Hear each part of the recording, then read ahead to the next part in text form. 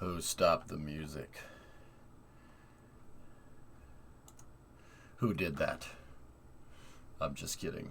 It was me. About time. Yeah. Yeah, really, about time. Sorry, tripped the chord. It was drummer? Okay. EJ's. It is.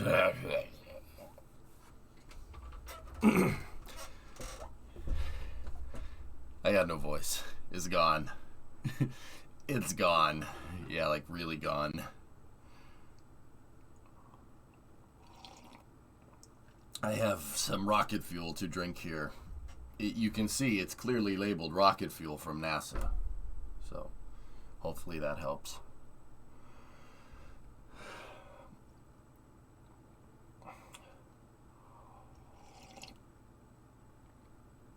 That may be hazardous, bro. Hot lemonade is great for throat buggers.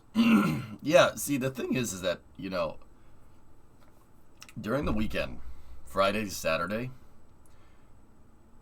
you know how I have that shirt that says eat, sleep, launch, repeat?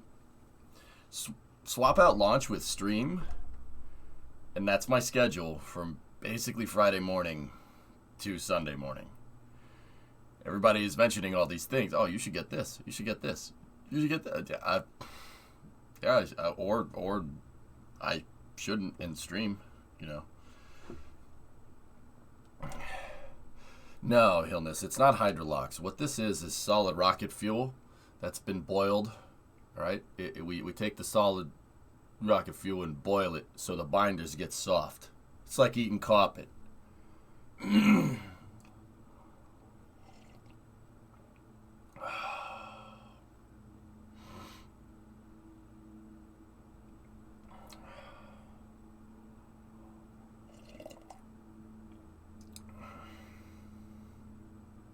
I know, Jacka. I know what you mean. Point is, guys, people keep saying, oh, I have honey, I have lemonade, do this, do that. I don't have any of these things. This is what I have. You should play American Truck Simulator. You should play American Truck Simulator. Regaro, were you not here like a month ago when I literally bought a truck in real life and drove it across the United States? Were you not here for that? I literally played American Truck Simulator in real life. So Arian 5 is tonight, so KSP will get cut short. Oh. Do you have Tang? I told you I have rocket fuel. Rocket fuel.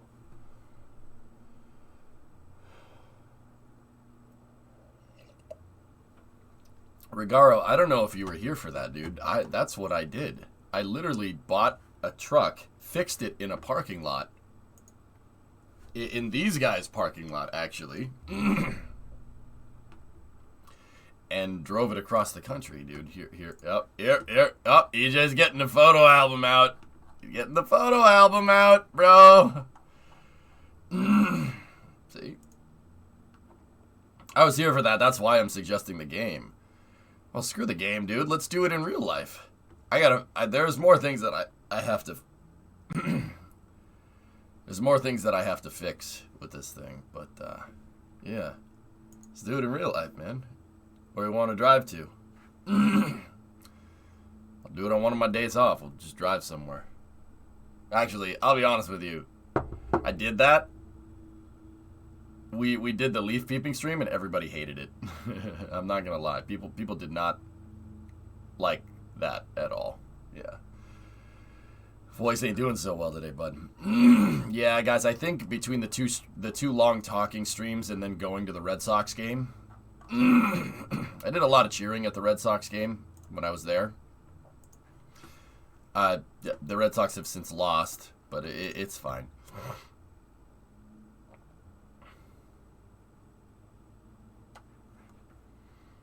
Did you talk to your doctor about your voice? Pushing yourself more may not be good at all.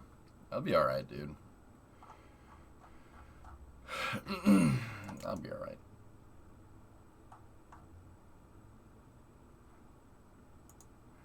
We'll be fine.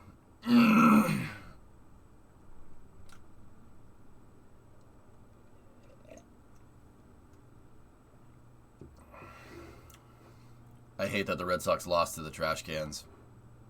I can't believe we rolled over and died, Duke. It kind of sucks. EJ's voice is Peepo leaving. Yep. Yep. Yo, here, you want to see something cool? Speaking of cars, check this out. So this is coming from F1, right? After his first podium and win for McLaren, Daniel Ricciardo gets his reward, a drive in Dale Earnhardt's 1984 Chevy. Zach Brown, who's the guy that runs McLaren. Yes. Oh, yes. Oh, yes. Yes. Without going too deep into my hatred for Houston, they didn't deserve to win the championship series after Boston had great games 2 and 3. Yeah. Duke, I don't understand how we rolled over and died. The drive was then followed by a stare down between him and EPF. Thomas, you noticed that too? Dude, did you see that? Did you see that? So, Snake took a picture of Daniel Ricciardo driving around, and I looked at it, and Daniel Ricciardo is looking at him. Look.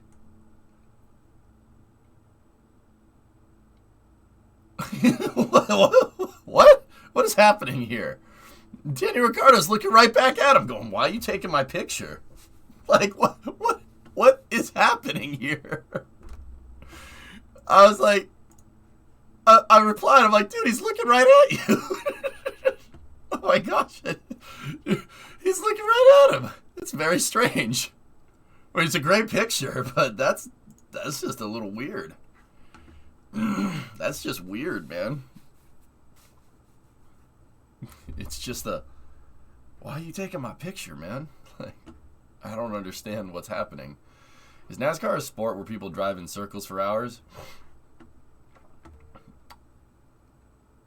You know that they race tracks with left and right turns, right? Serious? Or are you just trying to sound stupid, as per usual? Yes, alright.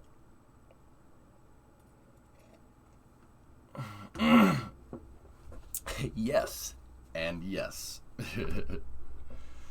So, yes, just, alright, let's get into Minecraft. Just sit back, relax, and enjoy the smooth sounds of the Barry White voice.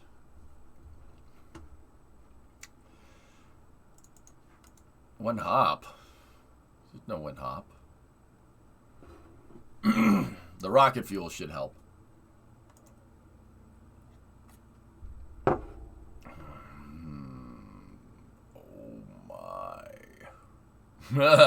That's a plus. I can do that. That's pretty sweet. Well, we had a good day in Kerbal yesterday. I don't know if you guys saw that. We had a great day. Ship 20 got all 3 sea-level engines now, so hopefully a full triple firing on Monday. Alright. Okay. It's basically warm liquid that helps. Alright, let's see what we got here. Oh my. Hey, hey, hey, hey, hey, hey, hey. Hey, hey, hey, hey, hey. You gonna watch any F1 highlights later? Off stream, of course. Yeah, maybe. You'll see a lot of the progress. RIP HLS nose cone. Yeah. So puns. Oh, God, please. Alright, so we've been working on the city project. We're making some pretty dang good progress there. Now, let's go over here. Oh, yeah. Dude. You like Concorde's new shot of the cockpit by DC Designs. Oh, my. That's really nice, Thomas. Wow. Yeah, this looks fantastic. Yeah, over the course of the week, I had these guys just, you know, level, like, almost a square kilometer of terrain. Yeah. Yeah, we had them level some things. It's pretty cool. The snoot, in fact, does droop. Oh, okay. It's been a year since the HLS nose cone was painted white. Well, it's been a year since. I was gonna make a scrapping joke, but I don't know what to say. But yeah, chat put a lot of work into it.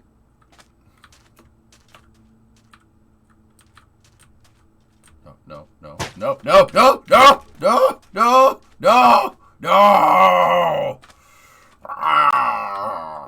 Okay, I probably shouldn't have done just what I just. Yeah, I probably shouldn't have done that. Ow. Hunt the Strimmer in Minecraft. This looks friggin' money, guys. The threshold looks great, actually.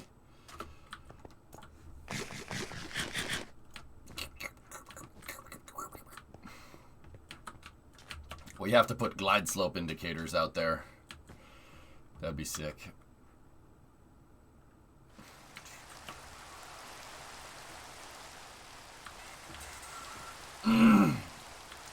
Knocked out the hash markings this morning.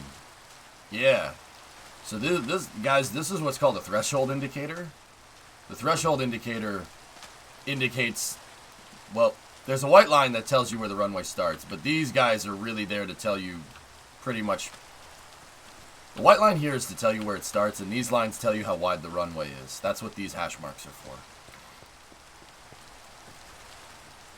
Man, how crazy would it be if they were able to send a full stack less than a year after SN8? SpaceX goes quick, AJ. Let's not kid. Like, let's not kid ourselves, dude. They go fast, man. And it's awesome. And I love it. I'm super happy that we have, you know, we have two companies, and one of them is doing rapid prototyping, the other one is doing waterfall testing, like a la SLS. It's fantastic, dude.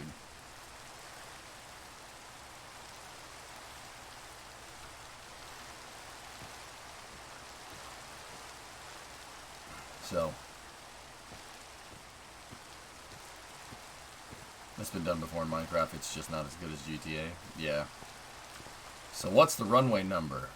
Well, this one is going pretty much exact north-south. So this would be 36. There would be a 36 right here. And then there would be an 18 up here. There's two runways here, guys. It's important to understand that. There's two runways. There's a runway here, and then there's a runway here. That's two different runways, despite it being one piece of tarmac. Two runways. It wouldn't be 00, Gagan. It'd be 36. They use 36 instead of 00.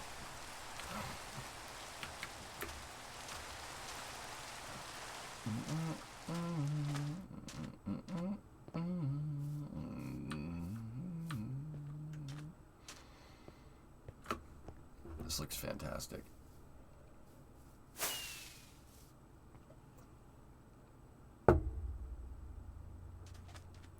I'm all out of jelly beans and rocket fuel.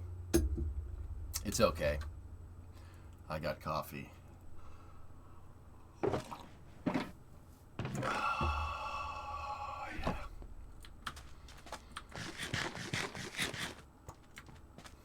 Exactly, Gagan. Is it a cup of mud? It's a cup of something. It's rocket fuel, dude. Can't you see? It says it right on the thing. Rocket fuel NASA. It's just human rocket fuel. See?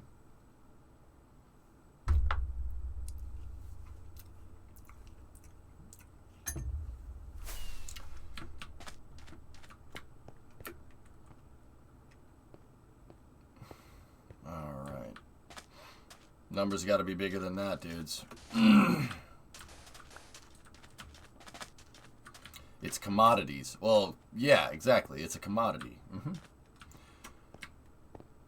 Yeah, hydrazine is really, good for the, you know, it's good for the digestive tract. It's not.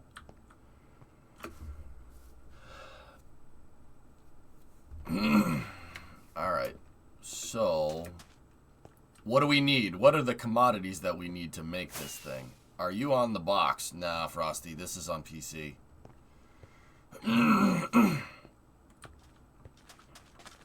We're gonna need a lot of concrete. So I think some sand mining is in order, dudes. Let's go and take a look at what we have at the community storage. Oh, okay. Right. Well, we got a lot of sand. Do we have gravel? Oh. Hey, Crossrace, 37-month resub. Thank you. Alright, well. Okay. Alright. So, Tiggs, what do we need to do here? You want me to start laying in a concrete powder, or do we want the white concrete on the outsides? Is this the same map that the city is in? Yeah, Regaro. Yeah, it is.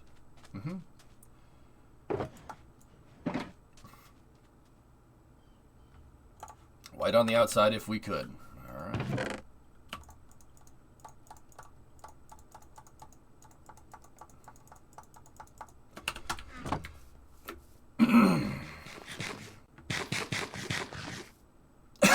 Oh, god dang. My voice is totally shot.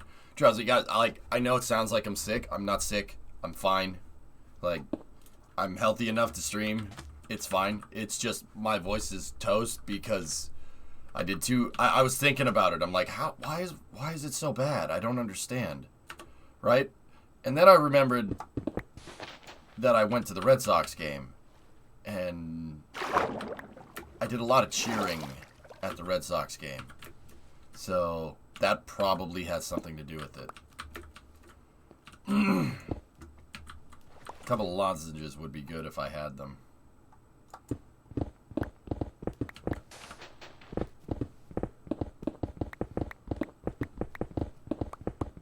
We gotta make concrete blocks.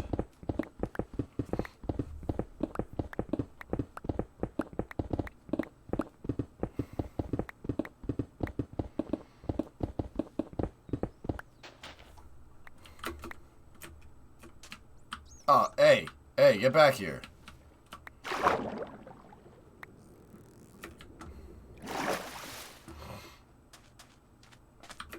Is it time for text-to-speech? No, it is not time for text-to-speech. You have selected Microsoft Sam as your primary voice for text-to-speech.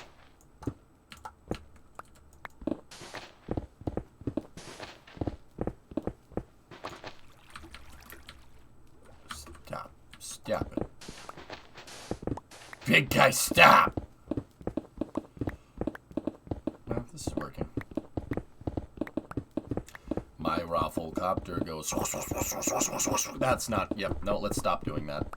That wasn't a good idea.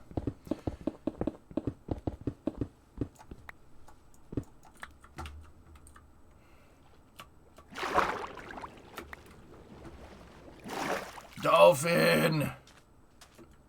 You know what we need to do?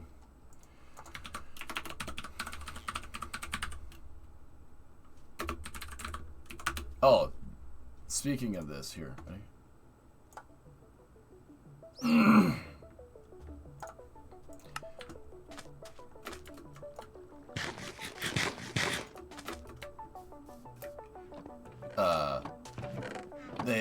They'd give an announcement for Update 5.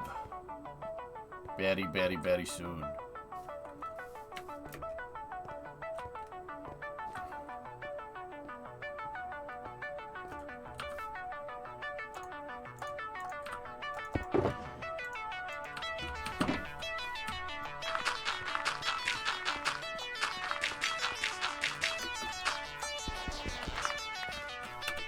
Repost, now that's what I call a level bed.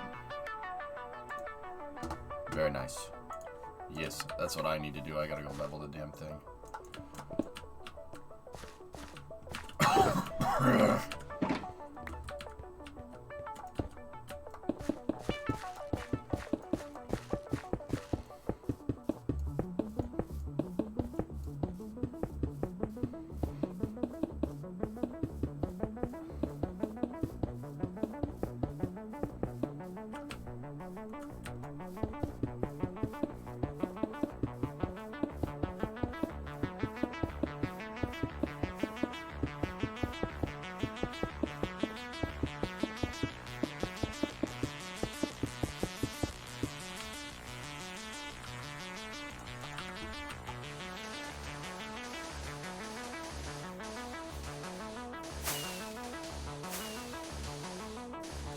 3 months following, Regaro. You should be fine, yeah. The real question, Kralani, is it true level?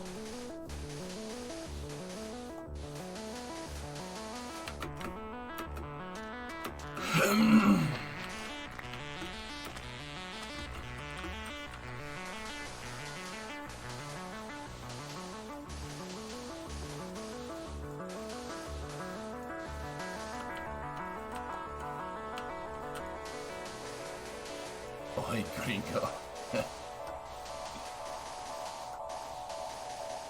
Couldn't be, because then the frame the table room building would be crooked instead.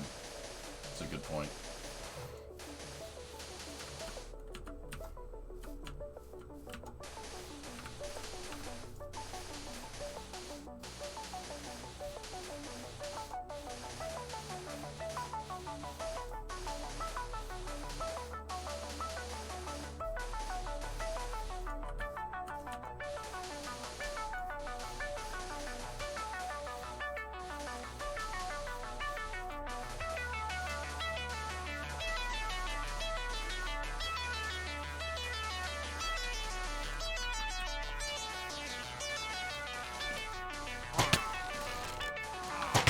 Bro, I'm busy right now.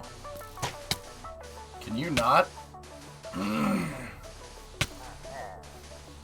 How many of you are there?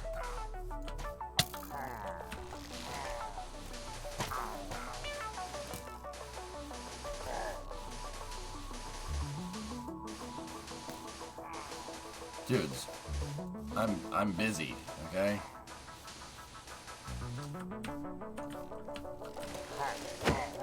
Thanks, Josh. I know you have strong feelings for me, pillagers.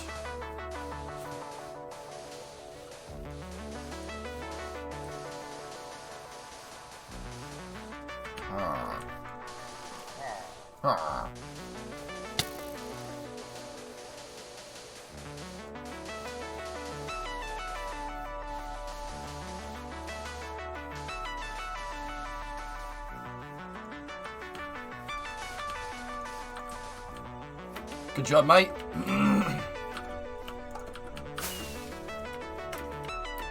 They want their $2. I got their $2 right here. No, wait. Have they been swabbed for COVID-19? They could be sick. They could be asymptomatic. I gotta use the swab kit. See, I have the swab kit right here. Where are they? Did you ever get back to the Kerbal Reconnaissance Orbiter last night to see if the SAS unbuggered itself? It didn't, John. Stranded.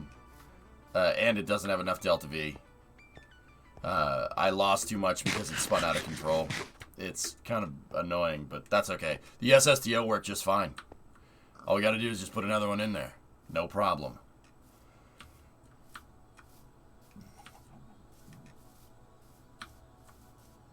Just like the real one.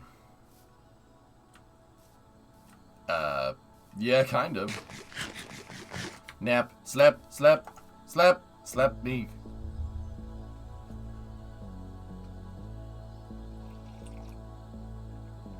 Yeah.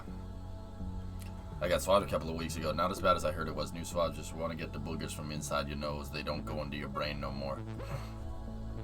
Well, I was giving myself voluntary COVID tests like this. See? I was good.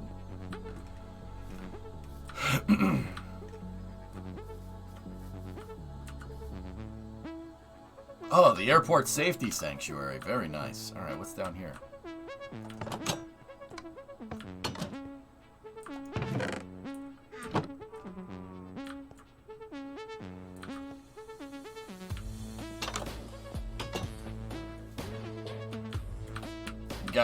Gotta believe in that airport safety like the FAA does. Wait, is this Denver? Underrated joke.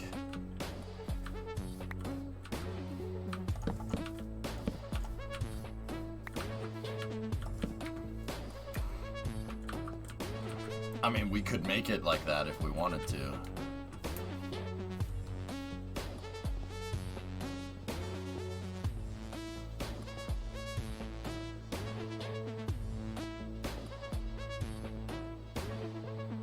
Oh, hi, Spoder.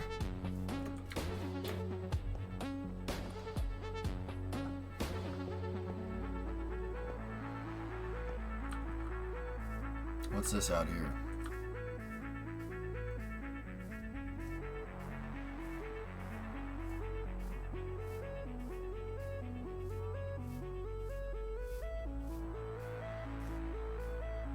You know what we should do, guys? Don't paint the runway numbers on until the runway's finished. That's when we christen it. We christen the runway. That's the outside edge line. Yeah, Tiggs, I suspected. Wait, why am I just... Oh, no. Never mind. Just do that. That looks awesome. Bro. Fire me up. Indeed, boring. Yes. The 6 is a little...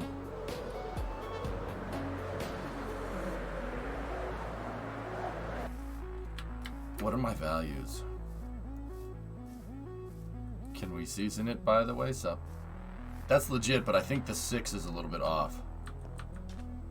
Shouldn't the 6 be like right here? Yeah, this should be...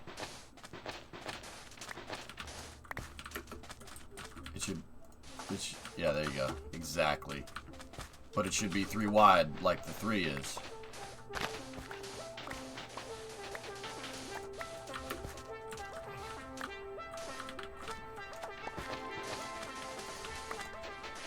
Discovery, go at throttle up. Geeson, what the hell happened to you?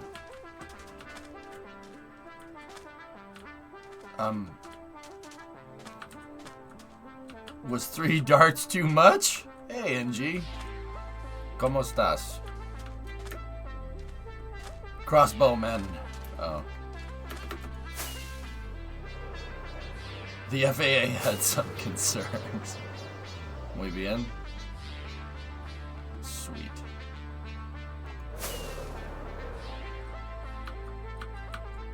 Oh, that looks tops, man. It's the tops, baby.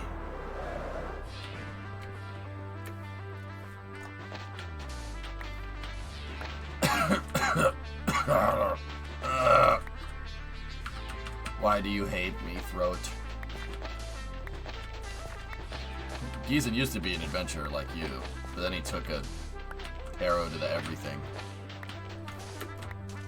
The 6 still looks a bit thin because it doesn't have the dark concrete around the outside, around the outside, around the outside.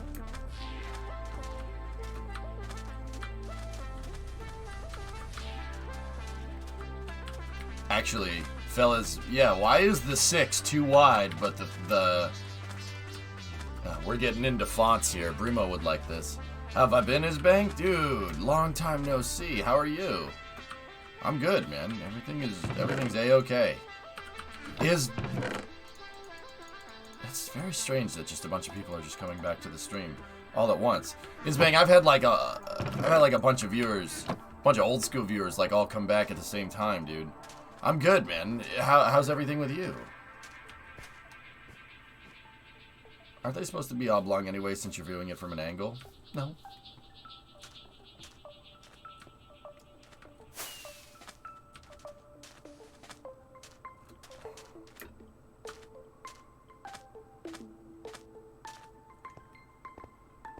Isbang, I bought another truck, but I didn't sell anything, so now I have 2 trucks. Does that help? Draco, what's going on, man?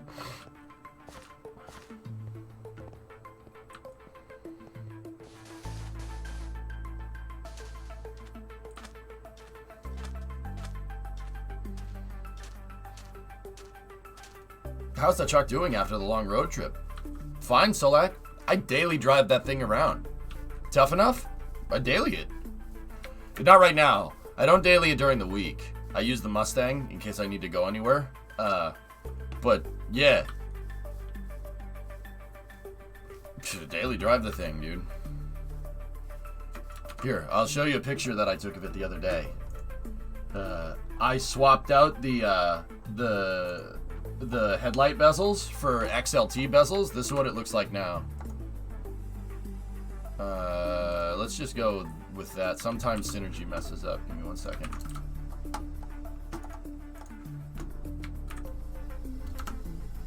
See? No, Jaka, it doesn't have an inline 6. It's an F250. It has a 5.8. So it has a 351 Windsor.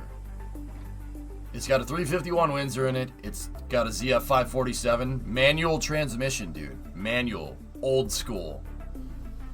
I got a 5-speed manual with a granny gear in the front and overdrive in the back. It's really good. Just don't let it get any rust. I'm trying to find a place to store it inside. I have a place to store it and park it right now, but I want it inside, dude. I do not want that truck to rust. I'm telling you, it's interesting, Platinum. I'm driving the thing around, and you know who's a car guy and who isn't, because, you know, people who aren't car people look at that truck and go, what a piece of junk. Like, what is this? What do you do? Like, all right. But there are folks out there who know what this is and know that it has no rust on it. And they look at it, like, I see people do double takes and they're like, oh, like that's only happened maybe once or twice. But the people that know what it is, not that they know that it's tough enough, that they know that it's a Hoonigan truck. They know that it's a clean F-250. Anybody that knows a little bit about cars and looks at this truck knows that it's straight. Totally, the body's totally straight. There's no dents, there's no dings. Believe it or not, even after Hoonigan, still no dents, no dings. The thing's cherry. The panel gap on it is perfect. Can't believe that. I don't know, Flagon. It's gonna be a ways off. Powerhouse engine and a manual, Jaka. I drove that sucker cumulatively 4,000 miles. I drove it clean across the entire continental U.S. God damn, is that fun to say. Oh, I'm really happy that I did that. It was awesome, dude. Except for the tire falling off, but that's another story. Too bad you don't live nearby. Parents farm have a 286-foot long livestock barn that they could sleep in the winter. Yeah, I'm looking for something climate controlled, dude. Something that has a dehumidifier in it so it takes all the rust out. The tire fell off, Duke.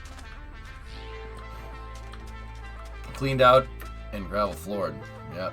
Yeah, tire fell out on the highway when I was going about 80 miles an hour, 70, 80 miles an hour down the highway. There's the clip for it. Yeah. The rear hub decided to just not hub anymore. I'm pretty damn sure it's because lug nuts backed out. I drove, when we drove through Texas, New Mexico and Texas, I drove on some pretty crappy roads. So I'm pretty dang sure that some of the lug nuts backed out.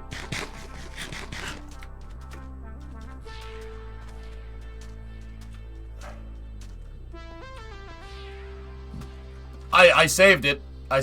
We didn't crash. I didn't realize that I thought we blew a tire, but it turns out the tire just fell off. Yeah, Isbang, it was very sudden. And that's what's strange about that whole thing. Tiggs, what's next, man? Do we want to do the hash markings, or do we want to start filling this in with the gray and then do the markings later? Yeah, that's freaking scary. That's some real driving to let the vehicle do its thing and not panic. I know what I'm doing. Contrary to what you guys might think with GTA and Friday Night Racing, I'm a pretty damn good driver. The tire remained on, though? No, Swishio. That was the scariest part. It went bouncing down the road. The tire went bouncing down the road, and thank God it didn't hit anybody. That's a big, heavy-duty truck tire. Like, yeah, I'm actually a pretty damn good driver. I know what I'm doing behind the wheel. I have total confidence. Guys, I learned to drive in Boston. I'm good. I did have an issue with the fuel line. The fuel sender sucked up some water that had been sitting in the tank because I let the fuel run too low, Solak. So there's a viewer that's now a buddy of mine, a viewer that I'm proud to call my friend, YGBSM in chat. Dude, he's like, I broke down near his house. Freaking house, and he was like, come over. I'm like, I don't know you. And he's like, yeah, whatever. It's fine. Come on over. We'll fix it in my garage. I'm like, dude, I don't know you, man. He's like, yeah, just come over. So I did. We dropped the fuel tank in his garage. Fixed the sender overnight and freaking got a couple hours sleep. Off to Vegas. No, YG's cool, man. Him and his mother were like, yeah, come on, dude, come on over. It's no problem. I'm like, dude, I don't even know you. And they're like, it's fine. I've watched the stream. I know you're not crazy. I'm like, all right, screw it. Let's do it. And it was actually really cool. They were really nice folks. Really nice folks. Like, they're like, you need anything? You need anything? We need to go make a parts run or anything? I'm like, I think I got all the parts, man. Like, you know, nice people still exist. That's really cool, and that's really special, you know? And then YG proceeded to tell me about,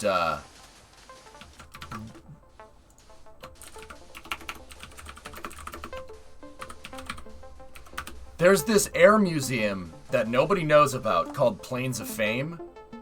This place is righteous. And I'm like, dude, you gotta stop telling me about this. It's in Chino, right? Not far from where YG is.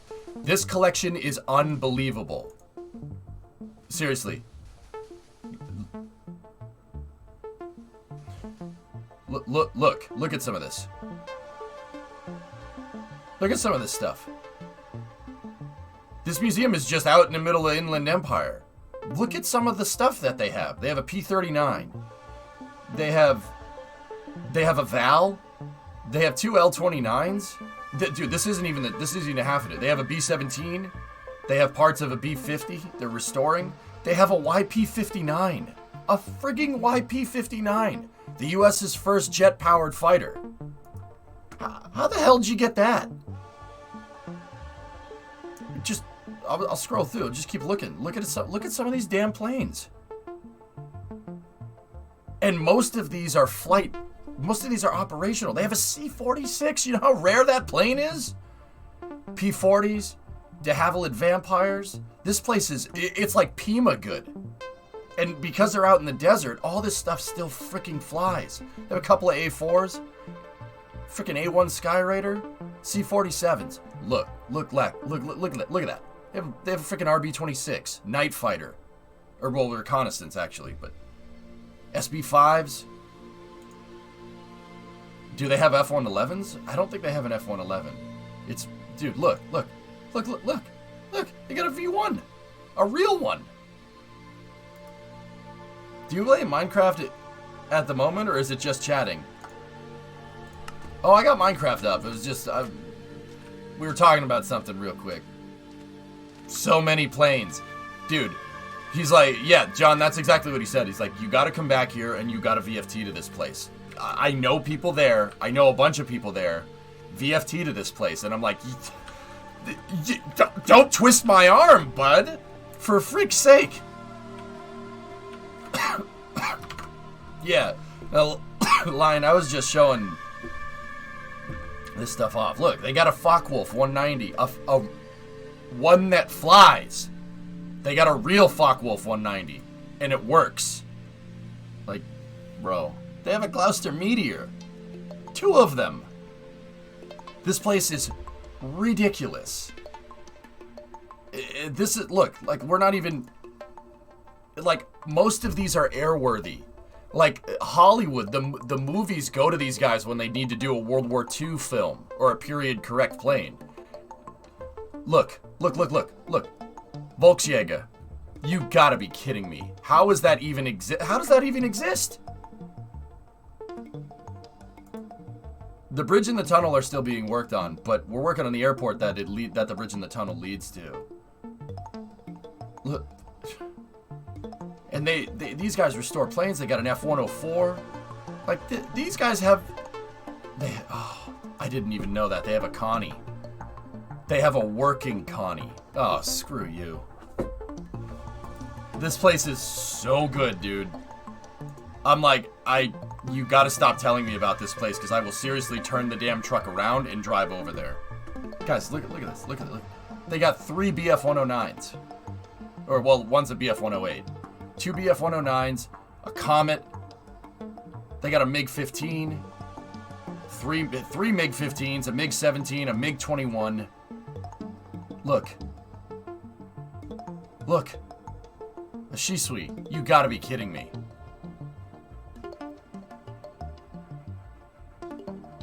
This place is legendary. Look, at an F-100. Flying F-100. F-86s. They got a P-51A. That's ridiculous. I mean, it's underpowered as hell, but... Where is this? This is in Chino, California. It's called Planes of Fame. This museum is out of control. In a good way. Like, look at all this stuff. So, like, the reason why they have all this stuff, once again, is because this is where Hollywood goes if they need a plane. If, like, they're shooting a movie about World War II and they need a plane for filming, there you go. That's what they do. They go to this place. They have dude, gull wings, baby. Flying. F4U in flying condition. Piss off in flying condition. Look at that. Look at that. A Val. It's a Volti BT-15, but they do have a real zero. Look. A Yak-18 and a Yak-3. And then a freaking Oka. That's not in flying condition. The Oka is in fact not in flying condition for a couple of reasons. Yeah, what Prey said, Flecken, I think. Let me read just to be sure. Yeah, that's not in flying condition because that thing flies once. Yeah, a real Oka, the MXY-7. So the Japanese were getting desperate in the later parts of the war. So they made this. It's a cruise missile with a really expensive guidance system on board. Yeah, that's a real... That guidance system needs a lot of stuff to make it work correctly. Yeah. Yeah. Yeah, they were getting a little desperate, Swishio. Most advanced guidance system. I mean, technically, that computer on there is pretty good. Well, it was cheap for them. Yeah, it's a little messed up. What it's like living in Boston, I would imagine. Hey, Rachel, how are you? Hey, good. How are you? He's not getting that car in there. No, sir. Look at these two troublemakers. Hey, Johnny, how are you? Wicked car. Is that new? Yeah, it's a Sonata. Let me pack it. Oh, you're not fitting your car in there. Chris, stop being a smarty pants, all right? Look who's got Smart Pack.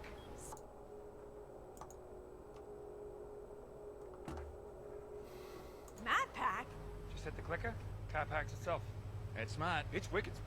And I can pack it anywhere. How about Dorchester? Packed it. Foxborough. Packed it. The Garden? Packed it. Saugus? Packed it. Swampscott? Revere?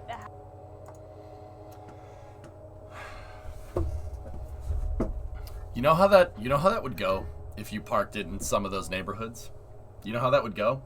Oh yeah, you may have Smart Pack. You know what I have? I have Smart Key because you parked too close to my car. Here's my Smart Key. Oh look at your paint. I'm making it smarter, you piece of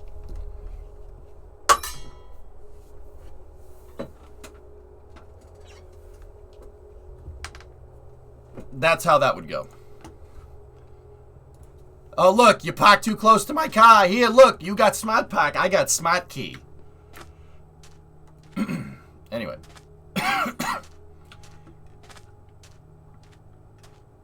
Yeah, no. Good rule of thumb. Always park at the end of the parking lot. Park away from everybody else. Just do it. Trust me on that one. If you're ever in Boston, don't try to wedge your car into a huge spot. Not a good idea. And honestly, okay, so here's the real truth. Nobody talks like that anymore. In the city, you get a bunch of people that talk like this. Oh, I love it. I love being in Boston. This place is great. I moved here from... Yeah, it's a nice place.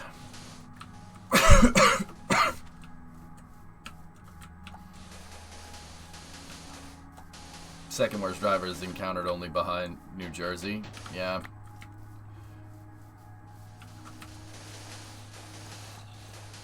if you get so like when you're in the city, people don't talk like that anymore, man. All the locals got driven out, and there's just rich people. There's just rich people in the city, and there's rich people and college students, and the rich people are like 35, 45-year-olds that are like millionaires that like are called like Gabe, and like guy usually has like a smoking hot wife or something, and her name is like Jessica or something, and they have a kid named like Kyler or something. That's about par for the course nowadays. Nobody look, they're and Gabe and Jessica are from like North Carolina or something like that. That's how it is now. You gotta go out. You gotta go out to like not Western Mass, but basically out past 495 to still hear people with the accent. All those people got driven out of the city a long time ago. Do they have gold-plated toilets? No, not that rich. What is this, Dish? Oh, Yoyoka. Hell yeah, dude. Dude, she rips. Yeah, I know about that girl. She's a beast. Electric Swap Z10. Tesla Swap Z10, Fleck, and I know about that channel. Yeah. Yeah, awesome, isn't it? Those guys are really, really good fabricators. No, Gabe and Jessica don't have gold-plated toilets, but they have a very nice house, and they drive a Hyundai around. A Hyundai SUV, or a Kia Telluride or something. And they ask questions like, if they, see my truck, right? They ask questions like, are you gonna restore it and sell it for money? Oh, that's a really nice truck. Thank you. So what's your plans with it? What do you mean, what are my plans with it? Drive the damn thing, it's a truck. Well, what are your plans? Like, are you gonna restore it and sell it? Because if you do that, I tell you, you probably get a really good return on investment. Do you even know what kind of truck this is? No, but it looks old and it's shiny, so it's probably worth money, right? Like, that's Gabe and Jessica. Yeah. Very, very profit-oriented folks. That's there's a lot of that.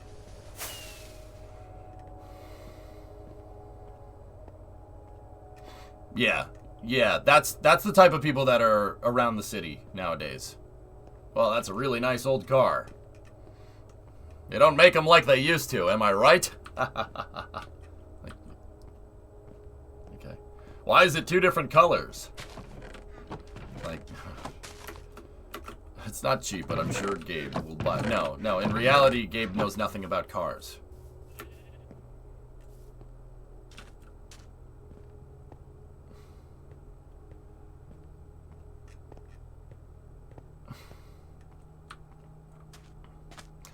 Schmooglydorf, the type of people that are up here are the type of people that moved into Clearwater. You know what I'm saying? You picking up what I'm laying down? Those type of people.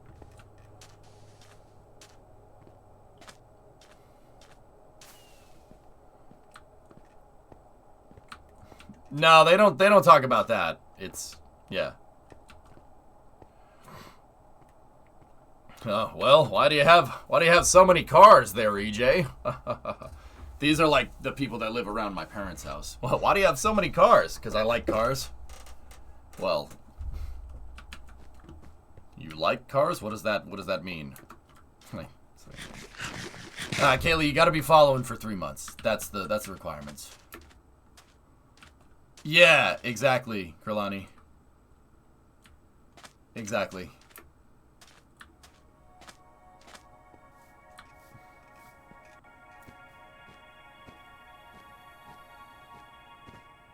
Anyways, Bang, I didn't see your response. How's things, man? Yeah, Windermere would probably be, yeah, dude. Some of the houses that I'm seeing in like Kissimmee and Windermere, Schmoog. When I lived there, I'm like, how is that house going for that much money? That house was like worth 100 grand. Now it's like $1 million. Like, what the hell happened here? It's Schmoog. It's like what you were telling me about with your parents that one time. I'm like, yeah, okay, yeah, that stuff's happening up here too. And wait, you have Brazilians and Chinese too? We have Brazilians and Chinese up here. There's a lot of Asian people in Boston. And once again, no problems. I don't it's fine with me. I don't care. As long as people are using the city. It's actually kind of cool to see Boston as built up as it is. It kind of makes me happy. It's like a successful city skylines city. You're just like, nice.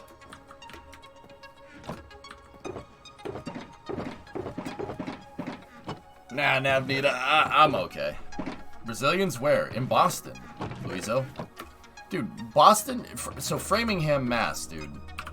Hang on, we'll, Tiggs, just tell me what the next thing to do is and we'll get in on it. Is there some kind of application? Flash Wolf, you're more than welcome to join. Just type in MC and whitelist yourself with the server and you're good. So, Luizo, Framingham. I told you this many times. Framingham, you go to parts of Framingham, you're not gonna hear English, you're gonna hear Portuguese. That's the only reason I know a little bit of Portuguese at all. At all. There's Brazilians everywhere. It's the largest population of Brazilians outside of Brazil. There's Brazilians of them. Like Framingham and Ashland, right around here. There are parts of downtown Framingham, everything's in Portuguese. I don't have a problem with that. I like Brazilians. Brazilians are cool. You know why? Because Brazilians are real, dude. Those guys don't mess around. I worked with a bunch of them. They really enjoy giving each other crap, which I appreciate that as an Italian. That's really good. They really enjoy giving each other crap. They work hard. I like that as well. And it's all about having a good time. I like that. Gravel and gray concrete powder. They're cool. They're good people.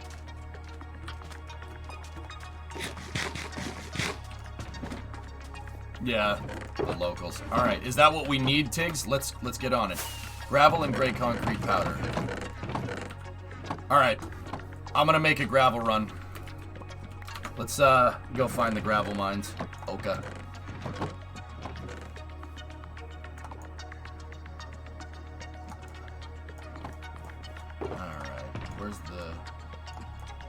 I know that there's a gravel deposit, like, right here, underneath the aircraft carrier, underneath DV's aircraft carrier.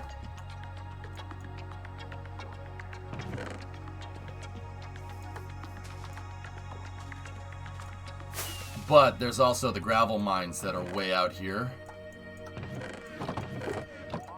Where's that gravel biome, fellas?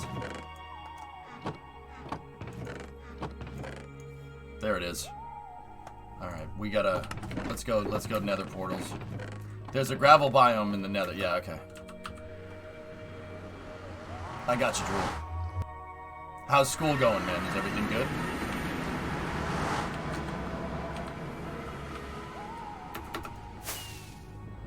Nether highways, baby. You're on lunch? Right on.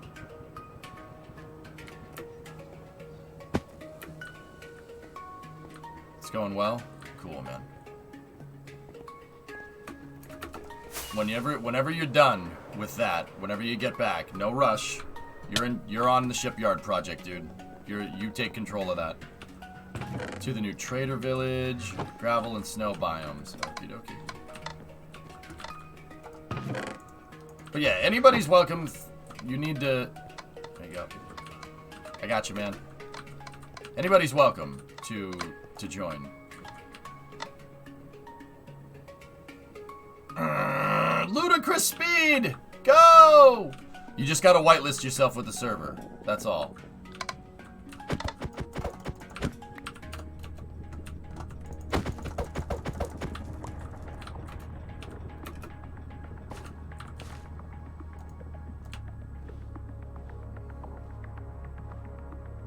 About to do some blood draws and a test. Cool. So there's the place. You get the pimentaos and cebolas for your hot dog. And the neighborhood I live in is slowly turning into Chinatown. Yeah. There's a lot of Asians around, dude. But okay, like, this is a complete idle statement. Do not read into it more than you absolutely need to, okay? The Asians around here are the Asians that talk like this. The ones like you see on, like, when we watch a Chinese rocket launch. They're those kind of Asians. We have the ones that talk like this. Like, they have no accent. They sound the same as me. Like, if you heard me talking and you heard them talking, they wouldn't be able to tell the accent. But there are some off-the-boat Chinese, too. But most of them are from, most of them aren't from mainland. They're from,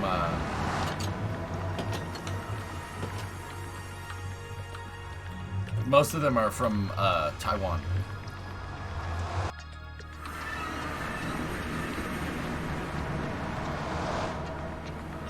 Yeah. Yo. Greg, what's going on, man?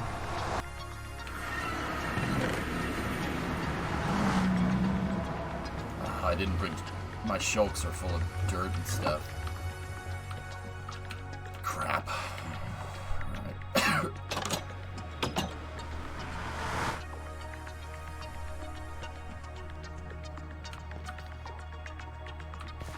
What's up, Greg Raiders? How you doing? Okay. The ones that live here barely speak Portuguese. Many I had to help. Yeah, okay. Savvy, what's going on, man? BJ, need shovel? No, Josh, I don't. I need, I didn't bring my shulkers with me. I forgot to do it. So, I'll do a short run of gravel here and then we'll go. Oh, we gotta sleep.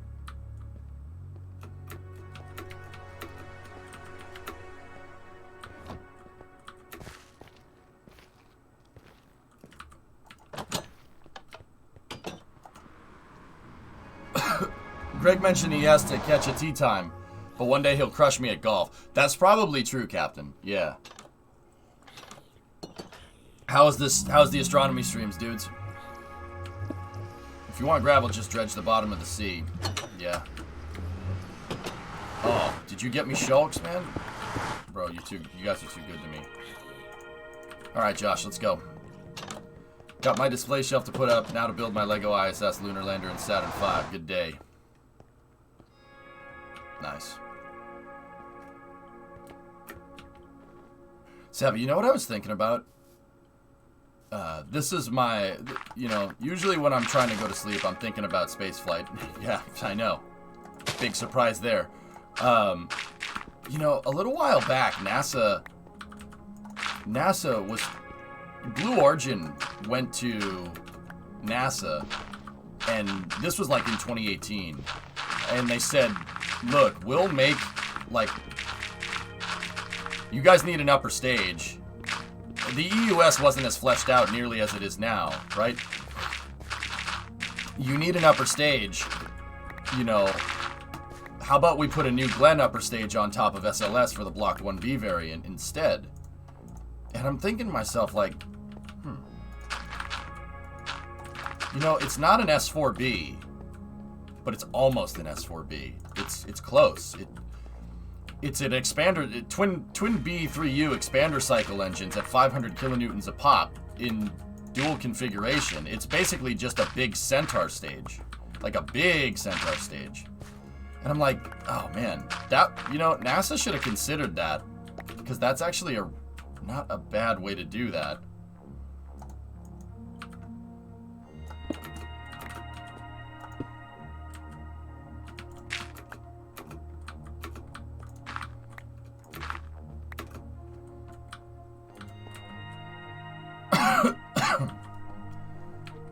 Blue Origin's progress, though. Well, keep in mind, this was 4 years ago at this point, Flash Wolf. Well, 3, but it's just interesting, like, and that, the reason why I even bring this up is because Savvy is a huge Saturn V fanboy, and that's fine. And I'm like, I'm just trying to think, like, what would give SLS, like, SLS has that dinky little upper stage, the ICPS, and that's fine. I get it. Interim, I understand. Yeah. It was only supposed to be used for one mission, and now it's ended up being used for 3, right? So, like, what... I'm thinking, like, what would give SLS... Like, you know, say we built a lunar lander, right? We just remade the Apollo LEM, and we wanted to put it on SLS. What type of upper stage are we looking at here? What type of upper stage would we want to what type of upper stage would we really want to get this thing, you know, on par with the Saturn V? You know, like obviously an S4B would be a Saturn V third stage would be cherry. That would be really nice. But like, what kind of upper stage? Like, is there anything off the shelf that we could use right now that would be good for that? And I'm like, it's not much. Hey, Regaro. Anything closer to Saturn I am a fan of. Like, what would give SLS the throw capacity to match the Saturn V? The EUS I really think is a good idea. But Savvy, I'll be honest with you, they should have made the EUS with SLS from the start. In fact, I'm gonna contend to say that in the long run, because this is just how aerospace engineering always ends up working. If you try to do some cost-saving measure, like using a different upper stage on the first try, you're always gonna end up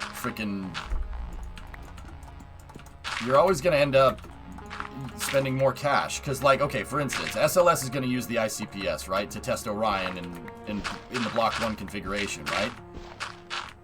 But they had to specifically make a mobile launcher that's just designed for that type of SLS, and it's not compatible with future bigger versions of SLS. So now you have to make 2 mobile launchers instead of 1. Like, is it really a cost-saving measure? It's really not.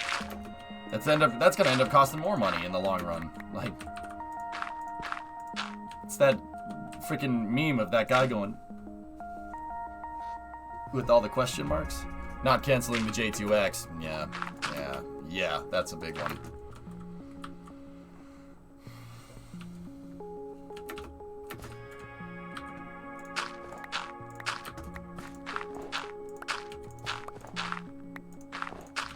Like, did we really save money, or we didn't really save money. We ended up spending more money over time. So I'm like, huh, all right.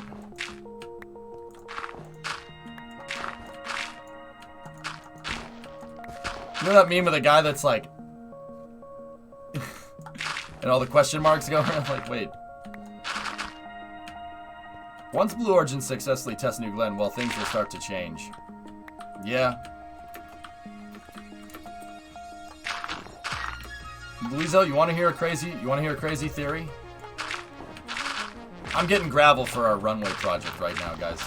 I'm out here in a gravel biome.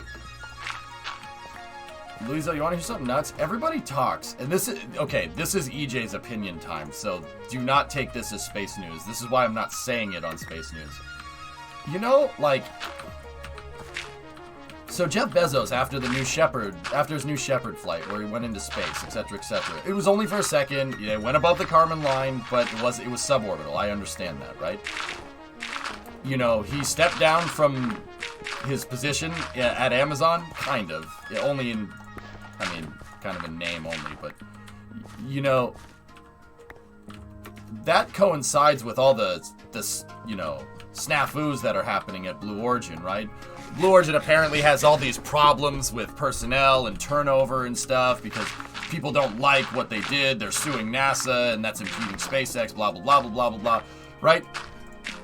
Like, I keep hearing the news report that, but I know folks that work there, and I don't hear it from them, which is very strange, right? And once again, this is why I'm not talking about, like, this isn't space news, right? Like, this is just me kind of thinking, like, well, why is it like that? But, like, so, you know, they're having all this, you know, supposed problems, right? And then Jeff Bezos just decides to kind of get in there and take the reins, right? Like, I don't know if Bob Smith wasn't doing a good job or something, but it's very clear that Jeff is more involved with Blue Origin since he stepped down from his position at Amazon, right? That's pretty straightforward. I think that's a fair assessment, right?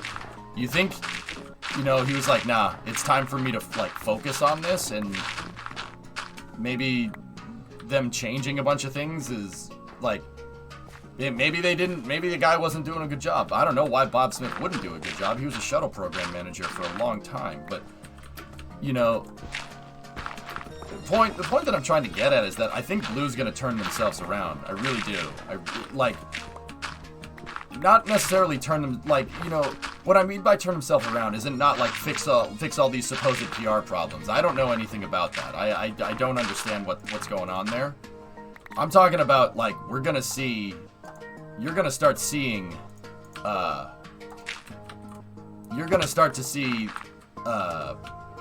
do I say it? Like, them start doing rapid prototyping, and New Glenn's gonna come out of nowhere.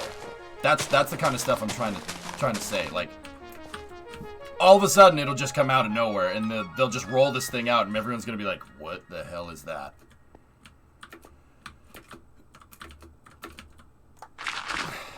Yeah, but I don't know, Prey. I know a bunch of people that are, you know, I've talked to people that are high up at Blue. I know they like space. They are space nuts. I literally sat down one-on-one with some of the folks that work at Blue a little while back. This was around 2017. And I talked, like, this was completely off the record. I talked space with them. We talked about New Shepard's engineering. And they were like, first of all, they did not expect some random Twitch streamer to know about the rocket. I talked to them about the toroidal ring and how the ring stabilizes the stage, and how they need to do that because the stage is short, so you're running into momentum problems, etc. And they were like, "What the hell? How do you know this?" I'm like, guys, come on. SLS has the TWR. I wonder why only a 4 RL-10. It's for going into deeper space. Not trying to be a SpaceX fanboy here, but 4 RVACs in a Starship Drive tank sound like it could work. Market, I would go for it. Okay, so I know I'm still a Saturn shill, but hindsight being 2020, they should have just spun up new Saturn parts. It may have cost more in the immediate, but the long run, the 30-year plan was already in place from the AAP, and we know it was reliable when 256 kilobytes was the size of a Volkswagen. Sure. Is my voice doing better? It's getting there. Hey Alexis, 36-month resub. What's your end game? We're building a city. A big city. SLS has the TWR. I wonder why they would only... Yeah, Prey, it's always needed a high-powered upper stage, but... Yeah, it's a little strange.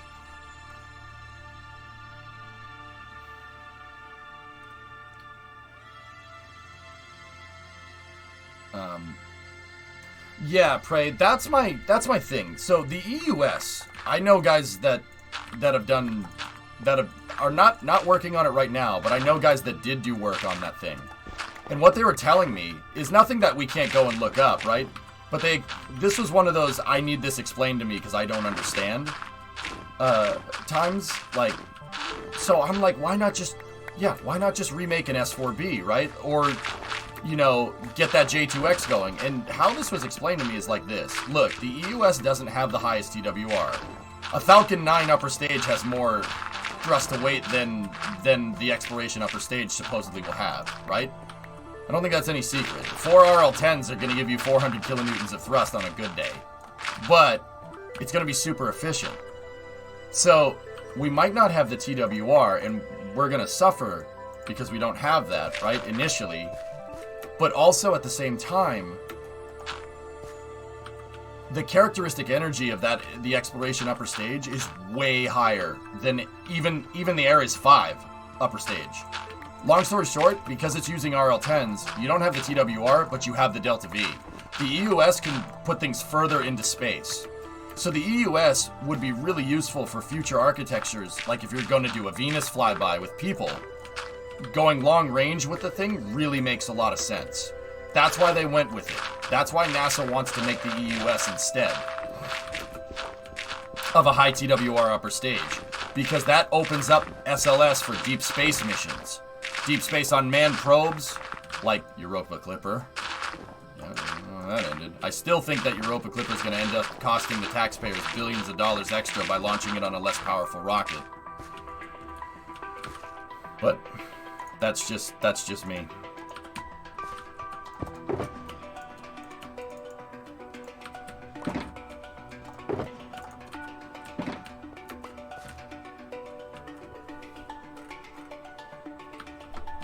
No rockets in Minecraft? Yeah. So, Alexis, the end game here is... So, we're out in the gravel biome. I'm not sure where we... Okay, there's a gravel biome here, and there's one over there. So, we're building out a city right now. I wanted to just have a community city project. It was inspired by a project called... Oh, what's the name of that other Minecraft city? I haven't shown it in a long time.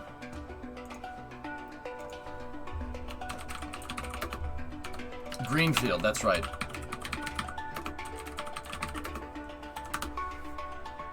So Greenfield, once again, I'm not trying to compete with these guys. They got us dead to rights.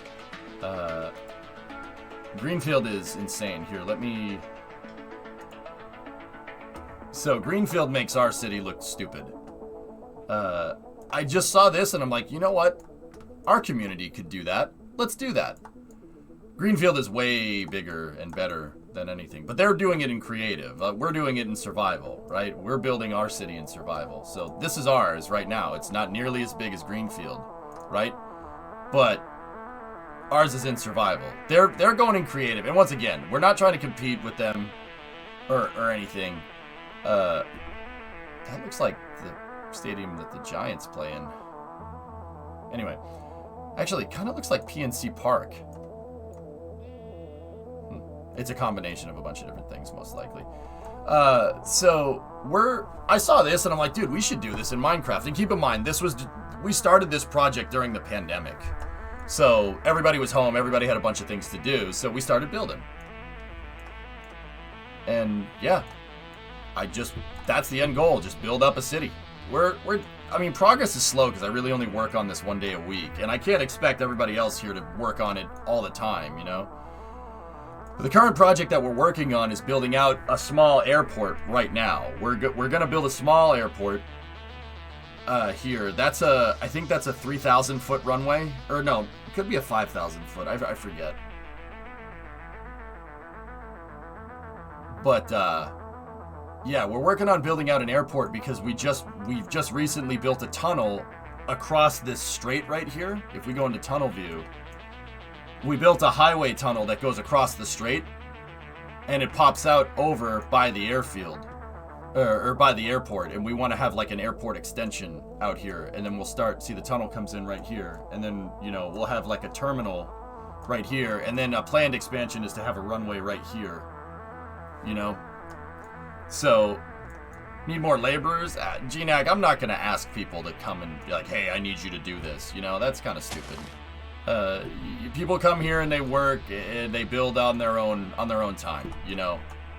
So that's why progress is slow, but you know, it is a fun project. Like if you want to come in and you want to build a building, like we have plenty of lots open. I have people that are city planning everything out, and basically anything past this boulevard right here over in this area, that's where I want the downtown sector to be, right?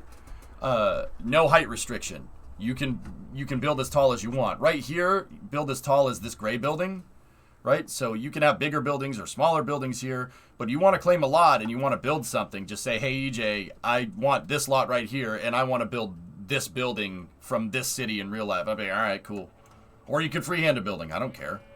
Like, and you build it on your own time. It's just a fun project, good community building exercise.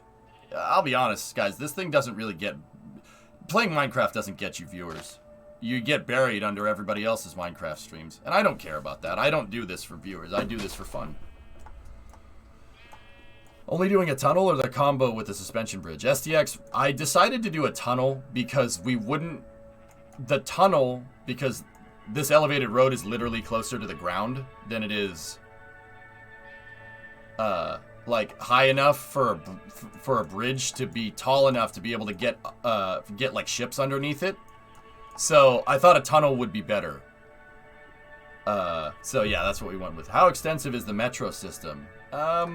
Sirius was working on the metro system, but he stopped because he didn't want to do it anymore. So right now we have a subway tunnel that goes from spawn to the community storage, and then from spawn out here. It goes out here into the suburbs.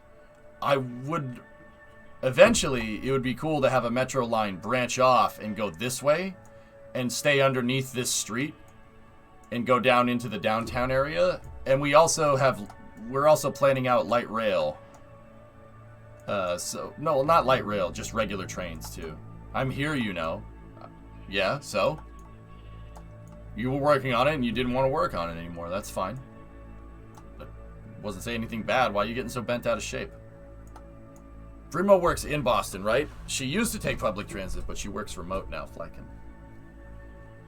Public transportation in Boston is okay. Compared to, like, Europe, it's good enough. Our mass transit system in Boston is made out of leftover parts from private railroads. It's made out of leftover stuff. So it's kind of hobbled together, but it does work. It's good enough. Like, if you compare it to, like, the Tube or even the MTA in New York, it's terrible. Like, it's not nearly as extensive. Anyway, look at this screenshot that I found. Old school. That's right when we started on February 3rd. Serious, yeah. Compared to other American cities, it's not bad. So if you compare Boston's public transit system to like New York's public transit system, New York has us beat. Because New York is a lot bigger city. It has a way bigger subway system.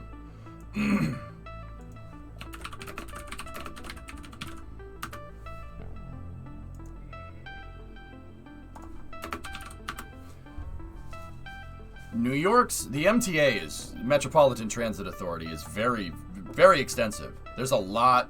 It's a big subway. The trains in New York, even the subway trains in New York are gigantic. I don't know how long they are.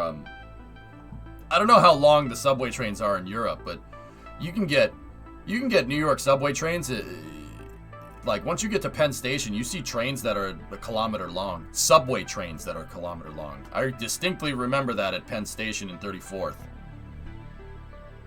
But once again, even this is made out of it's made out of leftover privatized railroads, serious. Like, it wasn't like the Tube. But then again, the Tube's kind of like that too, huh?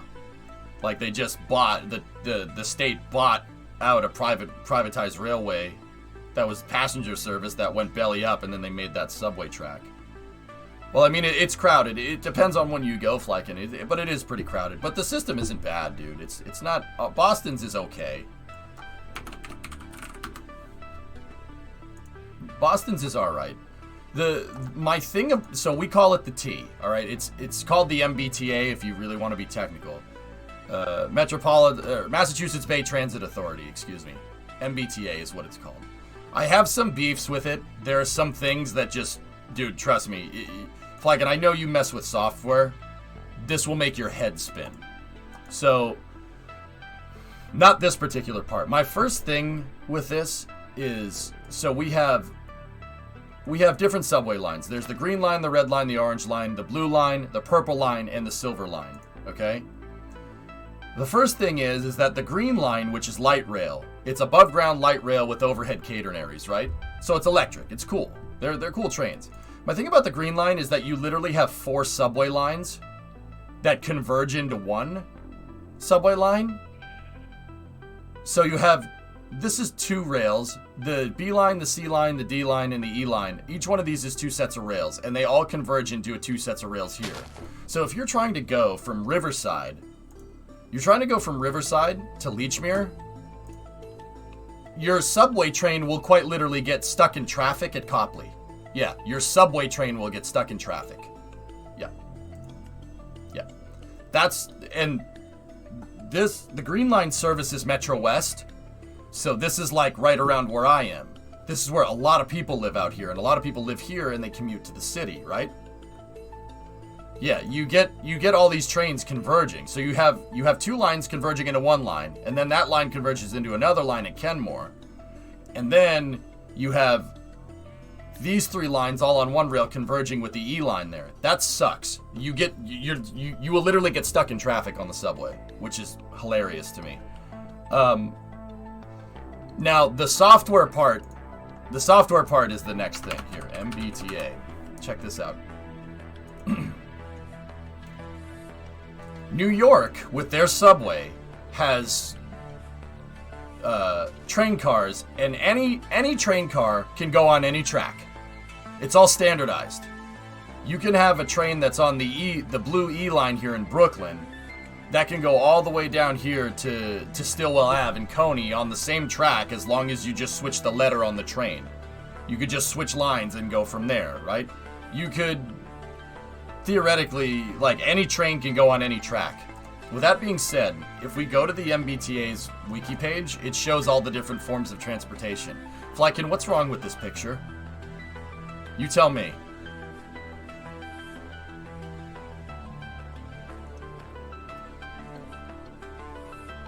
Tokyo does have the best subway. Every single one of these lines, the orange line, the blue line, the green line, the silver line, the purple line, the red line, every single one of them uses a different means of transportation. The green line, overhead catenaries, light rail. The orange line, third rail on the ground. Blue line, also third rail on the ground, but quite literally incompatible with the orange line because they're 2 different types of trains. You can't take orange line trains and put them on blue line tracks. You can't take blue line trains and put them on red line tracks. You can't take red line trains and put them on green line tracks. Some of our mass transit is electrified buses. Obviously, none of those can go on any rails. And then we have the purple line, which is the commuter rail. And the purple line is just a regular train. That's regular passenger trains, no, non-electric. That's diesel electric. None of these are compatible with any one of the others. And then you have that down there. I don't think I need to tell you what that does for fares on the MBTA.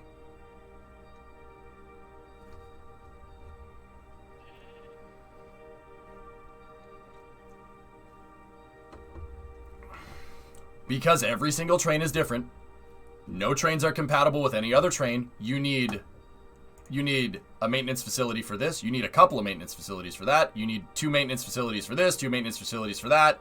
You need a maintenance facility for this, etc., etc., etc., etc. We're paying for like 20 different maintenance facilities to serve 20 different types of trains that go on 20 different types of tracks. That's my problem with the MBTA.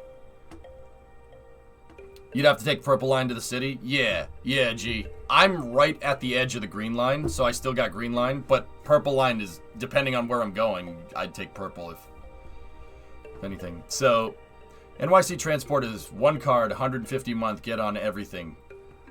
Now, don't get me wrong. We have Charlie cards. Charlie cards are named after an MBTA kind of folklore thing about a guy named Charlie in Scully Square. There's a mission for it in Fallout 4, if I'm remembering correctly, but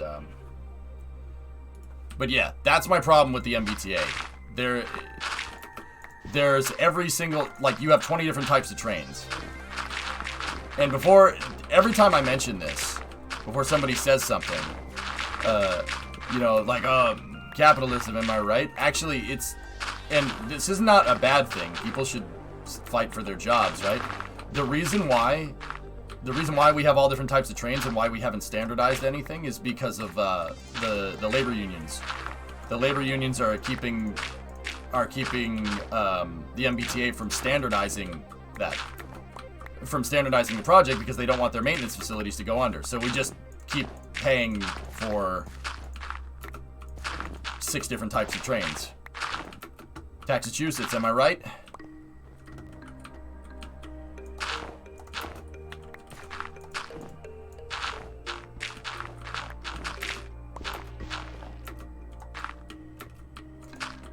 You know what, Savvy? Like, that's kind of messed up. I understand that. It sucks. Because I don't want people to lose their jobs. But also at the same time, like, I can't help but think that we could probably make the fares lower if we had 1 maintenance facility and 1 type of train. But that would mean putting quite literally thousands of people in the unemployment line. you know, it's... I mean, if it was up to me, you know what I would do? You really... If it was up to me, you know what I would do? The answer might... You might, not see this one coming. You know what I would do? I would subsidize railway production and build the cars here. Build our own damn subway cars. Serious. Build our own subway cars. Sometime you need to put people in the unemployment line. No. Screw that, Deason. You have a bunch of skilled machinists and skilled mechanics here. That's good trade-paying jobs, dude. Screw that. Hell no. No, I don't want that. What I would do is I would use state funds to start a subway car factory. Start manufacturing here. Manufacture subway cars here in Massachusetts for our own lines. And I would get all those folks to get on board with that project. Yeah, it would cost a lot of money, but you keep everybody employed. You keep those skilled machinists employed, and instead of maintaining cars, now you're manufacturing. Now you're manufacturing cars. Yes, I understand that would cost a lot of money. I get it. It would cost a ton of money. But you know what? Everybody stays employed, man. Everybody stays employed. Everybody's happy. You have one type of car because you made all your damn cars. It would be big dig tier. It would cost billions of dollars. But also,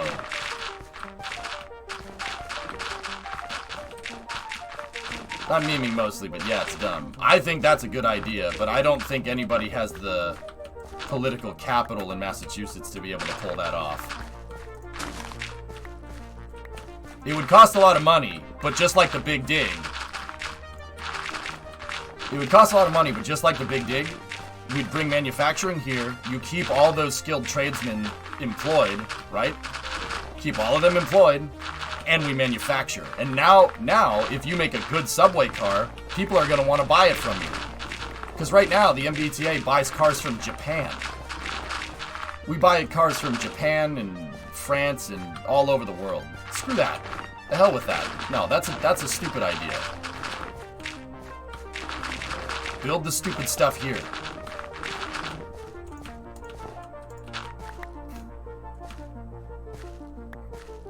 Just like, I mean, the Big Dig was expensive, Tessa, when we decided to put a highway underground for funsies, right? That was expensive. But also at the same time, it was expensive. But if you look at, here, Boston Seaport District. Part of rerouting the Big Dig was putting the highway through the Seaport District, alright? This is what the Seaport District looked like basically at the end of the Big Dig. And you see, the turnpike, right?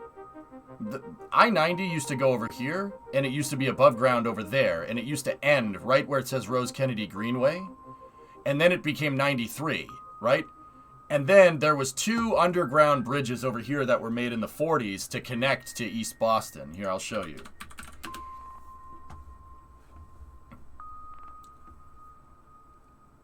Forgive me if I think people have more important things to do rather than be employed. Yeah, that's fair. That's fair. But, you know, that's the local situation, man. These folks, you know, all these folks, you want to keep the maintenance facilities going, right?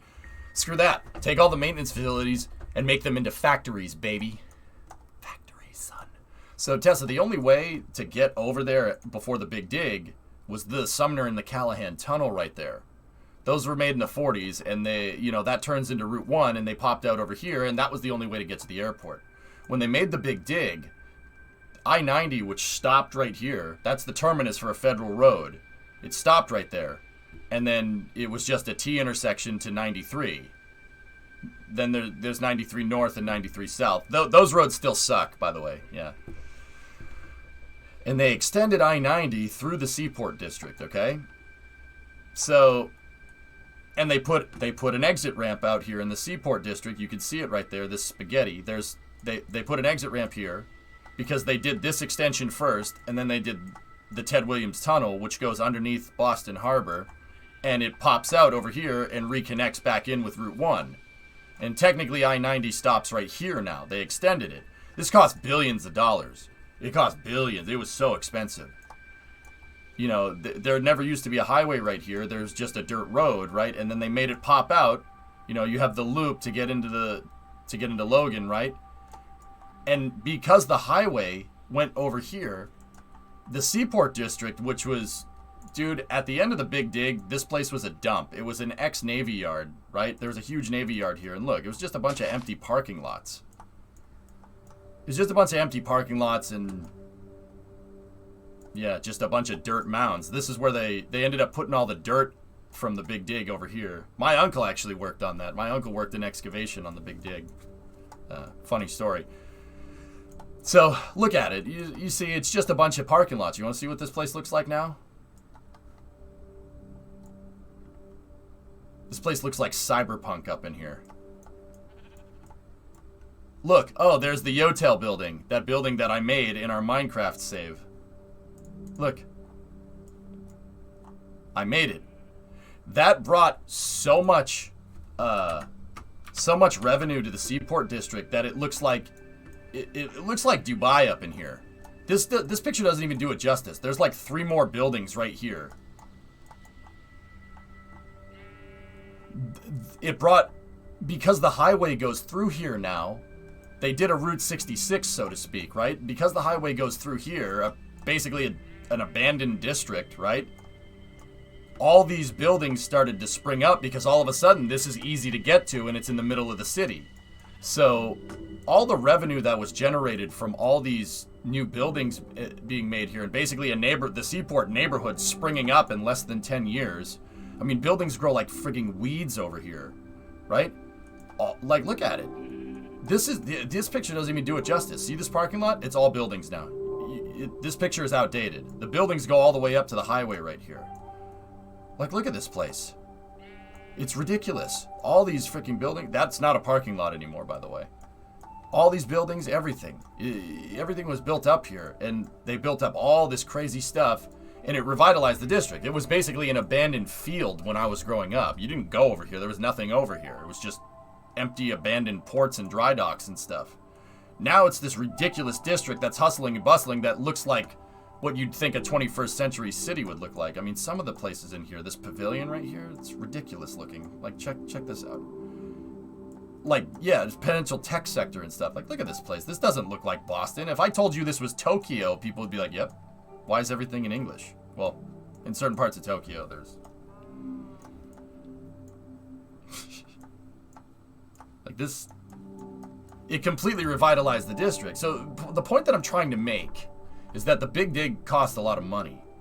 It was expensive to do, but it was worth it in the long run. Tessa, that's basically what you were saying. It was so worth it in the long run because now you have another major metropolitan area over here, and you basically brought a crazy amount of economic prosperity to the entire South Boston area. South Boston, and I'm not trying to be a jerk, South Boston was a dump when I was growing up. You didn't go there. You didn't go to South Boston unless you wanted to step on a needle or something, right? And it's messed up. Those people down there didn't deserve that. Now it's gentrified as all hell. Those people that own these houses 20 years ago could sell it for like 6 times the price of what what it was worth, you know, back then. These houses are freaking super gentrified up in here. So South Boston is now it's super clean, it's super nice. Like, you can go down in here on Broadway and it's like you can tell. And this is all just residual effects from the Big Dig. Like, look at how clean everything is. It should tell you everything you need to know. There's places called Cafe Nero, for Christ's sake. Like, it completely revitalized that entire sector, right? So, doing crazy projects like that might not, you know, it might seem like a huge bill, but that's the Big Dig for subways is like exactly what Boston would need. But once again, that's just me.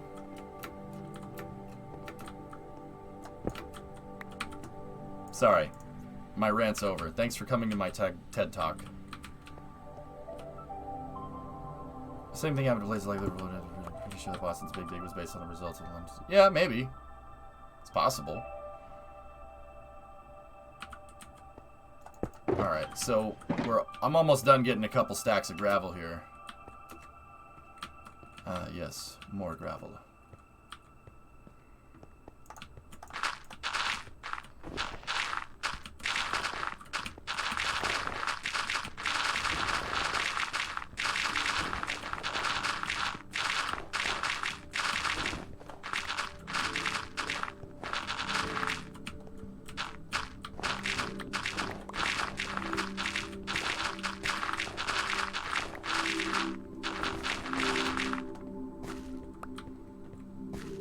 What does it do for the disproportioned black community, Zensid? Well, South Boston isn't really. South Boston was Irish folks, so then it's not that. I don't know if that's a troll question or not. Are you serious? Do you want me to actually answer that, or do you want me to? Have you seen the new Dune movie? I haven't.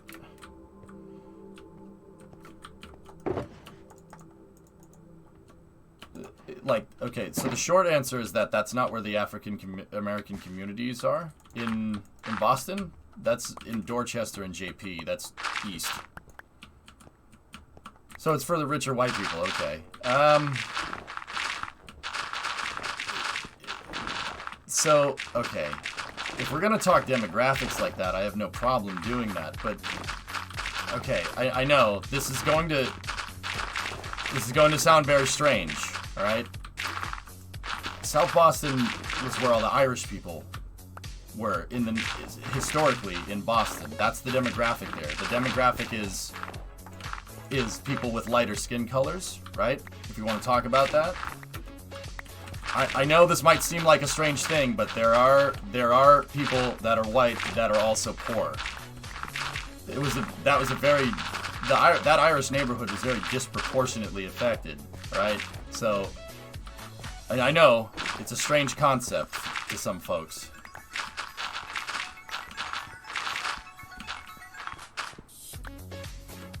So, it did bring people out of poverty. It's just, and they were disproportionately affected, but it wasn't the people you're thinking of. Gotta start somewhere.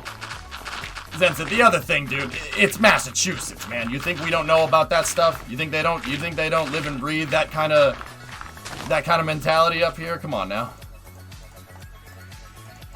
If anything, I think they're pretty damn aware of that whole thing going on there. You know what I'm saying?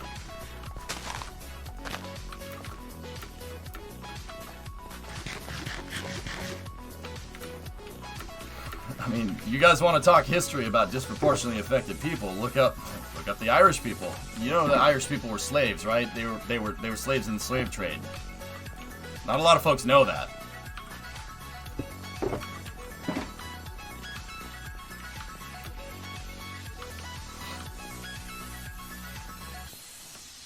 See last, please, if you could. Sure, Tiggs, what's up, dude? When you get a second, take a look at the runway. Should I move the aiming point markers down a little bit? You see.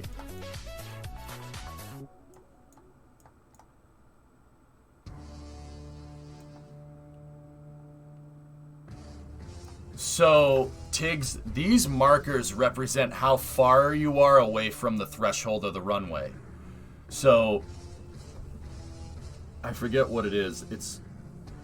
I have to look it up.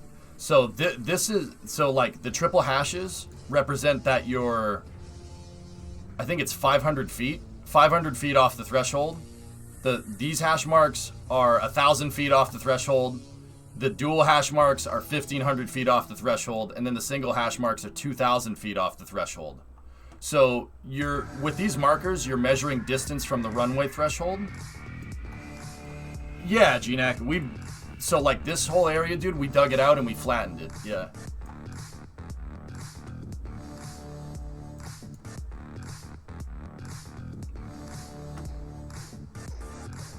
Yeah, Supercraft, interesting.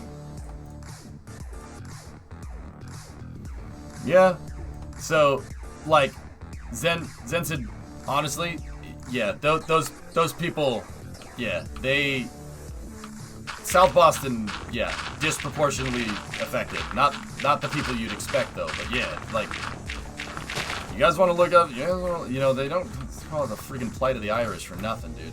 The Irish people have gone through a lot of crap over the years, man. Not as much as others, but go read about it. It's actually super interesting. You wouldn't expect it.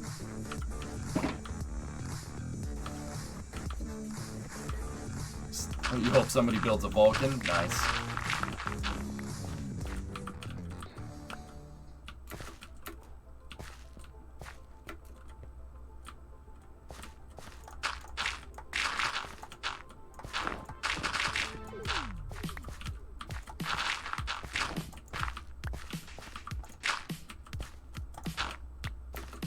Pretty much, disciple. Yeah, that's kind of how it works, isn't it? You know, you bring a bunch of people over here, a bunch of immigrants come over here from wherever, and there's always this, you know, you weren't born here thing, and then after a couple generations, nobody cares, and they move on to not liking the next person. You know, like counterintuitive, if you ask me, but that's just kind of how that goes. We need a shuttle monument. They're not going to say no. Alright, I'm going to fly back.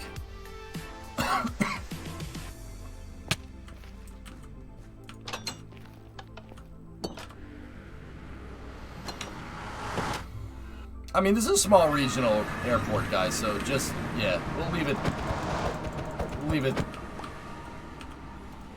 like, we'll upgrade it over time, you know?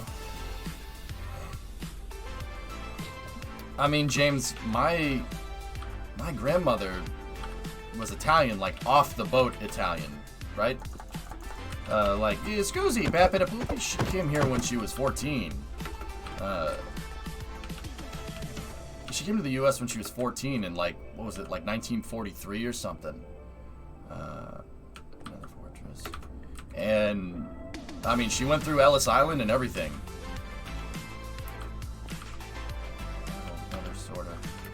Let's go this way. And dude, she got a lot of hate.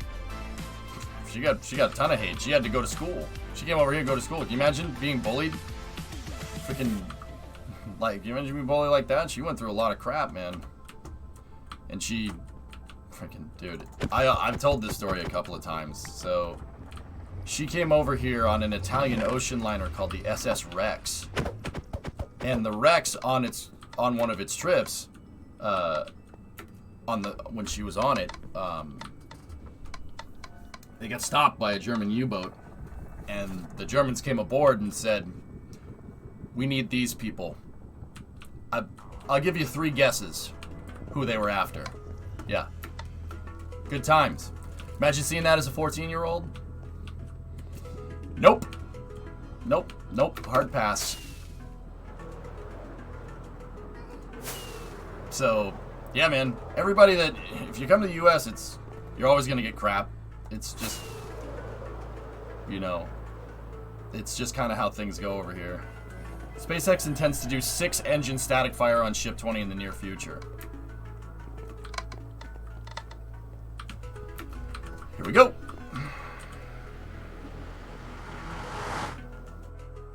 So, I mean, yeah. Everybody goes through their own crap. You kind of have to pay your dues, so to speak, if you emigrate here. Which kind of sucks, but, yeah.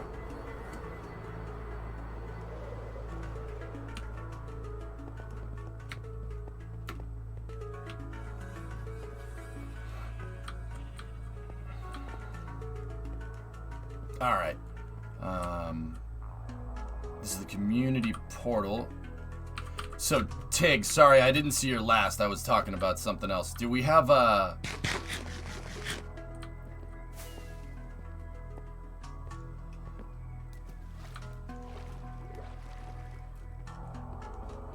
Yeah, some folks from across the pond here. Where you want me to throw all this gravel, dude? I have like 1.5 shulkers worth.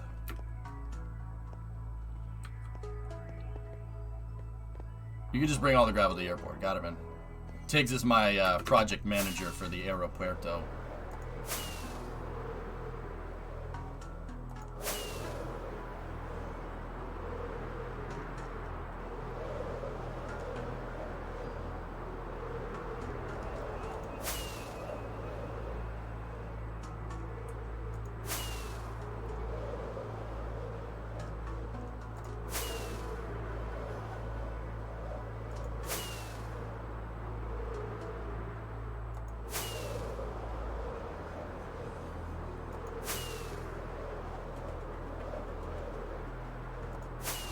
Should be hitting land sometime now.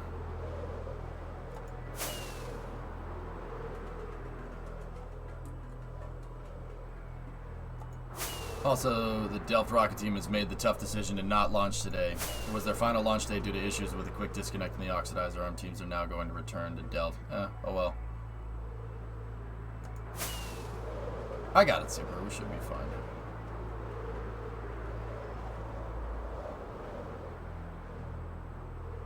It goes good, Panto.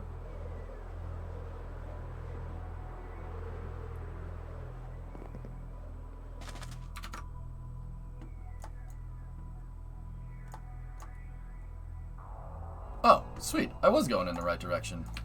Most excellent. Dang GSE issues. Thomas? My whole thing with going on this, like, multi-year thing about building launch pad equipment, GSE, is that oftentimes it's more complicated than the dang rocket. And it's a pain in the butt to deal with. Am I right?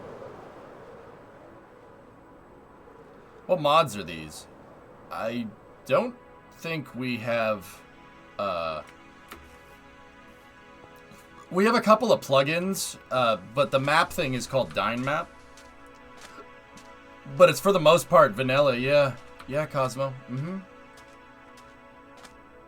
That runway's looking legit, Max. Thank you. No mods, just data packs. Yep. And this is, the entire city is being built in survival.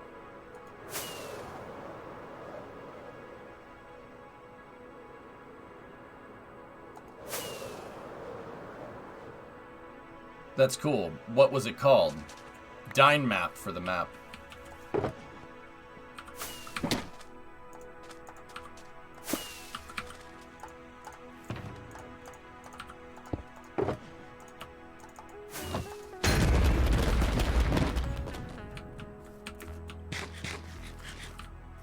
Can I have the shulks back? Yeah, absolutely. I gotta get the gravel out of them. I don't know where, Tiggs, where you want this gravel offloaded? Is there a bin for them, or? Wood, miscellaneous, ink sacks, wool, sand, sandstone, dirt, stone, other mix. Okay. There may be a chest, but you don't know. Okay. Noted.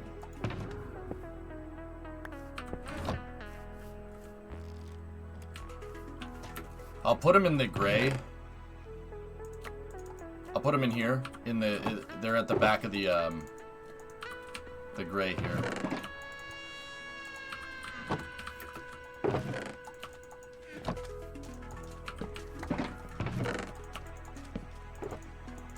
We're gonna need sand and stuff to make the powder and whatnot. Okay. That works? Cool.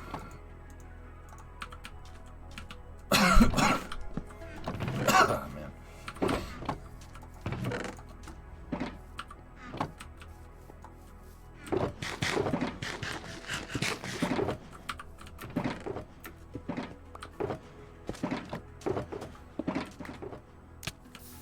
Here, we have the gray dye, so I'm going to grab a bunch of this, and then I'll grab a bunch of sand.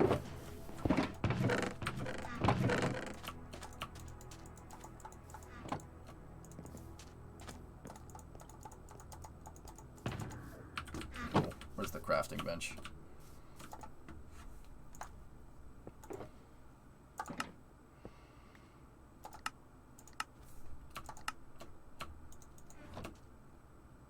Boom, baby. All right, what else do we need?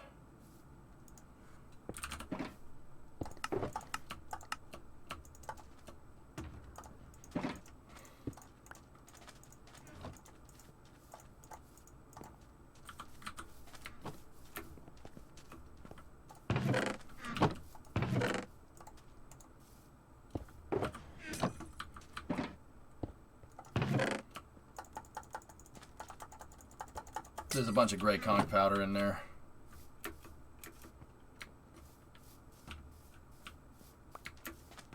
Okay. All right.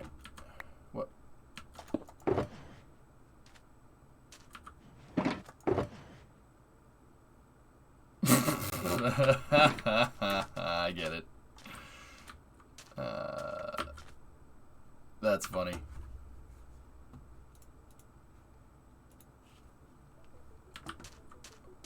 Could have gotten the same result moving one of those stacks of sand. Yeah. Yeah, Queebla, I suck at playing Minecraft, dude. I just build things, man. Terrible at all the little tricks and whatever.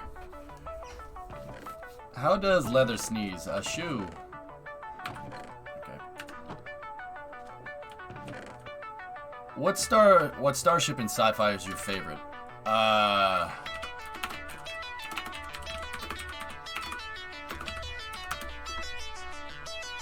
That one.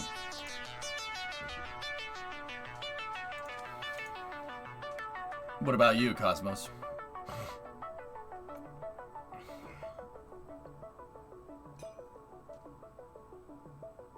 Anybody know what that is? A lot of you probably know what that is.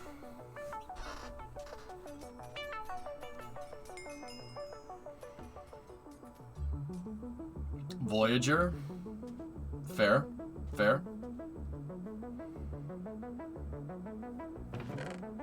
Yeah, the Pillar of Autumn is my favorite. Yeah, it's a Grissom class. Halcyon class cruisers from Halo. This is one of the ships from Halo. Yeah. Yeah, Pillar of Autumn is cool, man.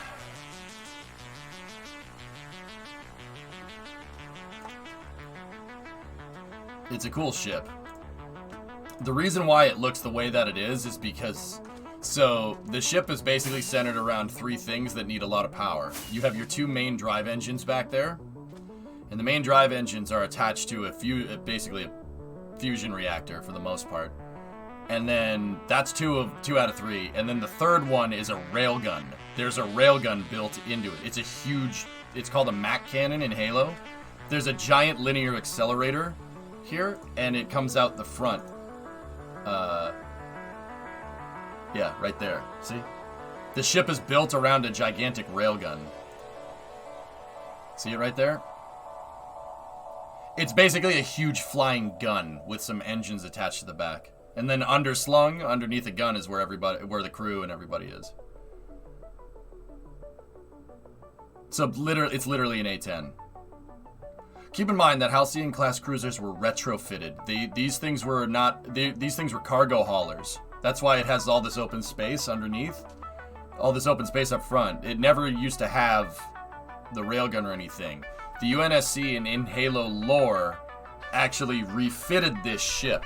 The reason why they refitted this ship as a warship is because of how it's made.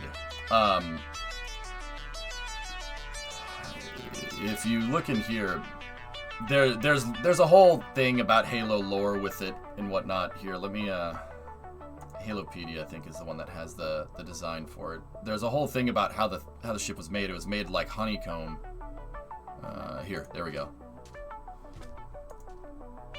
See, this design in Halo lore, this honeycomb design was very, very effective at mitigating the effects of plasma scoring. And the aliens in Halo, the Covenant, used primarily plasma-based weapons, so they refitted these ships.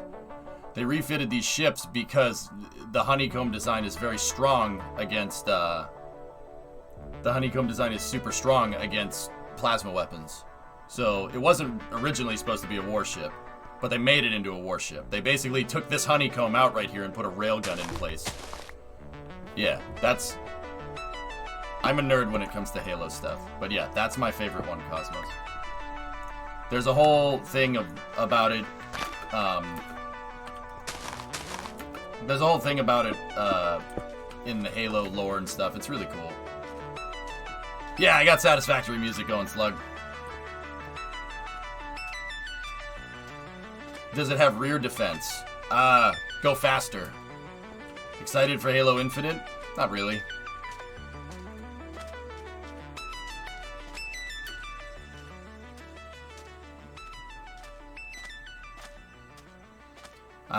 Alexis, I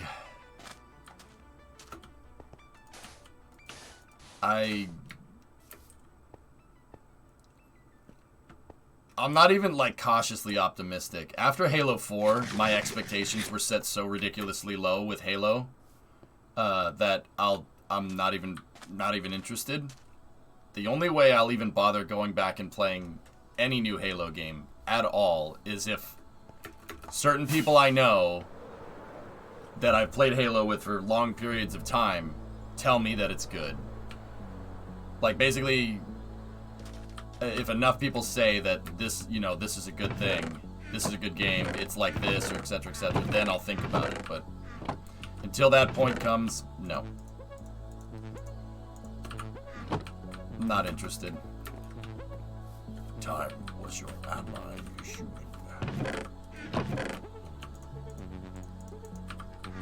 I'm just... Halo 4 killed it. It just killed it for me. I've talked about it before on stream, and I don't want to rant. I've done enough ranting today.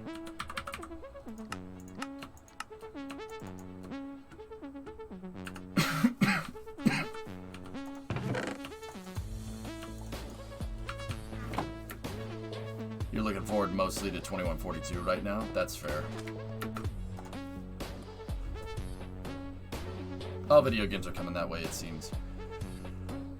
Cosmos, once the original Bungie crew, like Martin O'Donnell, Frank O'Connor, and Joseph Staten, once they stopped, I lost all interest. Place blue torches on the white lines and red torches in the middle. That's actually a good idea. I gotta repair that damn shovel. I'm gonna take that out of my inventory and just put it over here. Joseph Staten wrote Infinite. So, see, like, that's something that I would consider. I'm like, oh, okay. Guy wrote Infinite, then I'll think about it. But, yeah. Those are the original writers for Halo. I think one of them was the composer. But yeah, once they left, Halo became fan fiction to me at that point. It's like Die Hard 1 versus Die Hard 2. Die Hard 2 was not directed by what's the guy's name? Richard Donner. He didn't direct it. Or no, Richard Donner was Lethal Weapon, excuse me. Tiernan, I think is the guy's name. He didn't direct it. Basically, the guy that directed 1 didn't direct 2 or write it, and it was not the same. It was Die Hard 2 is the like eh.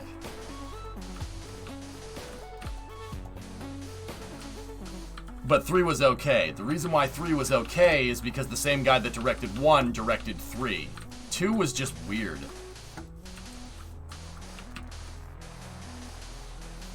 Two is, yeah, poo-poo. So, you know, it's like that, dude. Like, that's what Halo 4 and 5 is to me. It's just, oh. We have made good progress, Tiggs, yeah. Hell yeah, dude. Competency starts at the top, though, Tiggs. Just saying. Die Hard movies are so overrated. I love the first one, Clutch. It's such a good movie. It's so well written. You wouldn't expect, like, some, you know, action movie to be so well written, but it really is. Die Hard 1 is fantastic. 2 is kind of like, alright. My thing with Die Hard 2 is that it doesn't make any sense. All these planes are circling around for fuel. They're circling around for fuel for hours. There's this thing that planes do called diverting to other airports. It literally happens on a daily basis. I forget what their stupid reason was for the planes not diverting. But I'll tell you what, man, if they're trying to get into Dulles, right, and they have enough fuel to go through the entire plot of the movie, which is like 2.5 hours, right? Yeah, they have enough fuel to just stay out there and then land at the end of the movie, right? Like, just that is enough to like fly a third of the way across the U.S. You can't fly to another airport? Dulles has like 30 different other airports around it. Yeah, exactly. There's Reagan, there's BWI. Heck, with an hour of circling fuel, you could make New York City. Heck, you could make Boston with that much fuel. Like, I don't understand. Why don't you just divert the planes? Like, you'd think that the FAA would be like, oh, this airport was hijacked. Let's divert all the planes.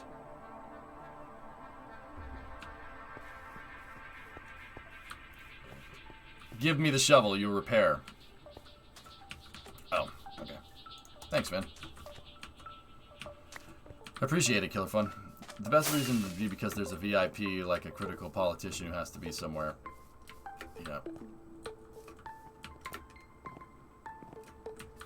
They hacked air traffic control.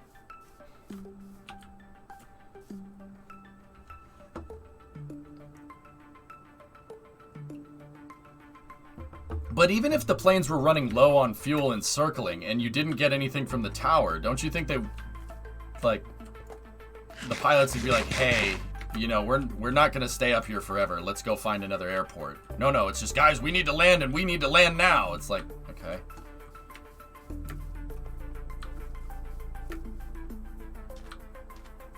Pilots aren't that stupid, guys. Like,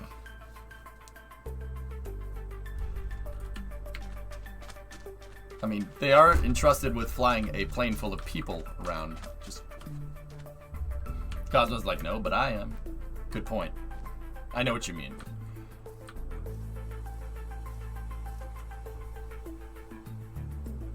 But yeah, like, that's always been my thing with Die Hard 2. It doesn't really make a lot of sense. And that's what I mean about, like, you can tell when you change the director, you change the writer, or something. It's just like, okay. I liked 3. I actually liked 4. 4 was a good movie. I enjoyed it. I'll admit it. It was a good Die Hard movie. I did not watch 5.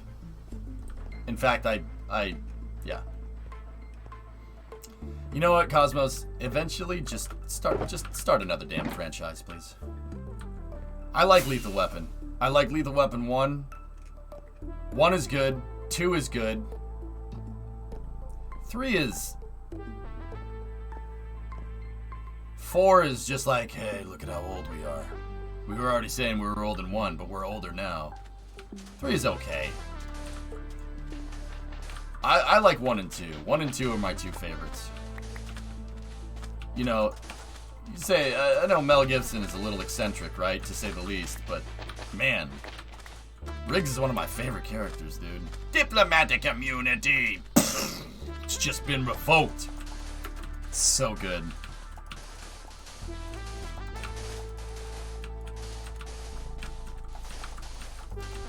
So good. Protected under Article 27 of the Vienna Convention. This is South African soil. This is the South African consulate. You have no jurisdiction here. It's pretty awesome. Yeah, it's pretty awesome.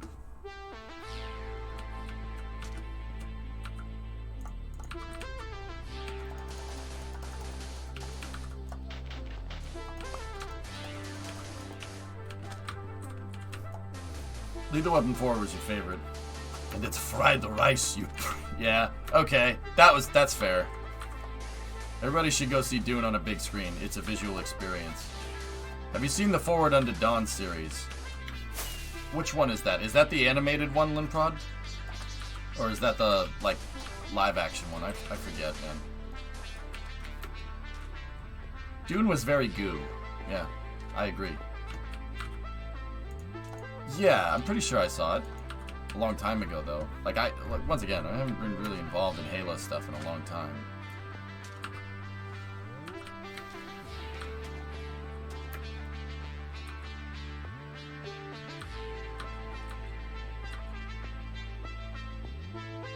The goo must flow.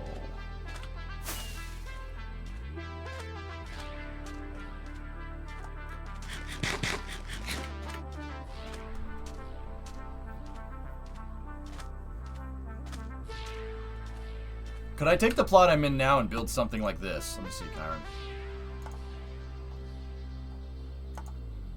The plot that you're in right now. What's your name in game? Oh, it's the same.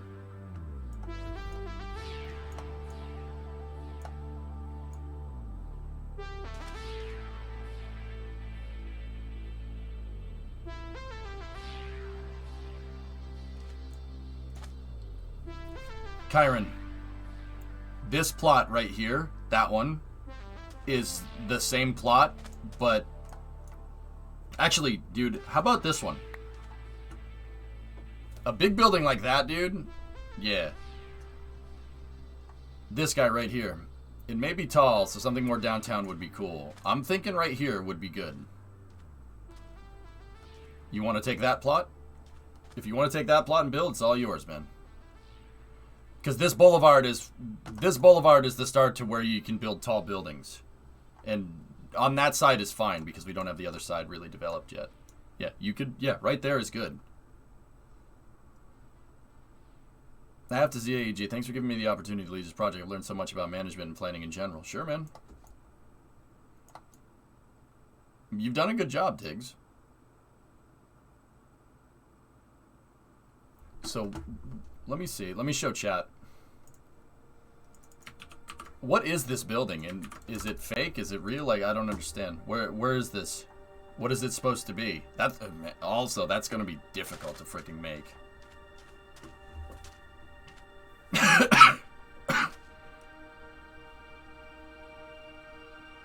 It's concept art? No?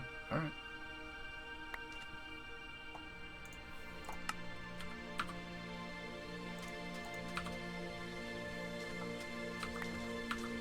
You want your potion back, or?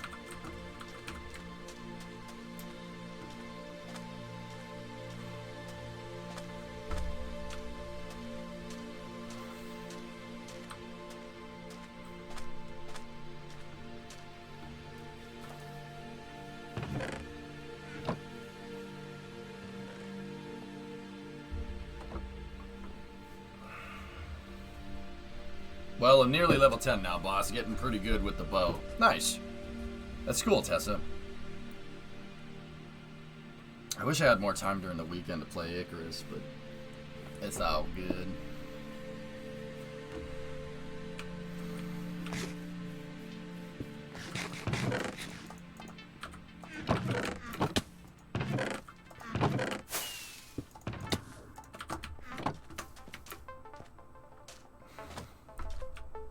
Let's we still got plenty of time left for early hours. Let's get this freaking let's get this runway figured out. Tiggs, did we make the hash marks the correct distances?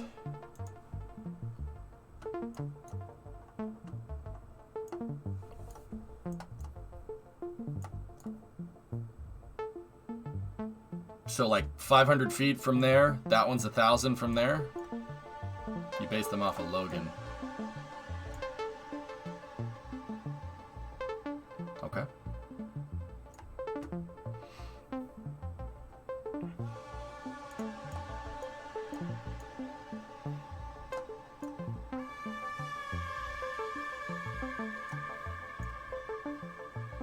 I think it might just be an optical illusion.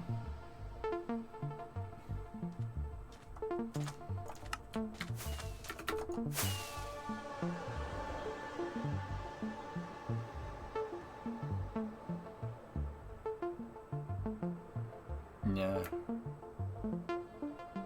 Interesting, Krillani.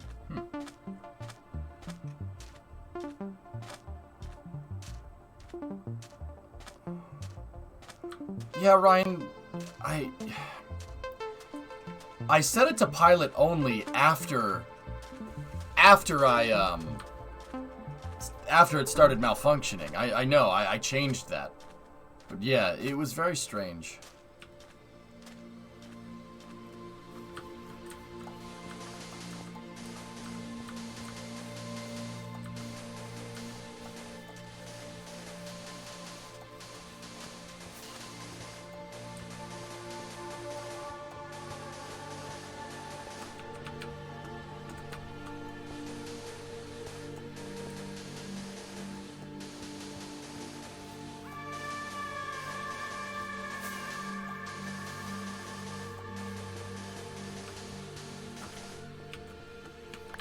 Thanks, man. Here, help me lay down some tracks.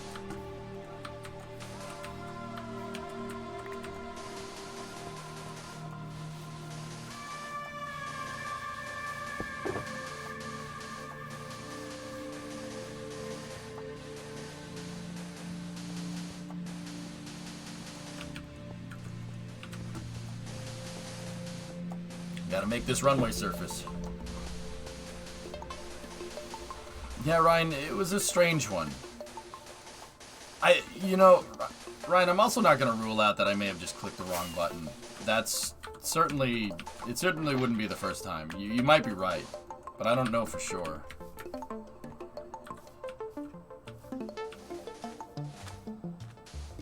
The first one's off by 63 blocks if we're measuring to 500 feet. So, go to the center of this. The center of these marks should be the correct distance. So, the center of these hashes right here should be 500 from this line here. I know it's feet, and we're in metric, but yeah, bear with me.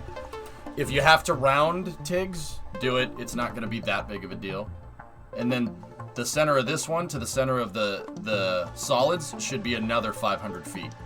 And then the center of the solids to the double hash marks should be another 500. And then there's the single hash marks, which is 2,000 from the runway, from the end of the runway. And we have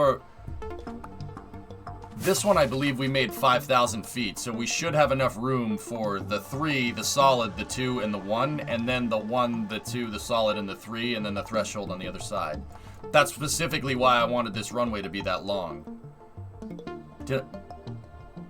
Yeah, I think this is a 5,000 foot runway, if I remember.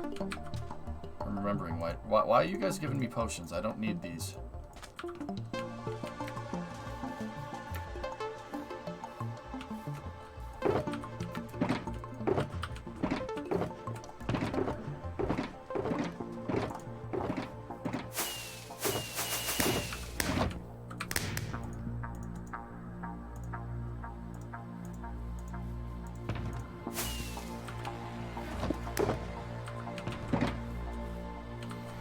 With that measuring system, we're good. All right, cool.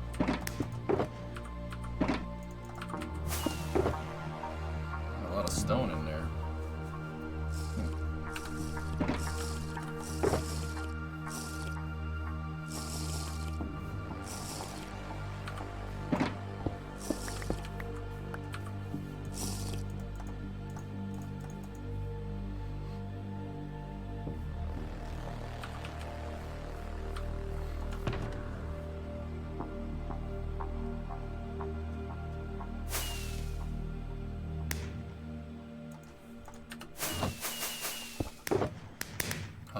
Other tools are in there.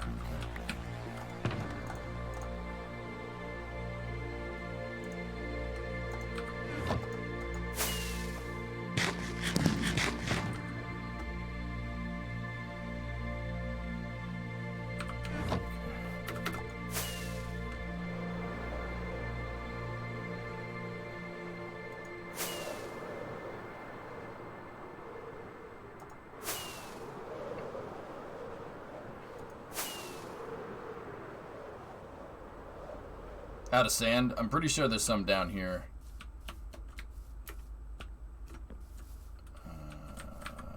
What do I have? Dirt. Dirte.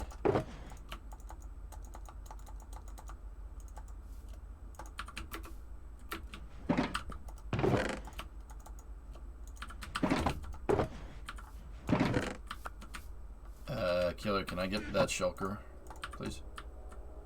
I think you picked it. Yeah, thanks, man.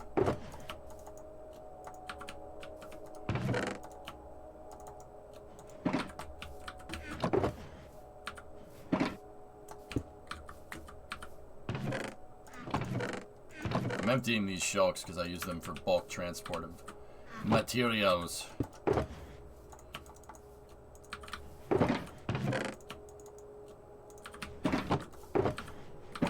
Thanks, man. Alright, and then sand goes in, that's, okay.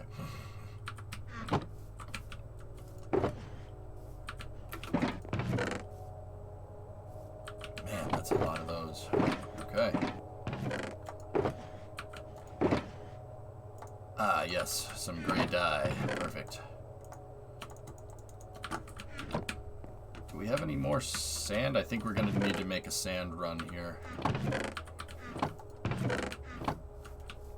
Let's see if I can make more gray concrete.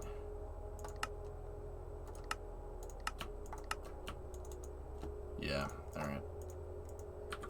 Need a helping hand? Always.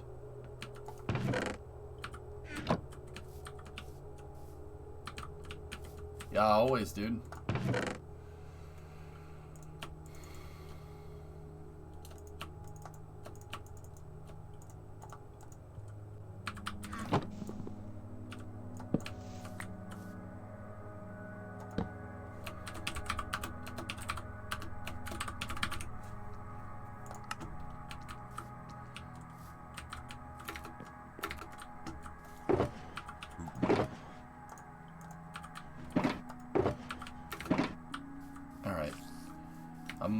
We're gonna need sand, but I'm wondering, since it's space, S-P-A-C-E, space.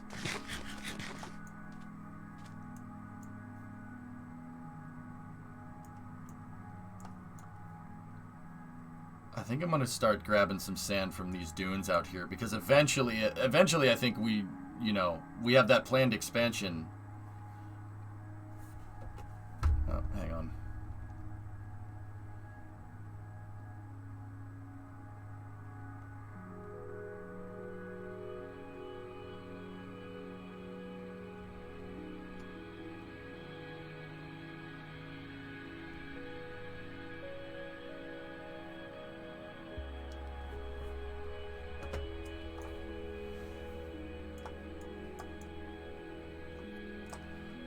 So, we should be able to get a...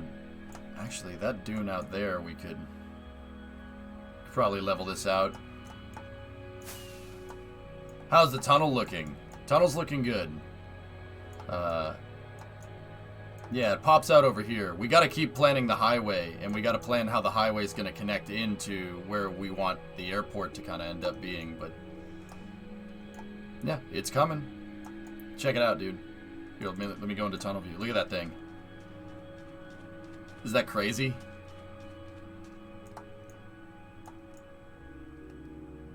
Bruh. Bruh. Came along pretty good, man. Alright. I'm gonna fly out to those dunes, see if we can get more sand to make more concrete. Bruh. It's pretty good. Huh. Nice cavern right there. We should fill that in. Because screw caverns. Ah, yes. Start digging this out here. Those two mounds they don't look like they belong. Amigo, you don't belong.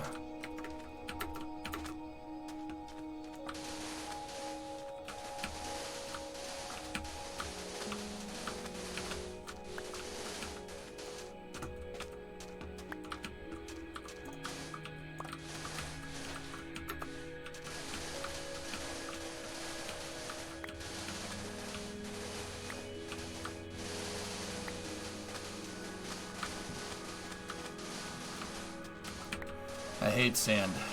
It's coarse, rough, and it gets everywhere. I mean, I think I realized why Anakin Skywalker didn't like sand, Okay, if you think about it, what did Anakin Skywalker like doing when he was on Tatooine? What did he like doing? Think about it.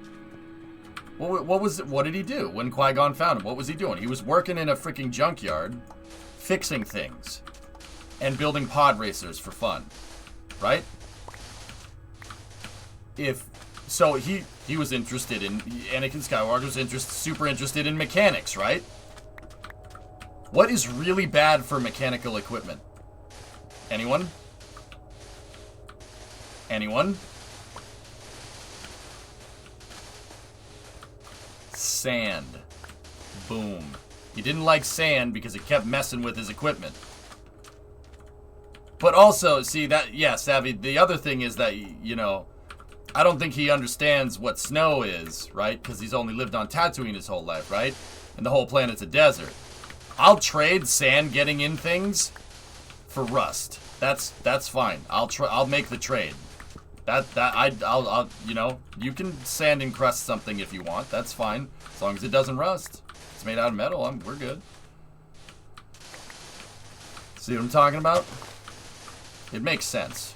Kid that's lives his entire life on the desert, in the desert, you know, he doesn't have to worry. They don't have to worry about stuff rusting on Tatooine, right? Stuff doesn't rust, but what do they have to worry about? Sand getting in things. See? See?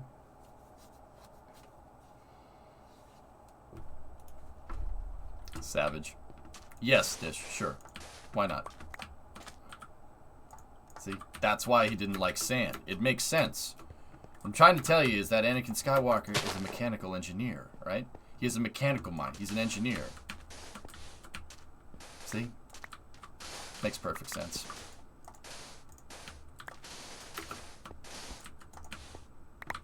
He discovered snow in The Empire Strikes Back. Yeah, you can't help but notice that he didn't spend a great deal of time on Hoth. He was like, nah, this planet sucks. Then he left. He probably saw that all the rebels' equipment was rusting, which it was, because it was in the freaking cold, right? He's just like, nah, we good.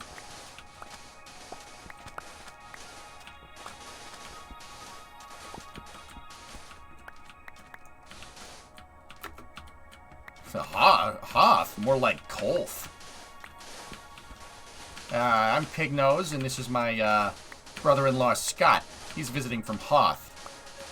Hoth? Why do you call it that? It's probably more like Kolth.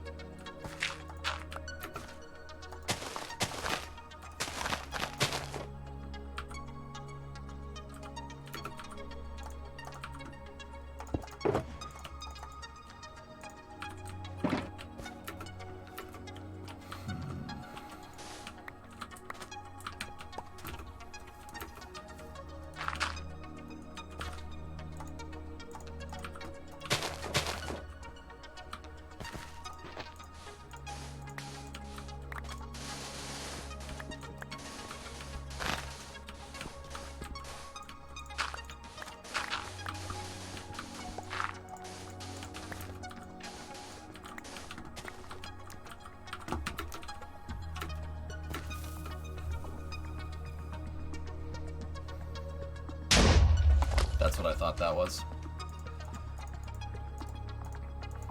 What are you doing up there, you muppet?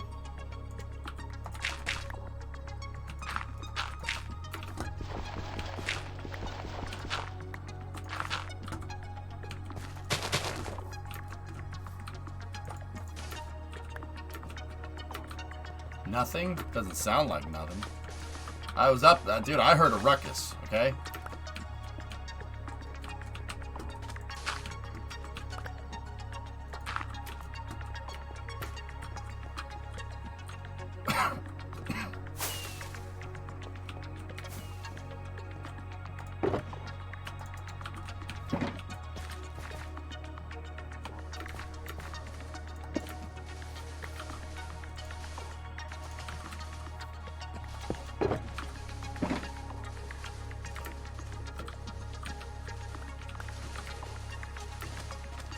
Could you describe the ruckus? Don't mess with the bull, young man. You'll get the horns.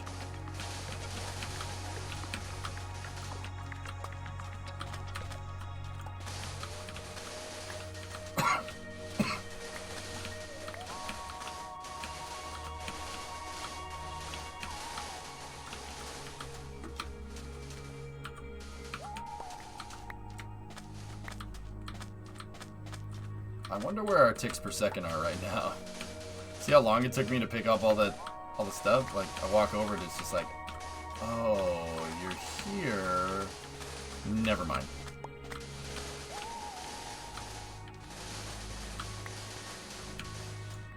Yeah. Did you see that Anakin is going to be in the Ashoka series? Yeah, I did hear about that, Hot Ray. Yeah, that's cool.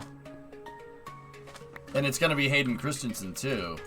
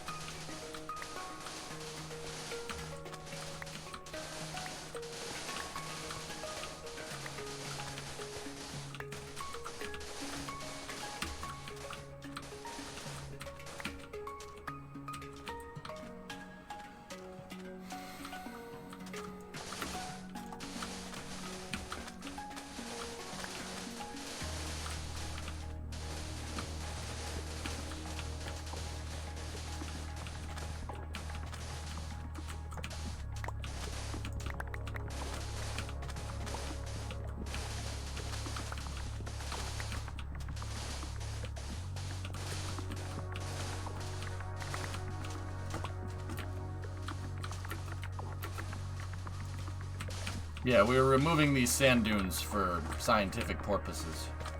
Yes, for scientific dolphins.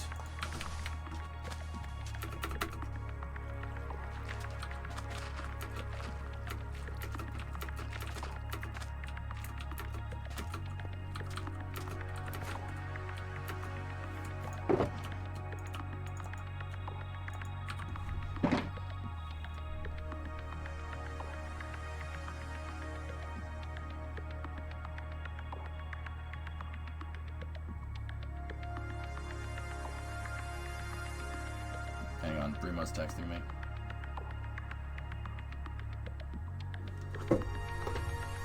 Full sand. That's right. Gotta full send it. Gotta full sand it.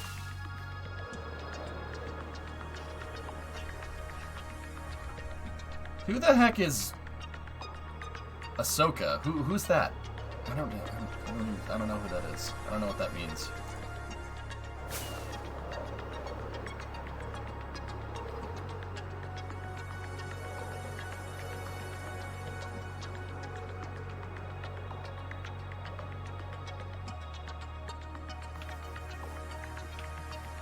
Ahsoka Tano, Anakin's Padawan in the Clone Wars series. Right.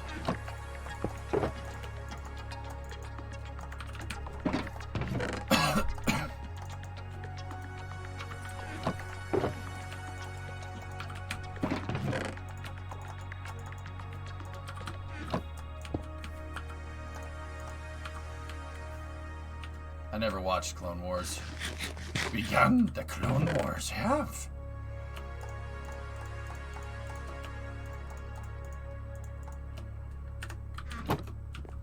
Alright, let's go over here.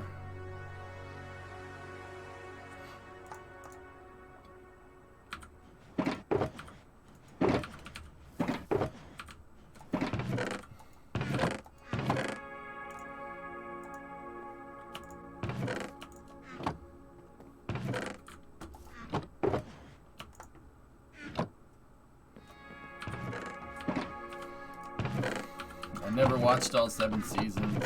I'm sorry. Don't hate me.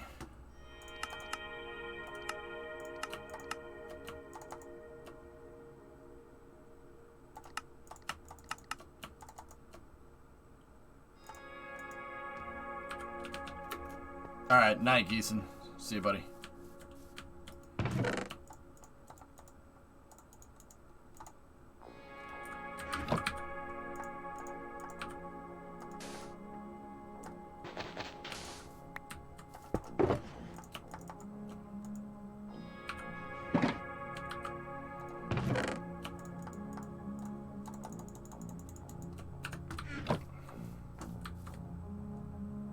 You've been coughing lately. Watch yourself.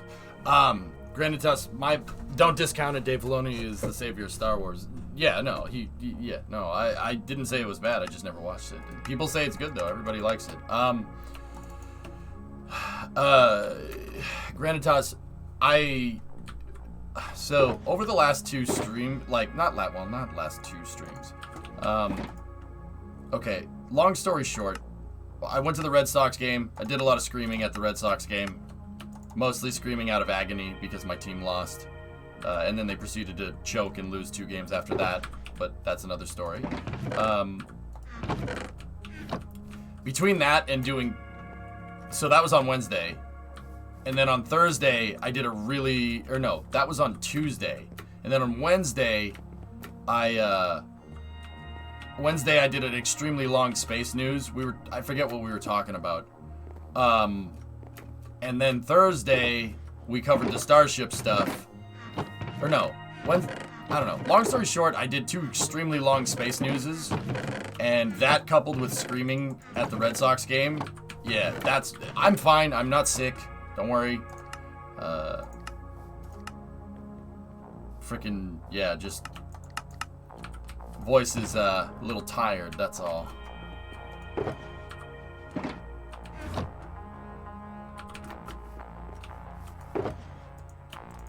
Like, yeah.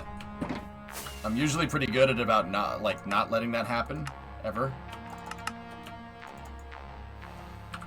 But, yeah. That's the reason why I'm like, is because my voice is gone.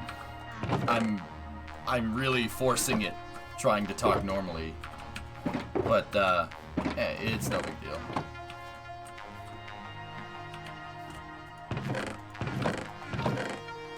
There's the stuff. Oh, what happened to my message? Nothing. I see it.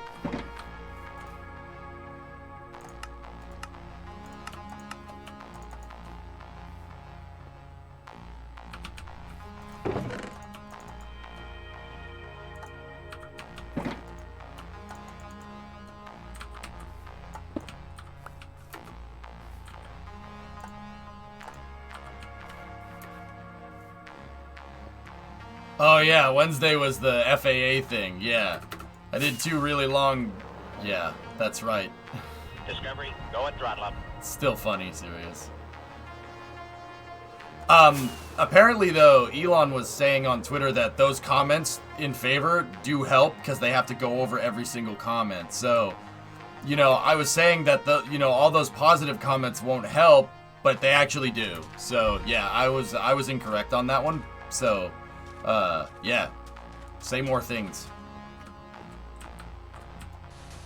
Glad to hear everything's fine. I'm coughing myself a lot due to stomach problems. It irritates you. Yeah. Over 500 cars. Hey, that's a lot. 13-month resub. Over 500 cars. Is there another message with that I missed, Goalie? You're saying you probably telling me you went to an auto show, right? That's good. Yeah, I know. I'm coughing like crazy. But yeah, like I said, I feel fine. No runny nose, no nothing like that. It's just my vocal cords might be a little bit,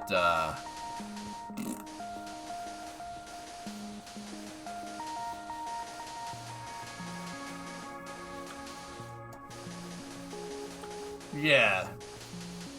No, so good on all those folks that called in and said, you know, oh, this is good for SpaceX, etc., etc. I wish you would get tested for peace of mind.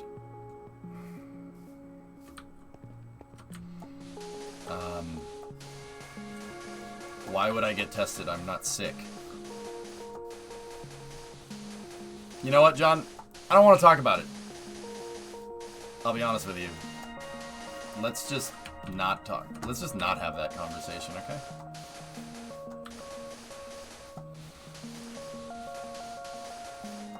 Your favorite moment? Is that better? No. Oh, the guy that freaking went underwater.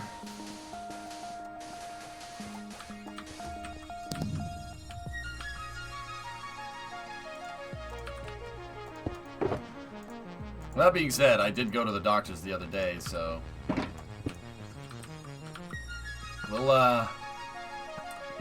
find out pretty fast what's, if there is anything wrong. I don't think so.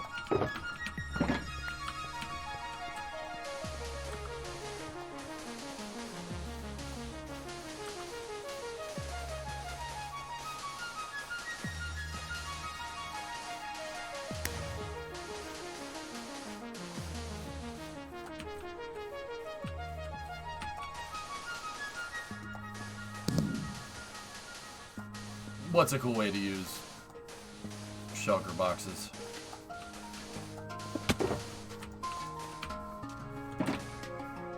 To move resources around? Yeah, that's super useful.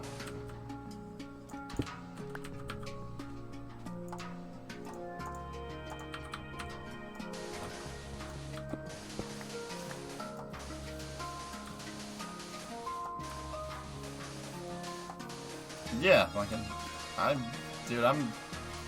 Guys, I'm good. I've been pretty damn cautious about it. Like, guys, I drove across the damn country. Like, trust me. I'm pretty damn careful with that. I hit that hand sanitizer like a champion.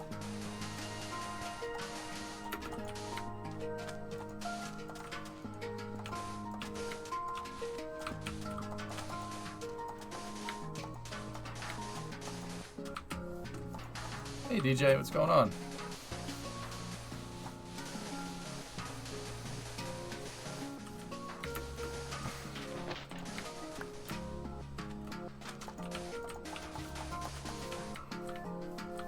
You also hit every pothole like a champ.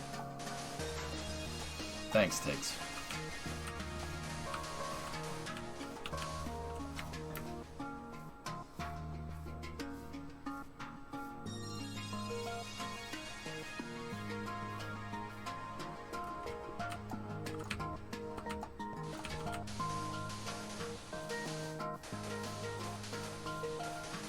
Grab shark. Yeah, dude, somebody was telling me about the Cassini documentary last night. They said it was disgustingly good. I was driving, though, so I didn't really pay too much mind to it. I think it was Vulcan that was telling me.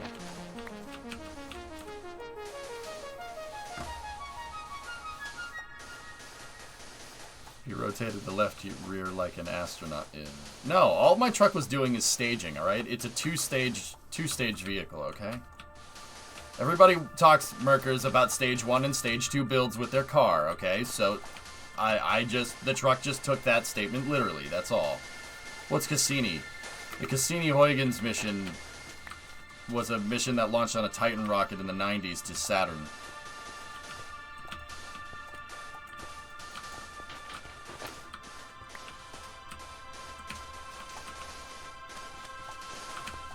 Stage to found on road dead. Yeah, I'd like to see a Chevy that was dropped from a frigging forklift survive that.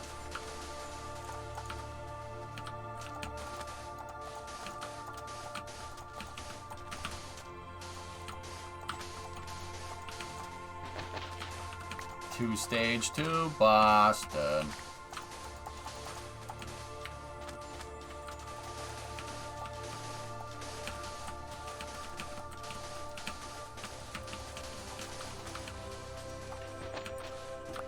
You want that new Chevy big block. Gully, what if I told you I saw one?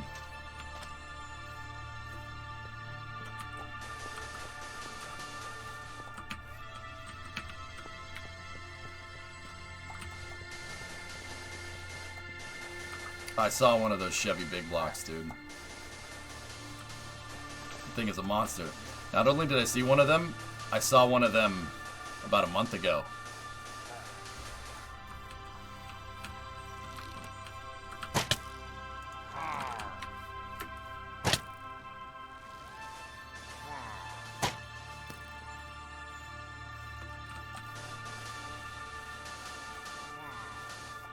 In the wild? Kind of. No, if you go here. Alright, here. You go over here on Hoonigan's YouTube channel, right here. So, check this out. Alright, what's going on here? Alright.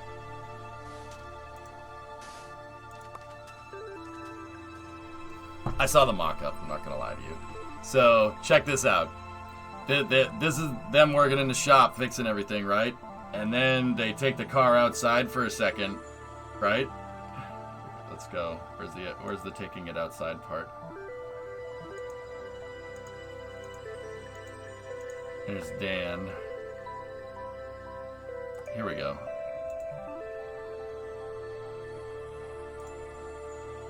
So look, we're outside in the parking lot. Let's wait for it, wait for it, wait for it. Wait for it. Wait for it.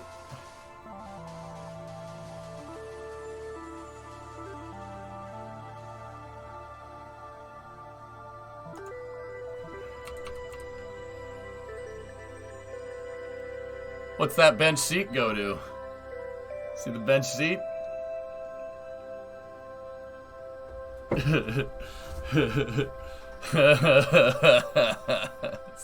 What's that bench seat go to, man? Yeah, dude, they were rolling this in when I was leaving. This Camaro is cool.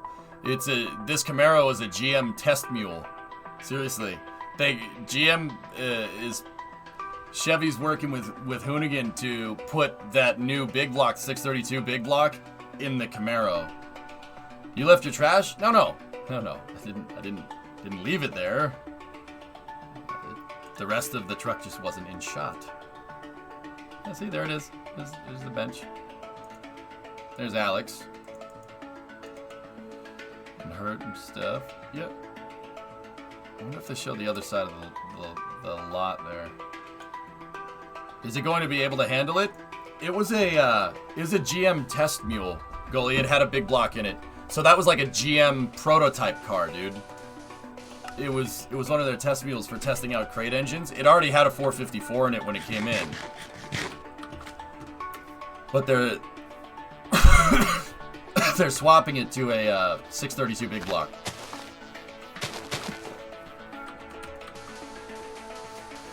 So it has like a reinforced subframe and stuff to handle it. Yeah. It's a cool build. Like I said, they were just rolling that thing in when I was leaving. So Hoon's got a lot of crazy projects in the works, dude. Some of the stuff I can't talk about, but holy crap. Some of the stuff going on in there is righteously cool. She'll need a lot of work. That's why they stripped it down to the shell. But yeah, it's gonna need a lot of subframe reinforcement and stuff for 1,000 horse. I mean, it's one thing. It had a Gen 3 454 in it. From a truck, which was already just cool to begin with. But because it was a GM prototype car, they like it looks basically GM used it for R&D about putting big blocks in 3rd gen Camaros, and it had like, I'll just show you, dude. There's Alex. Alex is cool. I was talking with him when I was there a lot.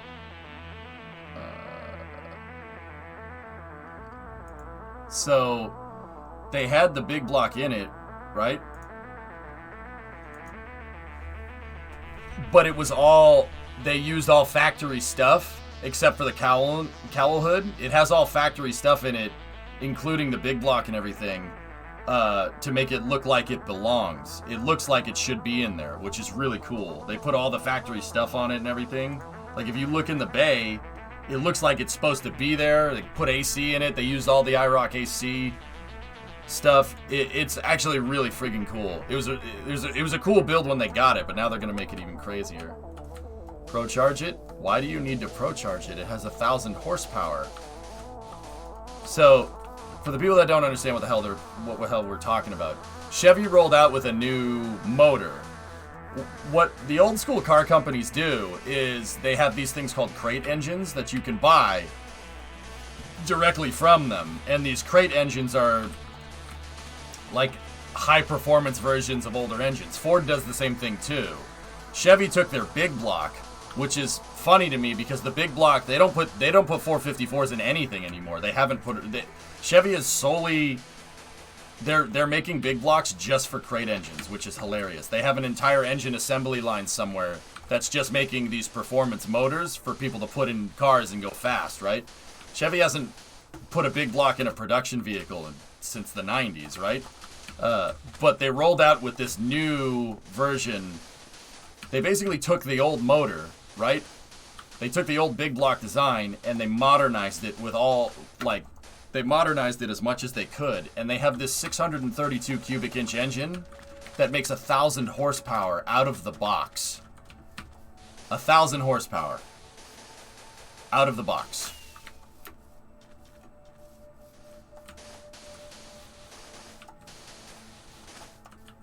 Yeah. Hellfish, that's where I told you that, you know, when I said it, I was like, oh yeah, I saw one of those things.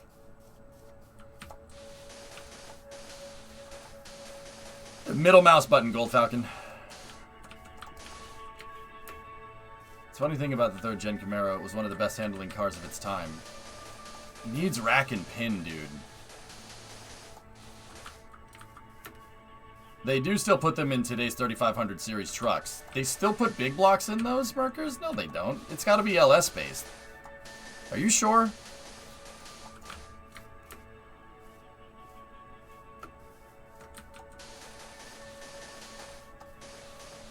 I thought it's all LS based at this point, but I could be wrong. I mean, I'm not the biggest Chevy aficionado.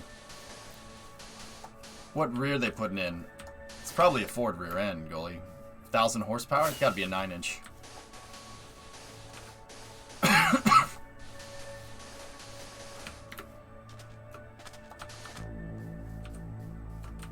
Repots.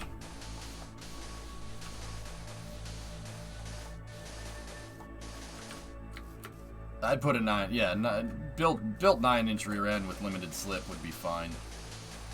That should be able to handle that. What's this, Flacken?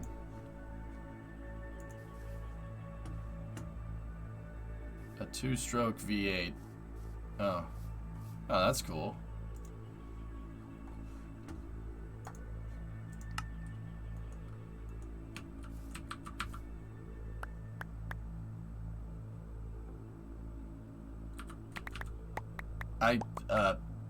Okay.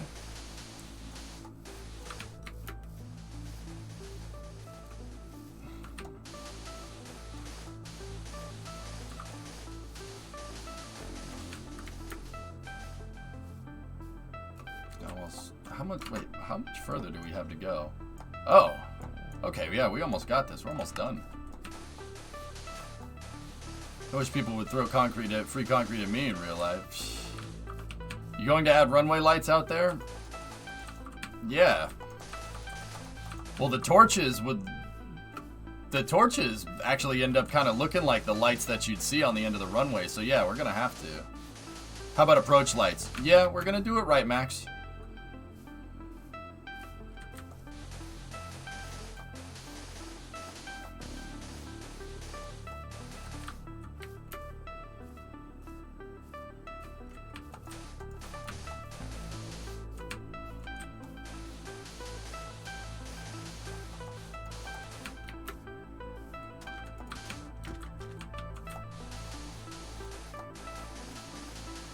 Hey Ivan, how are you? So this runway is part of the airport that we're building. This is my survival city build city. Well, not mine, it's the community's. It's my community's survival build. We're building a city and, well, now an airport for the city in Minecraft. Version? Yes. Version yes 0.13. Yeah, I don't know, dude. Whatever the most updated version is I believe where we're at.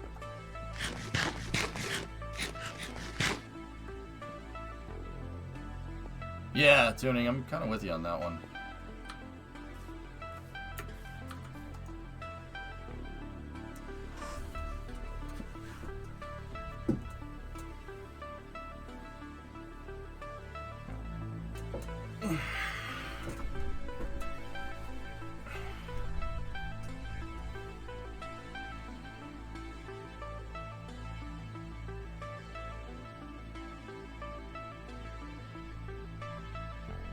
Sleep.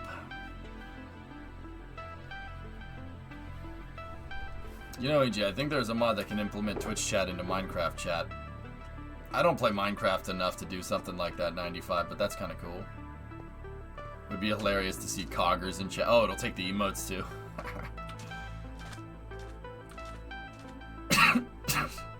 That's pretty funny.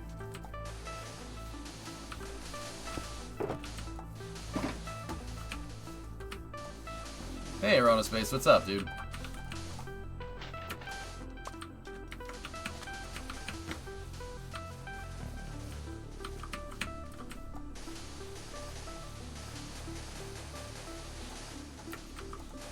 Shoot, the truck is there, but he's not home. He'll take pictures later. So they still do make big blocks? Ah, dude, frickin', I didn't know that. That's really cool. Good getting you. Can't complain.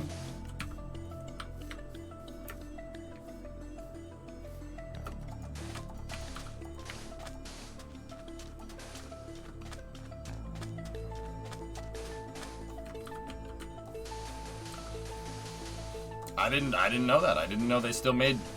Is it still Gen 3 stuff, Mercs? Like,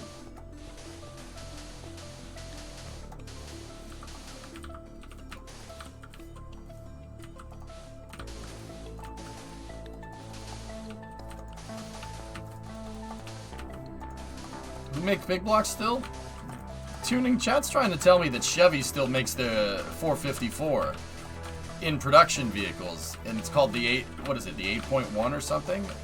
I was like super sure that Chevy did not do that.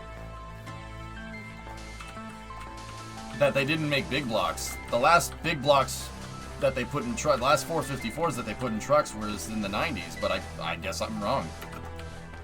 You tell me. I don't know, to be honest.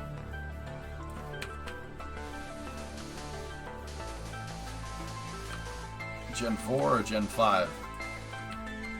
The current Chevy big block. Yeah, it's pretty sure GM stopped building the 496. Interesting.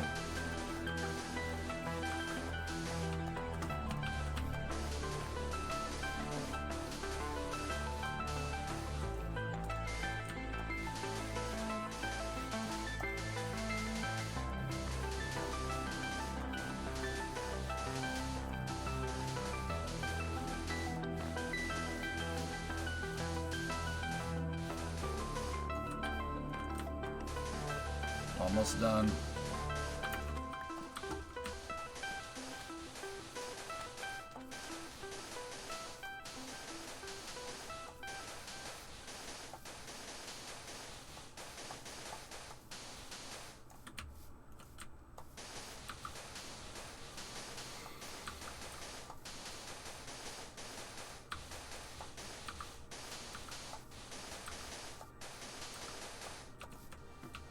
Oh, we're almost at the end.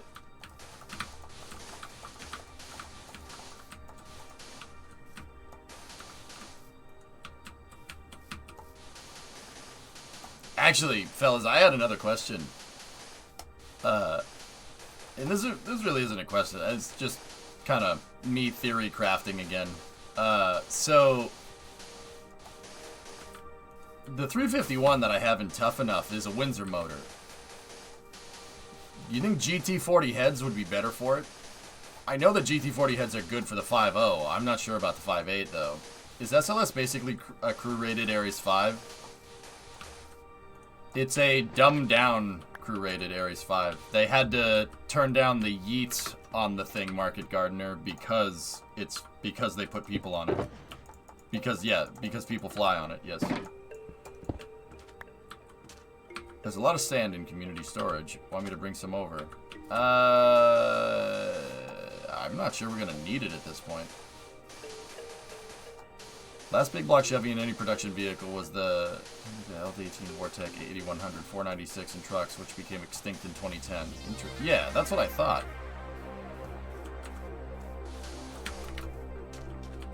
So, Market Gardener, when they decided to get rid of Ares 5 and replace it with SLS, they had to do a lot of things. They were trying to quote-unquote save money, which I think still think is the dumbest thing. NASA saving money. That's hilarious.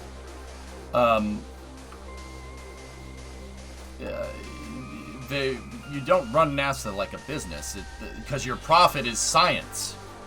So by saying that this is not cost effective, you're putting a price on science, which I think is the dumbest thing ever. But Ares 5 had 5-segment SRBs. It had a core stage. The core stage is basically the same. It's very similar to SLS. But instead of 4 RS-25s at the bottom, because it was not human rated, what they decided to do was use 5 RS-68s instead. So use stuff that's Delta derived. So use the engines from the Delta rocket. 5 of them. So the engine section was completely different. And then Ares 5 had a way crazier upper stage in the form of a 8-meter Hydrolox upper stage using a J2X, making about 1,000 kilonewtons of thrust at like 412 specific impulse, which is really, really freaking good. Basically, Ares 5, but Ares 5 was not, in Constellation, it was not supposed to be human rated. Ares 5 was supposed to be just the biggest freaking rocket that you could freaking make and use it to move cargo into space. And then people were designed to fly up there on Ares 1, not Ares 16, Ares 1. People were going to get up there on Ares 1. Ares 1 was designed to work in conjunction with Ares 5 in the same way that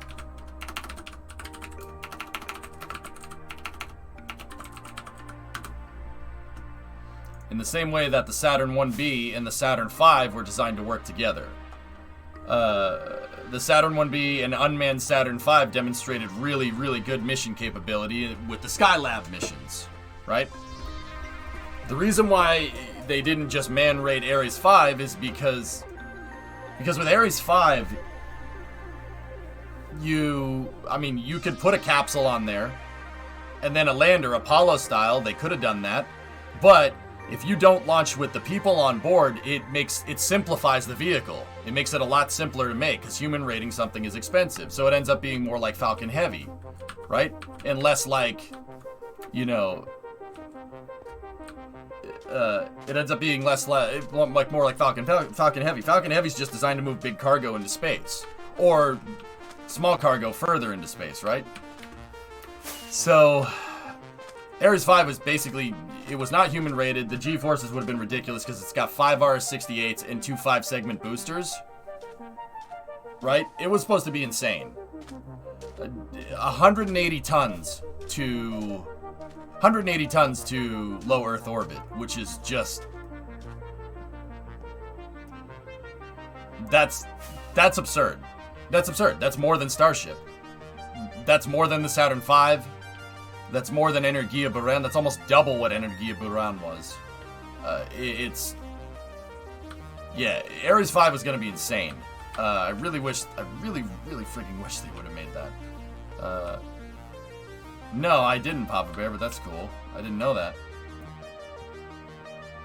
Yeah, okay, Marcus, I gotcha. So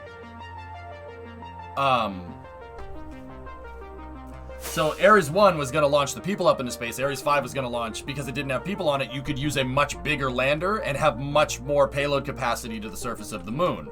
So what they decided to do, what they would have ended up doing, is launching Ares 5 with the lander and the upper stage, and then launching Ares 1 with just the Orion capsule on it. The Orion capsule would go up, dock to the lander, which was still attached to the big upper stage, and then the big upper stage would send the lander and the Orion capsule out to the moon, right?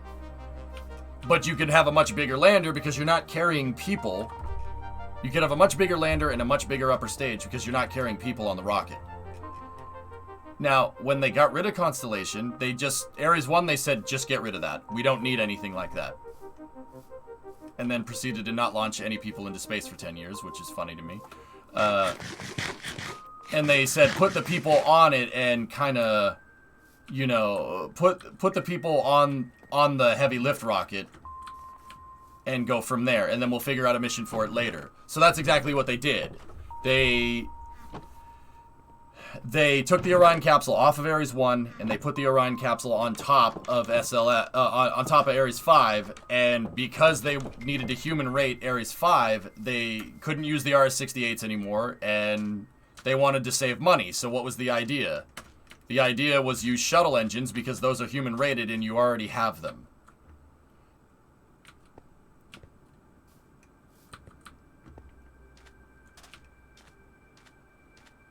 Nice tuning, there you go. FAA Virtual Learning Airport Design. Wow, that's really cool. I didn't know that they did that. I mean, Pop Bear, this one's gonna be to spec, but yeah. We're making it to FAA specs anyway. The threshold indicators, the numerical indicators, taxiways, all the lighting, the hash marks, everything's going to be to spec. Tiggs is the guy that's overseeing this project, this guy right here. He's my foreman.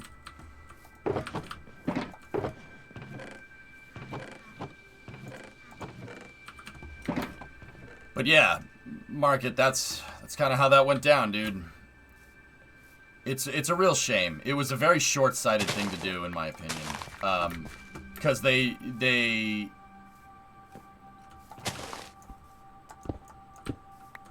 wanted to, the idea was,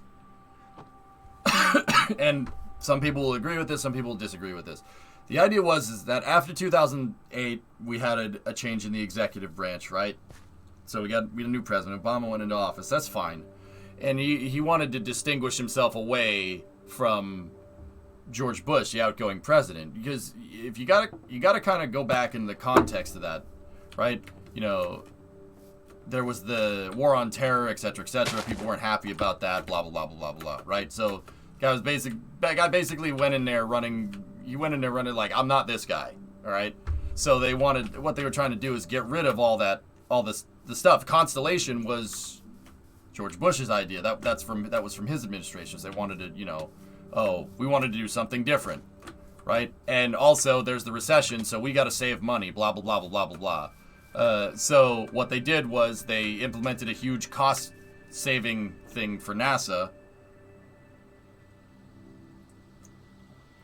They ended up implementing a huge savings thing plan for NASA to try and save money because during a recession, blah blah blah blah blah. And the fact that they wanted to not just continue Constellation, we want to do something different because we're not that guy, right? Just standard political stuff like.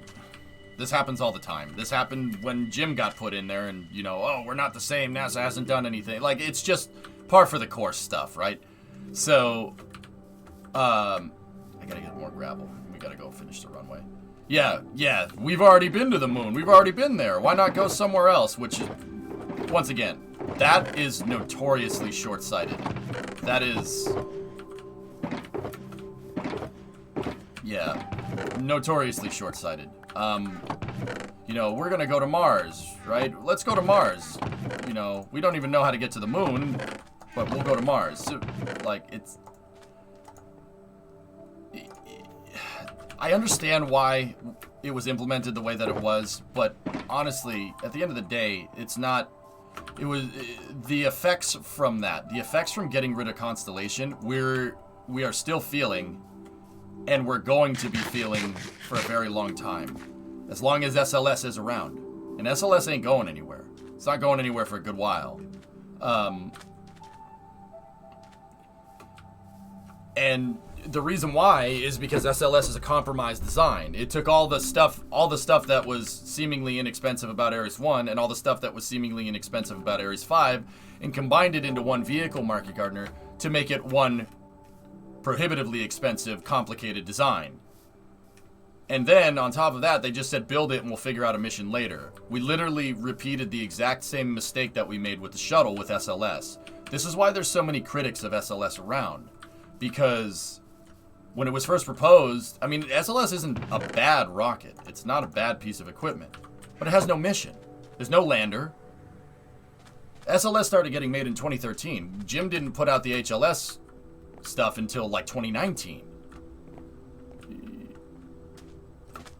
there's no lander for it. The Orion capsule's made, but you know, we didn't even have an upper stage that's capable of throwing a lander and a capsule out to TLI. So basically we got a watered down Saturn V instead of a full comprehensive architecture. And they did all that in the name of cost and the fact that, why are we going back to the moon? We've already been there.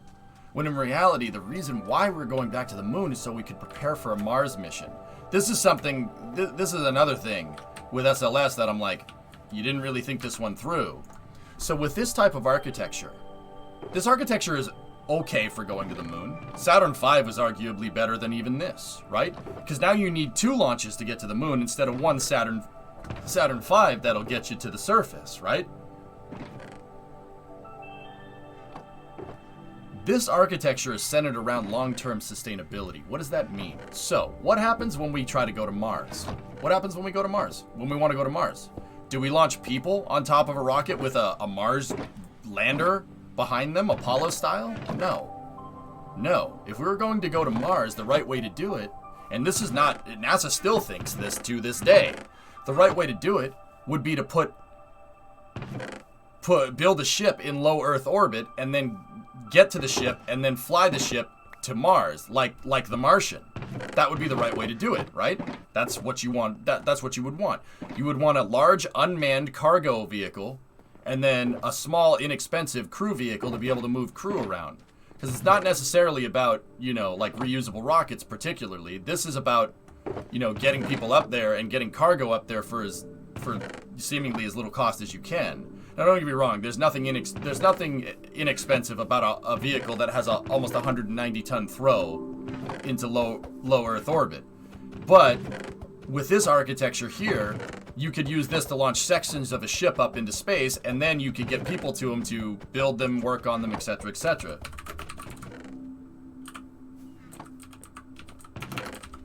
And with that, NASA wanted to make the Mars transfer vehicles, which looked like this. They wanted to build something like this, and they wanted to launch it in segments, right? And join those segments together in low Earth orbit, and then send people up there, right? And then send this whole damn thing. That's actually Kerbal, which is funny.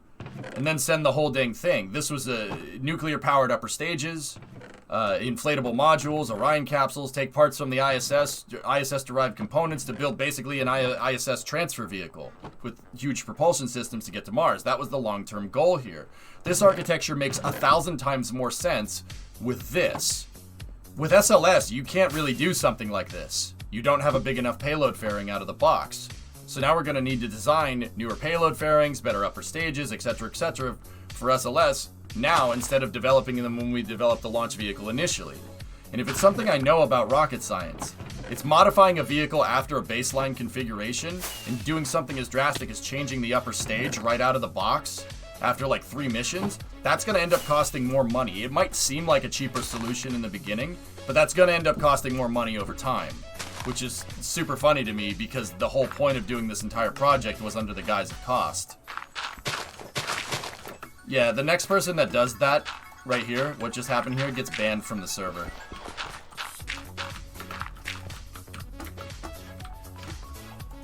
Don't do that again.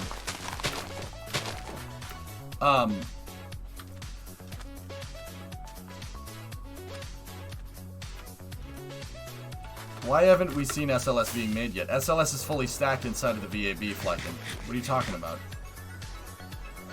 Yes and no, Savvy.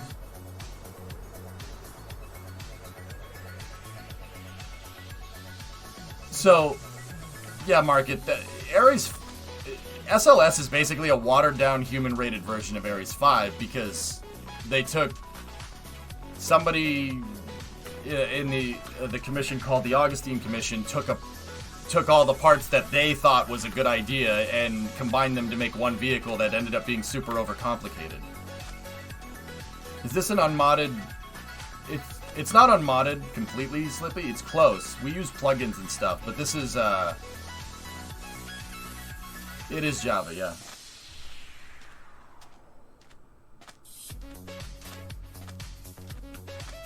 So, yeah, Market. Hopefully that. I mean, that was a little bit of a long response, but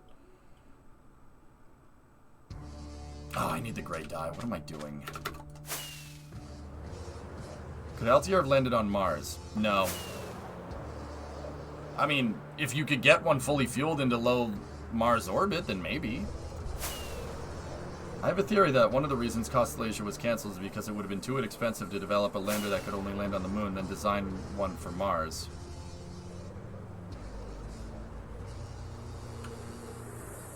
DMCA song alert. What song is this? We'll go back over here. You have a bunch of concrete powder in the chest. Okay.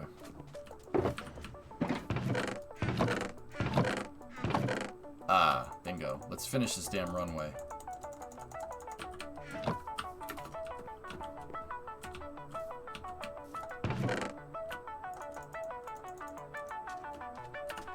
Cool.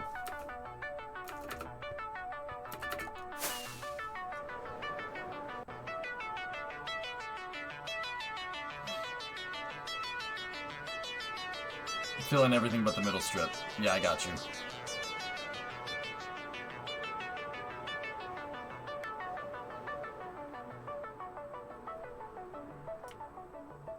So yeah, Market, hopefully that helps. It gives you a little background as to why SLS exists in the capacity that it does. The short answer of it is that the decisions that were made in 2009, 2010, 2011 to try and, you know, change what NASA's doing because we want to do something different because we're not the guy that was here, we're not the NASA that was here from the previous administration, has had repercussions, long-term repercussions for NASA that we're going to be living with for a little while, which really sucks. That really sucks. But it's not to say that there isn't positives, right? One of the positives from that is, well, it's not really a positive. It was kind of spun this way. You know, a lot of folks know that the,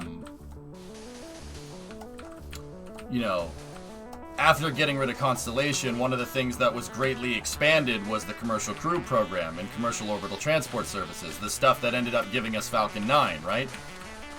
Well, that's not entirely true.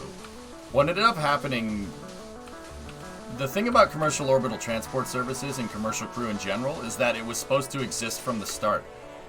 The idea with the Constellation program always was to transition low Earth orbit over to commercial,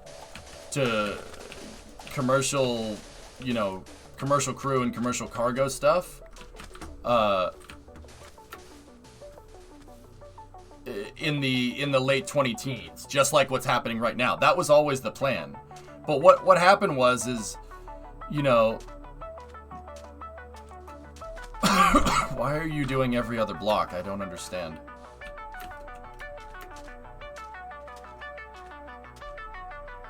I love hearing you ramble about things.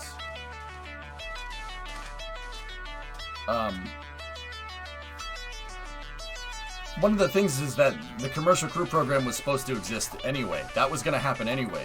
The contract for Falcon 9 was awarded in 2008, before they decided to change NASA's plan for Falcon 9 with Commercial Orbital Transport Services. Falcon 9 launched while the shuttle was still flying. So it's something that was going to happen anyway.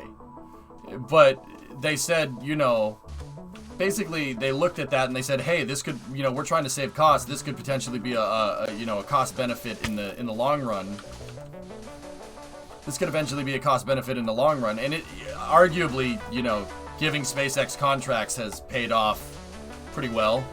I'm going to say that that's one of the positives that came out of canceling Constellation, if anything. We got entities like SpaceX, you know. But once again, the initial contract for Commercial Orbital Transport Services that gave us Falcon 9 was awarded in 2008 by the previous administration. The previous administration's NASA, I should say. That was a guy named Michael Keefe, I think is his name. He was the NASA administrator at the time. It was always part of the plan to do that in anticipation of, you know, when NASA goes to work on back to the moon in the early 2020s, right? When NASA goes back to the moon in the early 2020s, that you turn low Earth orbit stuff over to commercial entities, which is what's trying to be done right now. That was the plan with NASA from basically 2003 onward. But when they canceled Constellation, they said, hey, look at this program. This program is, you know, we don't have Ares 1, but we'll replace it with commercial because it's cheaper. When the reality of that situation is that Ares 1 and Falcon 9 with crew on board were never designed to compete with each other. Ares 1 was part of a much bigger integrated architecture that's designed for NASA missions to deep space.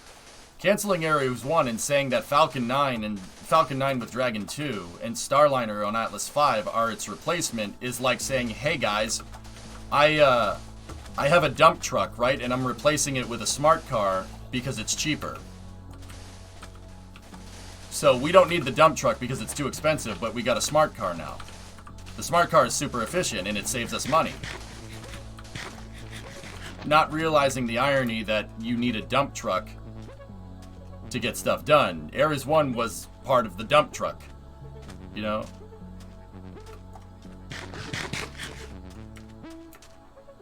Can't come back and call canceling it a good decision with hindsight because SpaceX succeeded because commercial crew could have happened anyway, and SpaceX is arguably incredibly lucky on. That's what I mean. Commercial crew was going to happen anyway. Pray. It was a thing. It was a thing that was going to happen anyway. Which is annoying. Nice. We got all of it filled in. Let's start getting these hash marks in there. Let's finish this runway today, guys. That was always funny to me. That never sat right with me when it was happening, but I couldn't say why. It's like, oh, we're gonna replace Ares 1 with commercial crew. It'll be cheaper in the long run. But once again, what commercial crew is designed to do and what Ares 1 is designed to do are two way different things. Like, those vehicles don't do the same thing. On paper, they do. Alright, Alexandria. Hey, thank you for your help, man. Which is strange. Ares 1 would have been initially used... Ares 1 would have been initially used as something to do eventually what Falcon 9 and Dragon 2 were supposed to do, but they were going to do that... Ares 1 was supposed to hand over duties. The only reason why Ares 1 exists is because to eliminate the stopgap that we had in space. Which is, like I said, that's very peculiar. It's very, like, once again, it's notoriously short-sighted saying that Falcon 9 and Dragon 2 are going to replace Ares 1. That's a really stupid, that's not smart at all. It's not a good idea. Commercial crew can't put a 30-ton Orion capsule into TLI. Yeah, exactly. Saying that we canceled Ares 1 and we, you know, commercial crew is its replacement, which is what it was touted as, and then it was touted prey as, oh, it's saving us money doing this, was bullcrap. That was an outright false. We made it up. Total fabrication. It's not the same thing. Which is really funny to me.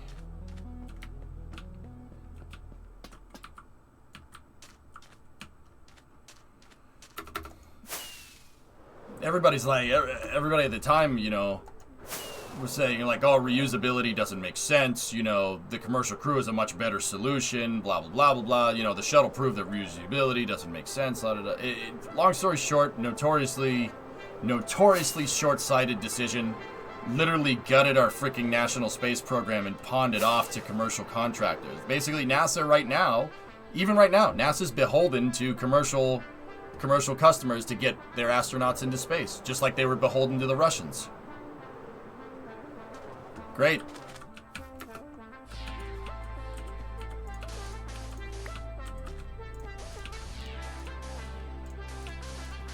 Don't get me wrong, it's not like SpaceX is some evil entity either. If it was anybody, it would be good.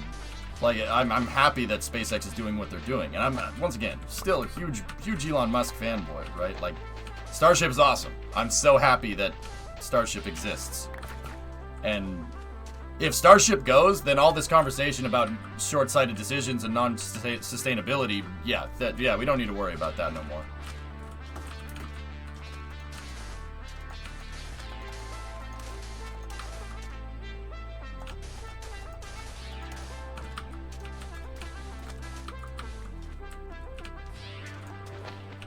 You should do Space News while playing Minecraft, making a lot more progress while keeping this conversation going. Arguably, Commercial Crew is a failure. There isn't dissimilar access to SpaceX. Any freak accident once again grounds American astronauts. That's my other thing, Prey. SpaceX isn't SpaceX is the reason Commercial Crew is a success. Commercial Crew would just be another failed NASA program that's years behind schedule. Not failed, but just another NASA program that's years behind schedule. I'd say that Commercial Crew, the only reason Commercial Crew is a success is because SpaceX exists, because Elon Musk wants to go further into space, right? And once again, that's not a knock towards SpaceX. Good. I'm glad somebody's frigging doing it. It's so frustrating. You know, NASA's been so frustrating to... It's so difficult. It's been difficult to cheer on NASA at times in the past decade. It's really tough. When I was growing up with the shuttle, guys, NASA used to be like, it was like how SpaceX is. Like they would be doing awesome stuff, crazy shuttle missions, etc., etc. Yeah, we did get confined to low Earth orbit, and that blows. But yeah, I mean, Commercial Crew is not redundant dissimilar at this point. Starliner's not going to launch till next year, and even then, you have this redundant dissimilar architecture that still doesn't help you get back to the moon, right? In any way, shape, or form, right? And the ISS, like the other day, they said, okay, cool, we're gonna extend the ISS. They want to extend the ISS to 2030, which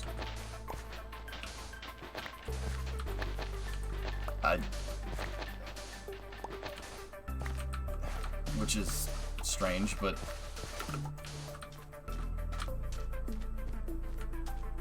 you know, like, if the ISS had gone out in 2024, Starliner would have gone to the station like 3 or 4 times, and then that would have been it. You know, it's just,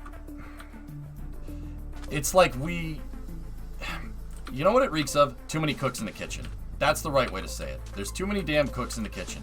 Everybody comes in and says, you know, no, let's not do this, let's do this, and that ends up, you know, we get like watered down versions of everybody's idea. It's really frigging annoying. And then, you know, and don't get me wrong, this isn't something that's new. The shuttle was that, right? That's what the shuttle was. Right? They said make the shuttle and then we'll figure out the missions for it later, and then the rest of the shuttle program is just them figuring out a couple of different missions that the shuttle was going to do, etc., etc., right? Do you feel that NASA gets choked over the years with bureaucrats and management?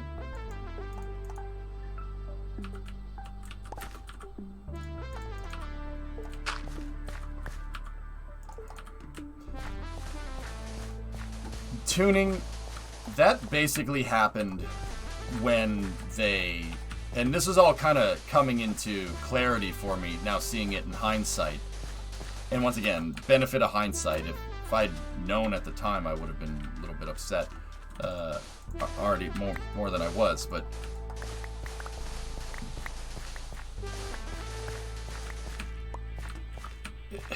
this is gonna sound stupid, and don't get me wrong, you should have comptrolling whenever you're running any type of entity, but long story short, the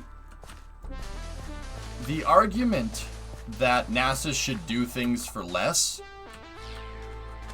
is stupid. Every plan that NASA has implemented under the guise of costs has had repercussions, tuning, that lead to bureaucratic meddling. Case in point, I'll give you a really, really blatant example. The space shuttle. We started flying the space shuttle, we started moving to the space shuttle because we needed to reduce the cost of spaceflight. It was too expensive. It was too expensive for NASA. NASA is too expensive, so we need to have reusability, right? We need reusability. Reusability will make it less expensive. right? That was the idea. We got to make it reusability. Do reusability. It's better, right? And so they got rid of the Apollo program, right? And they started, working on the space shuttle under the guise of, making spaceflight cheaper. And then eventually, because, they started trying to run NASA like a business, some bonehead made the decision of launching the space shuttle on a day when it was too cold and too windy. Bureaucratic decision. 7 people died because of it. See what I'm talking about? Every time NASA tries to do something under the guise of cost is stupid. Every time that's happened. Every freaking time. Every time they said we can do this for cheaper, it's going to end up being a lot more expensive in the long run. You know why? Because for some reason, with NASA, people think they can make policy that bends the laws of physics. That's hilarious to me.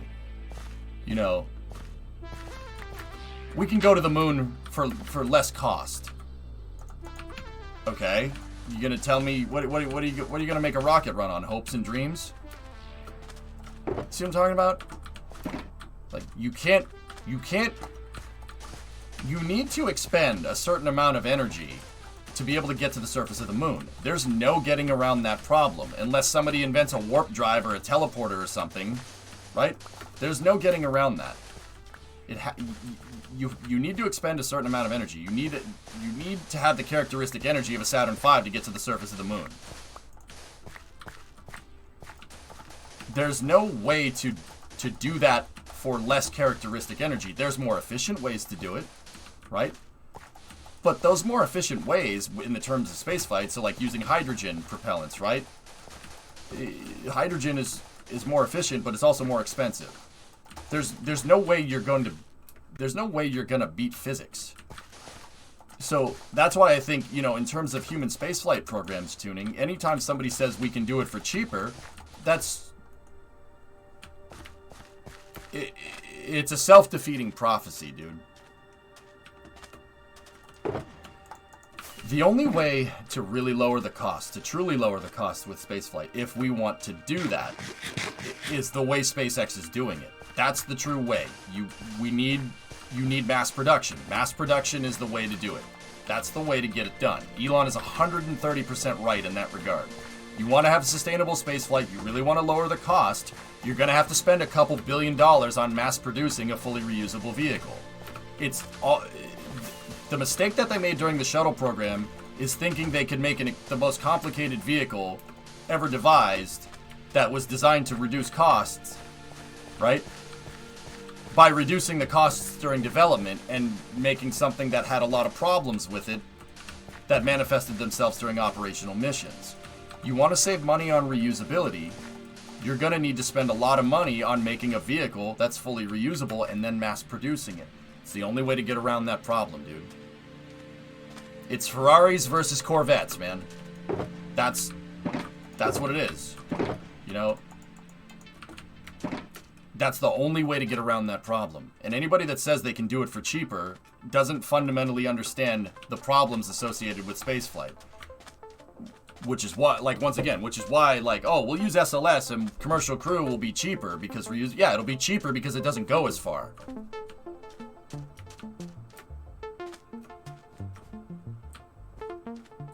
I have a purchaser at work and he always shorts me material because of the cost. He has no idea what I'm doing or what it's for or how much production is on the line. He just knows that if he purchases less, the number on the bill is lower. What twisted and faulty schooling do these people come from? Penny pinchers, man. You gotta spend money to make money, dude. Look, Elon Musk has said that Starship could end up being like a $2 million a flight. Yeah, it's gonna be $2 million a flight after you spend $5 or $6 billion on developing the vehicle, and you have a factory that can make 100 of them. That's the idea there.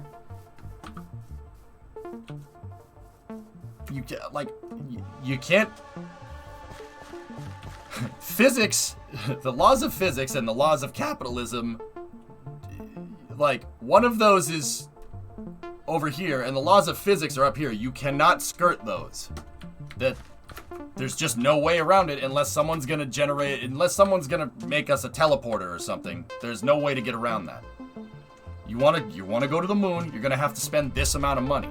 You wanna go to the moon sustainably, you double whatever that price is. And then eventually you recoup that cost because you have an easy way to get to the moon. That's the mistake we made with the Saturn V. We got sticker shock from the Apollo program, not fully realizing we made a reliable way to get to the moon. And if we just kept doing that, and if we just kept launching them and started mass producing these Saturn Vs, then the price would have gone down. And I'll bet you it would have gone down to lower than the shuttle cost, right?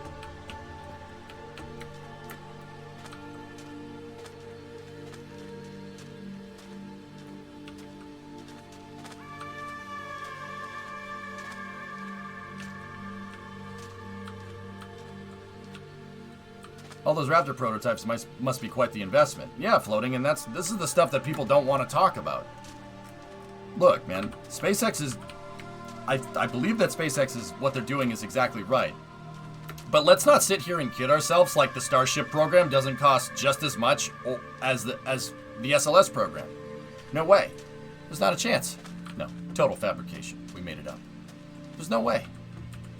1, 2, 3, 4, 5, 6, 7, 8, 9, 10, 13, 14, 15, 16, 17, 18, 19, 20, 21, 22, 23, 24.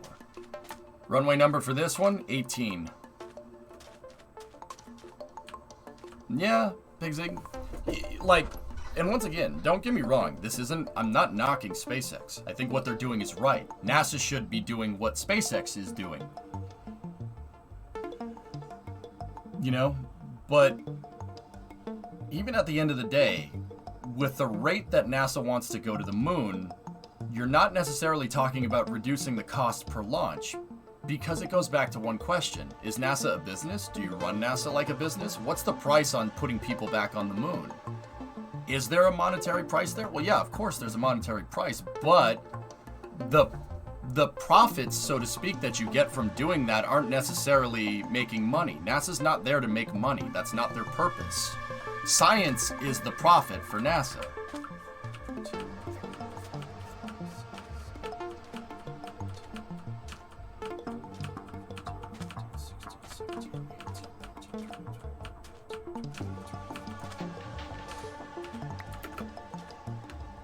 Mass-produced Saturn V would have had a very low price per kilogram. It's just a simpler vehicle. The ISS should have been large volume wet workshop stocked together. And Prey, what you're saying right now is precisely the reason why when von Braun was shown the space shuttle program, right? He said, "Wait, you're gonna start using this? You guys are gonna make a space shuttle. You're gonna make a space shuttle when we have a Saturn V that works." And you're gonna do it under the guise of cost? Yeah, I'm leaving. Bye. Yeah, he's like, yeah, no, I'm good. Yeah, I don't need to do that.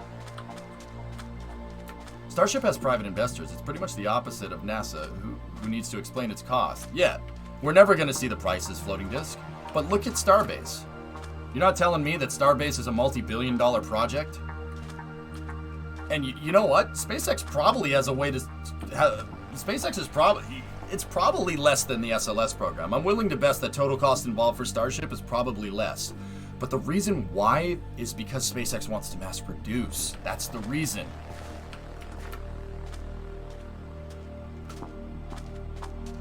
Canceling the Apollo program set us back 20 years. We're still reeling from the effects of that, Savvy. The decision to close up a viable pathway to the surface of the moon is affecting us 50 years later.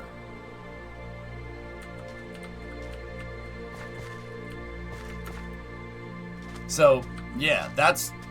I mean, it's kind of... like, it's tough to talk about. It's annoying, right?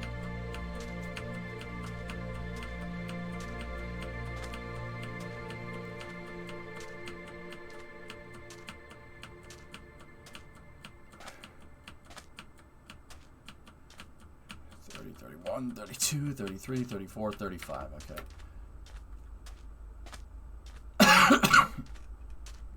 Couldn't even afford the last few planned flights. Yeah, because they switched all the money to the space shuttle.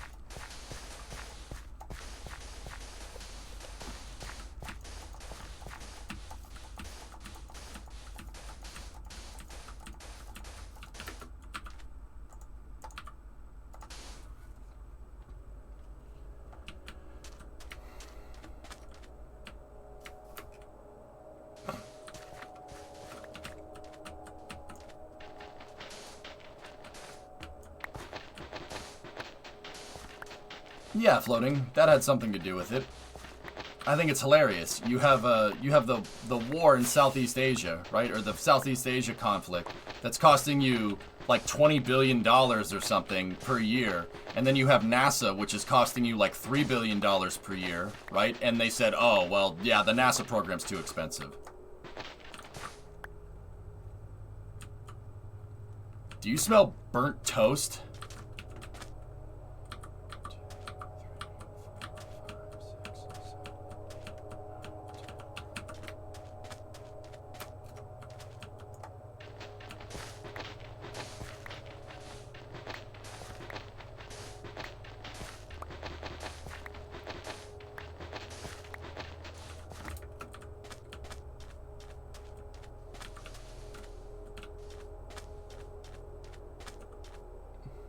Maybe NASA will get more funding now that Colin Powell's dead.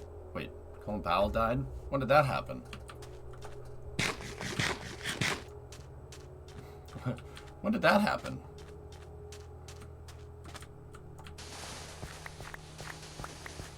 Two days ago. Huh. Oop, I did that wrong.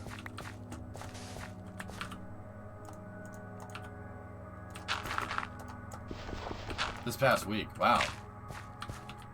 Huh. That sucks.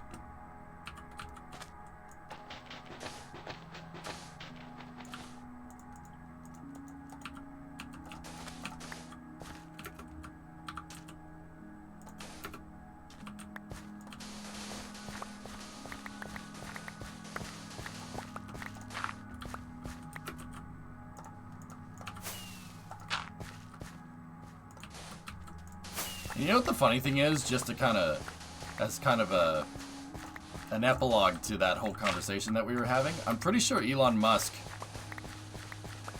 looked at, well, no, you know what, he's said this in like different documentaries. He looked at NASA and what NASA was doing and said, what's the plan here? What, like, and I'm pretty sure he made SpaceX, like, he has SpaceX's intended goals. Like, he took SpaceX's intended goals and made them off the fact that he was pissed off that NASA wasn't doing enough things.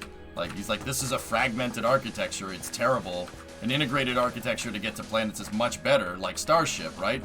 And, like, I'm pretty sure that's, like, one of his initial, like, driving things. Like, you know, like, why the heck, like, what is this? This architecture blows.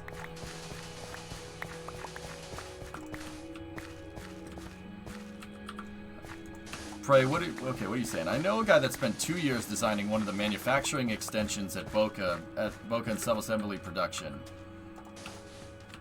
The reason Boca looks so scuffed is because it's all in flux. Last I heard, they don't even use any permanent storage solutions. A massive amount of production helps behind the doors of Hawthorne because you just cannot weld plumbing and thrust pucks outdoors. Starbase looks a lot cheaper than it actually is. Yeah.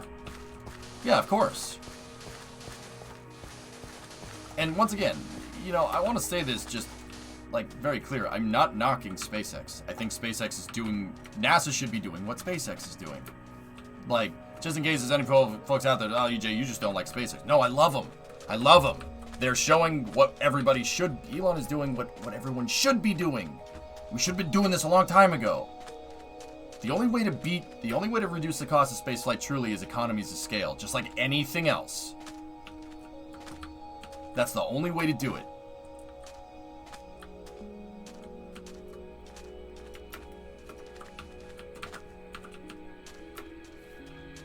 Anybody have any more, anybody have black concrete?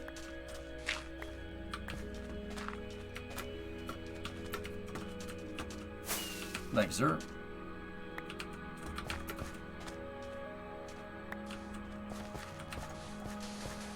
Can we make army helicopters here? It's not a military base, Stevie. This is supposed to be just a small regional airport. We've talked about a military base extension, but maybe let's just make a small civilian airport, and maybe we'll put a military base tacked on when we go to add another runway.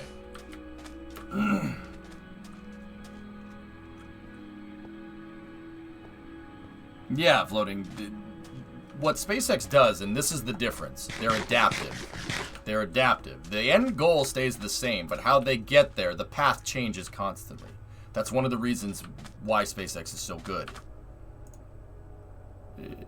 Having that flexibility in the architecture is good because that's the net result is, the end result is, well, the best one. Hey, Senescu, 2-month resub. Thanks, man. I need more coffee.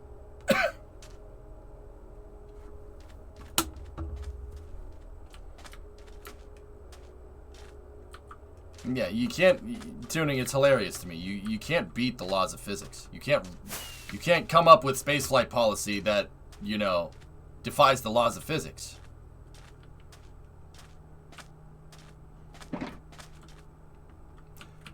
An airport that is half regular flights and half production facility like Lambert in St. Louis would be cool.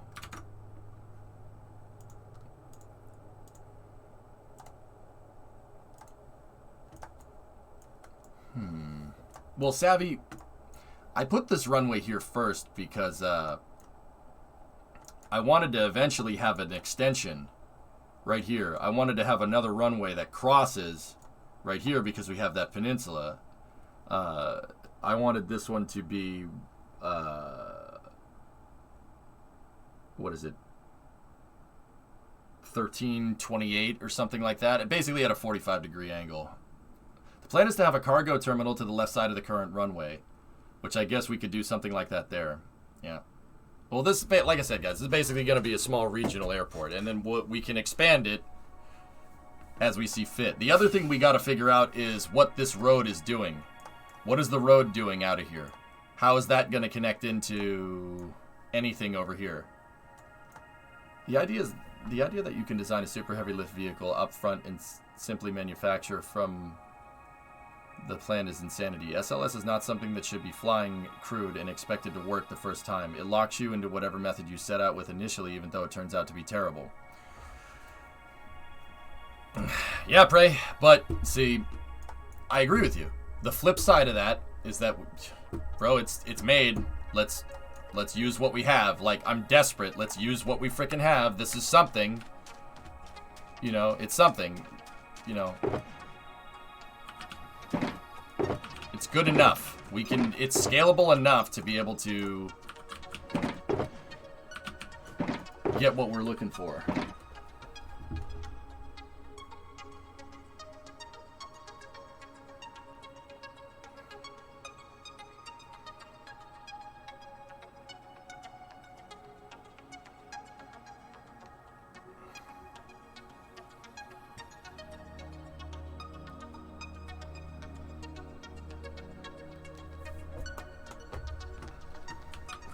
We could do that if we wanted. I mean, the airport project would need to be drastically expanded, Savvy. We'd need to, like, have a taxiway that goes over here to, like, a factory or something.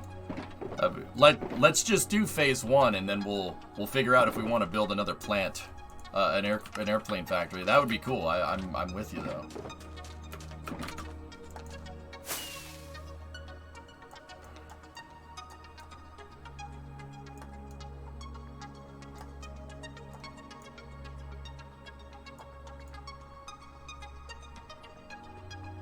It's honestly a miracle that they figured out the friction stir weld. Yeah.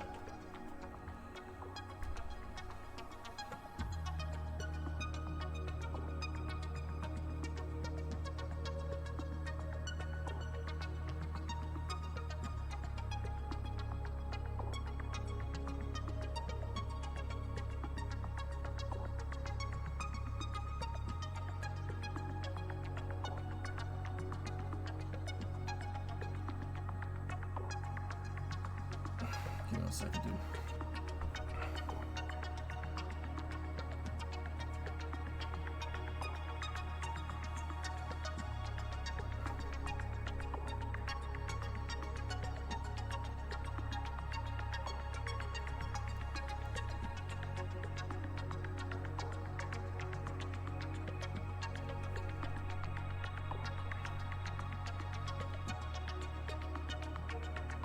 Give me 1 second, guys. I'm helping my helping one of my buddies out.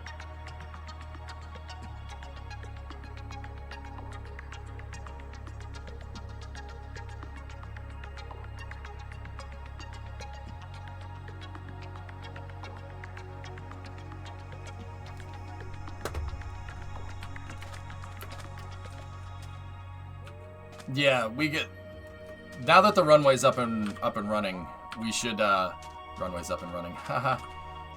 The next project that we're gonna work on, dudes, is out here.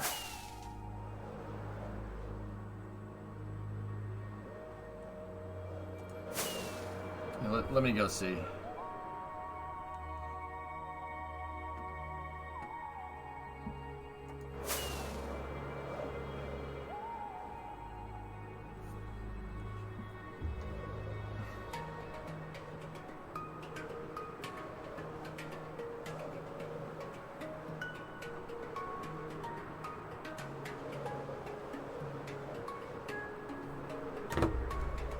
Tunnel's over here.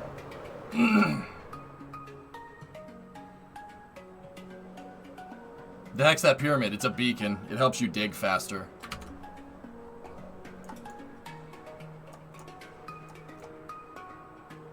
To the left.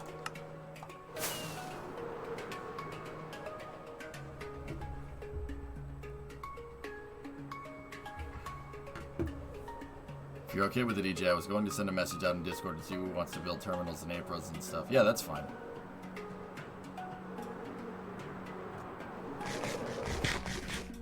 Tiggs, I'm trusting you on this one, whatever you see fit. We do need to finish this project, though, guys. This needs to be finished. That's the next thing that we're going to work on here.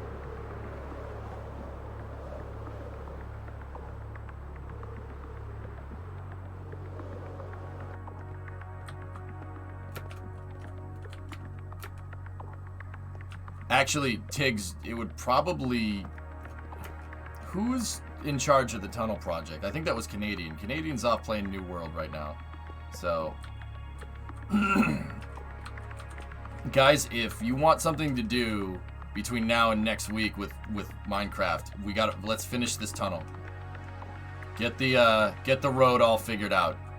Tiggs, if you have to kind of pick up some slack there, I'd appreciate it. But we gotta get this. The airport's gonna be useless if we don't have a fake road that gets to it, so fake trucks can't get to it to service fake airplanes. Would you ever see? I see all the time. I'm seeing you right now. Like seeing you in chat.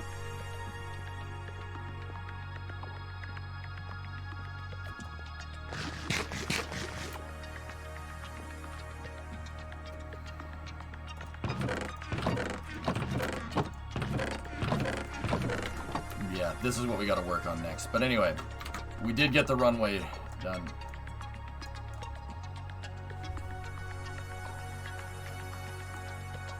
That's good. Finish up those hash marks and we'll be golden.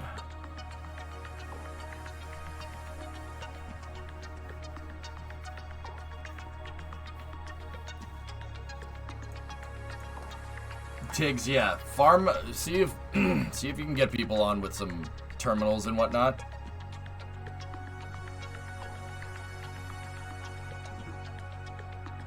We're working on it, Supercraft.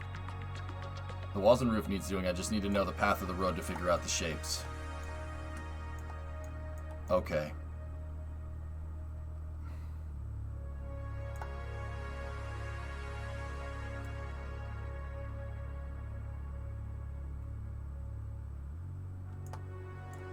I know, Sirius.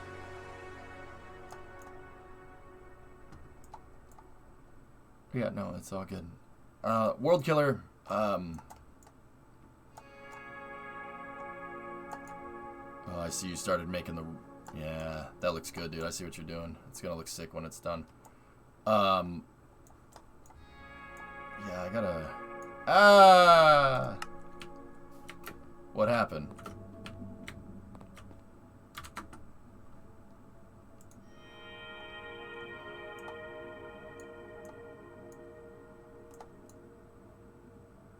Can someone get my stuff? I'm confused. Was blown up by a creeper. Oh. Where's your stuff? Show all chat I abandoned it. I never said you abandoned it. I said you didn't want to work on it anymore.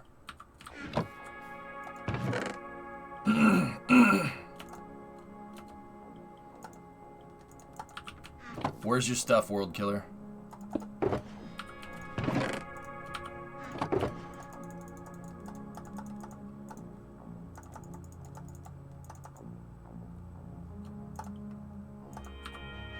By the beds. Alright. EJ, would you ever sit down and have a discussion with a person who thinks we don't live on a globe? Ray, I would only really honestly and truly do that as long as the person goes in with an open mind. That's really where I'm at. Because I find that people that, and once again, you know what, dude? I don't let the folks that don't believe in, like, round Earth or spherical Earth or oblate sphere or whatever, I don't let those people bother me. You know what I mean? You think whatever the hell you want. I don't really care. That's not my stated goal isn't to convince people that spaceflight, you know, exists. My stated goal is to oh yeah, I gotta pick up all this stuff here. My stated goal is to show people that spaceflight is worth it. Understand?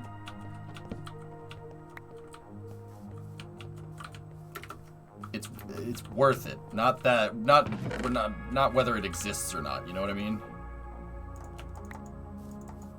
Word Killer, I think somebody picked up your stuff. I don't know who did. You know? And I find that those folks are very, very strong in their convictions, meaning that they're not very willing to change their mind about anything. They just either A, want to argue, or are a troll, or whatever. Or maybe some of them honestly and truly believe that. And that, you know what? That's fine. I'm not gonna get upset when somebody thinks about something differently than I do. Like, if that's what you want to think, if that's how you want to live your life, dude, that's fine with me. I mean, really, honestly and truly think that that's probably not what's going on. I'm pretty damn sure we live on a sphere. Like, I'm pretty damn sure. But like I said, the only way I would do it is if somebody went in with and argued in good faith, honestly. Like, what are your motivations for like, what are those people's motivations for thinking that NASA is lying to you? Like, I don't, and I get it, like, the government lying to you, yeah, that I can understand. I get that, you know, being skeptical of government, that's kind of our job as Americans. As an American citizen, you're supposed to be. Like, I get that, that makes perfect sense to me, but you sure about that? I think it's more potato shaped. Actually, Snickitch, the thing is that it's not a sphere. It's not a uniform sphere. Earth is like,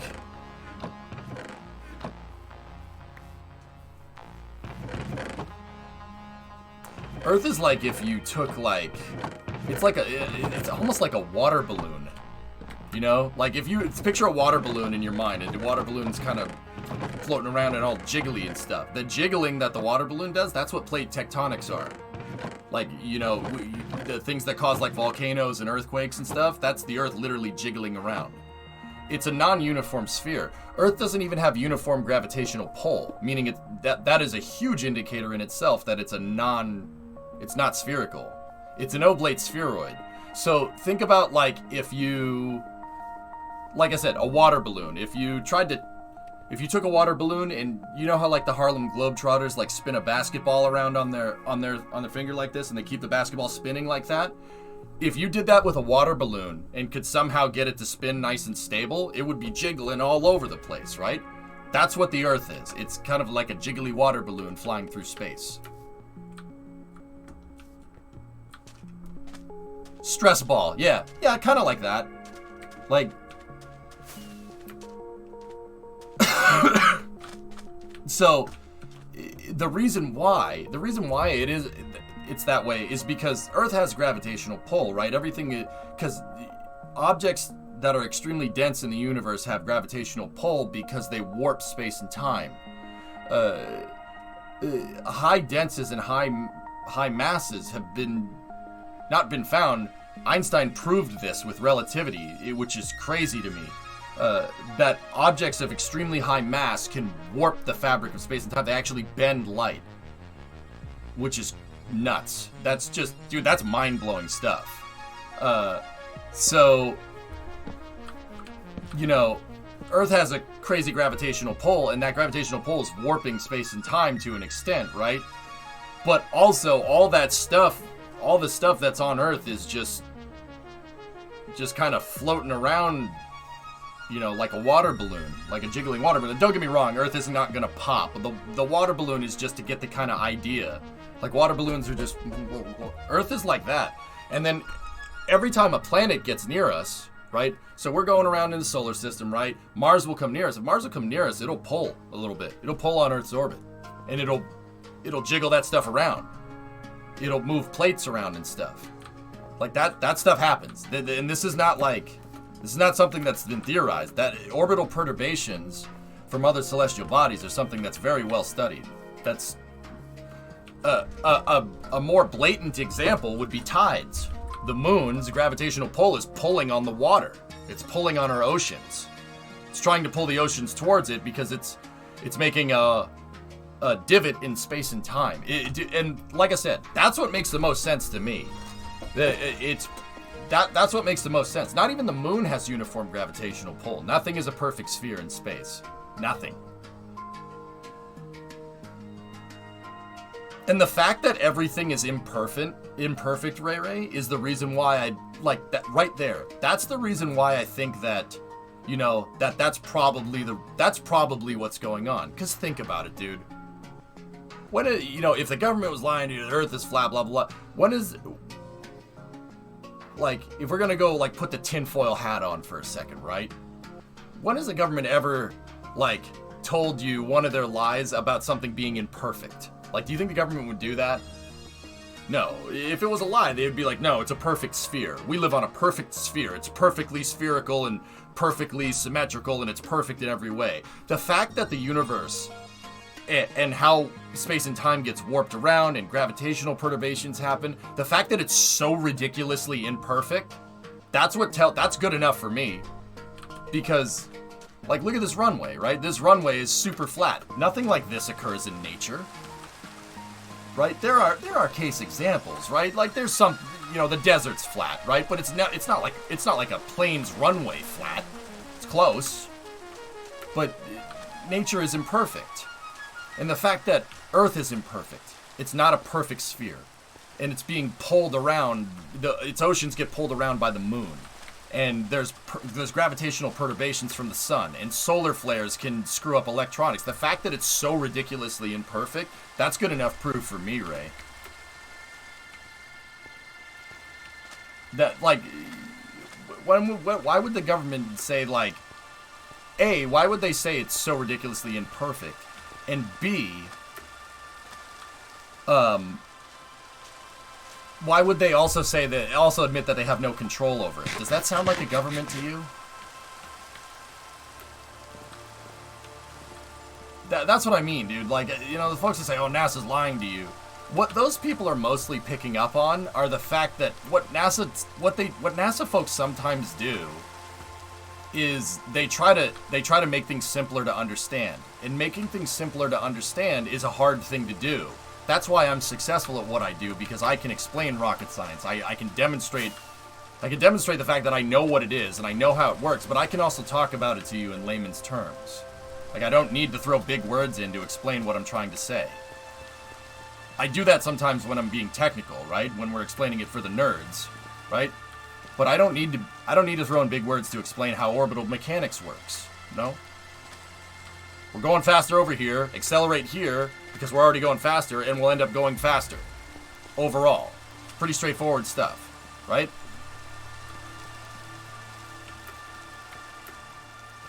Hey, Gaw, thanks, AJ. Now I have the Harlem Globetrotters theme stuck in my head.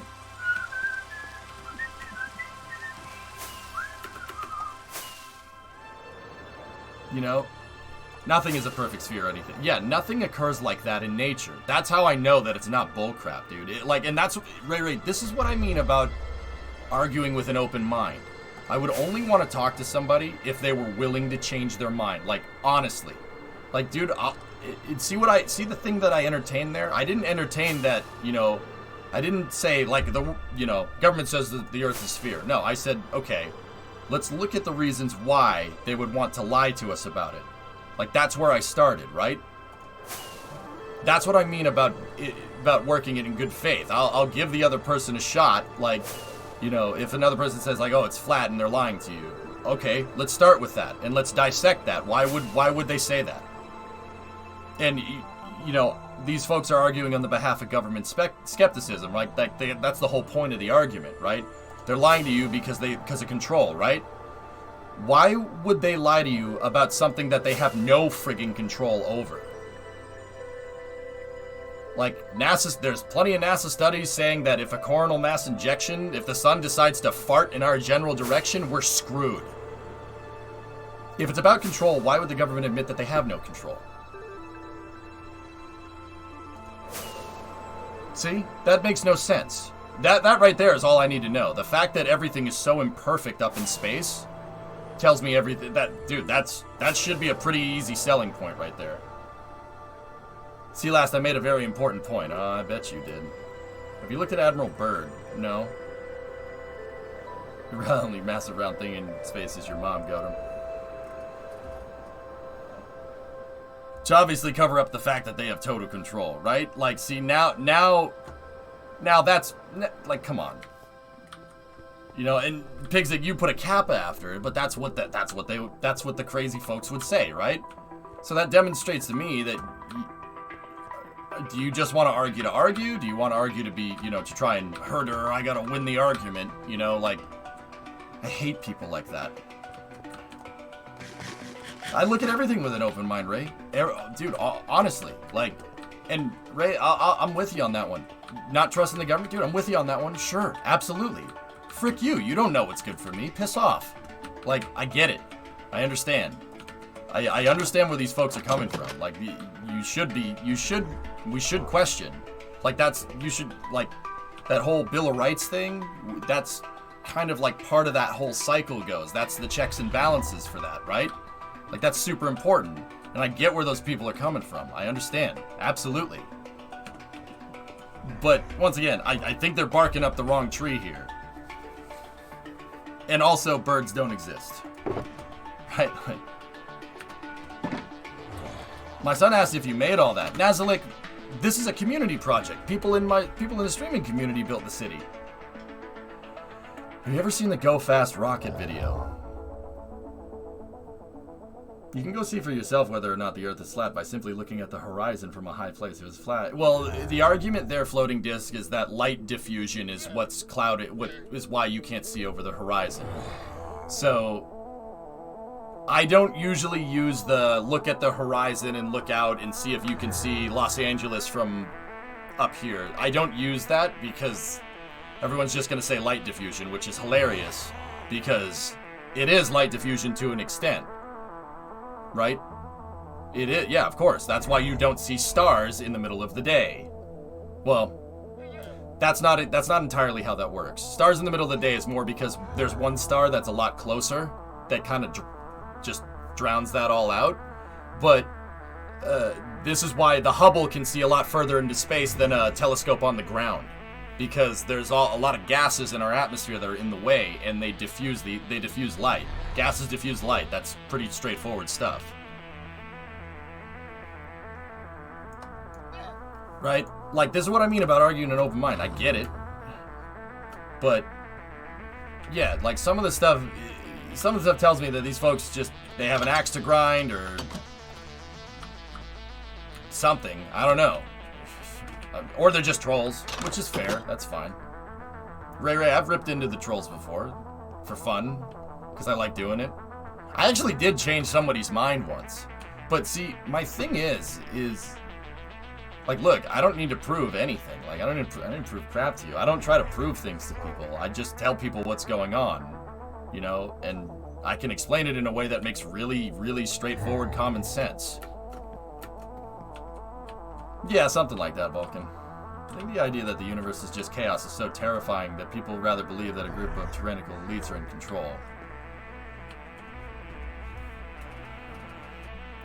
Yeah, Kovic, that makes sense. And once again, I can understand that too. That makes sense. People fear what they don't understand. A lot of people don't understand how the universe works. That's what I try to change. Alright, anyway, it's 4:30, guys. I'm gonna stop Minecraft now, and we're gonna start Space News, where we talk about, guess what? Space. You know. To be fair, the Flat Earth people do have some pretty convincing arguments. Yeah, Jeep, I understand that, but that's what I mean. Remember when I said, like, look, the universe is a crazy, chaotic, ridiculous place. Like nature. Like the ecosystems on Earth. Even places that are seemingly dead, like the desert, are teeming with life. There's a whole thing going on there. Now, there's nothing perfect on this planet. There's nothing perfect. Everything is a result of chaos. Like, whether it's the Grand Canyon, billions of years of sedimentary erosion, whether it's something like the Great Lakes, basically the puddles that were left over from a glacier that scraped across North America a couple million years ago. You know, the Nile River flowing in the wrong direction. The Nile River is the only river on this planet that flows south to north. There's no other river that does that. Right? There are imperfections everywhere. Right? My thing with the Flat Earth people, what they say about, you know, whether we're on a disc with a giant snow globe or something, is that they're finding perfections in nature. They're finding a perfect thing in nature, which makes no sense. That doesn't add up with our natural environment here on this planet, or on this disc, if you want to say that too. That makes no sense. Hey, Leon, how are you? That's my thing, dude. Nature is chaotic. It's a chaotic place. You know, Darwinism, right? It is a... Here, hang on. I gotta sign out of Minecraft. Good work today, dudes. See you next week.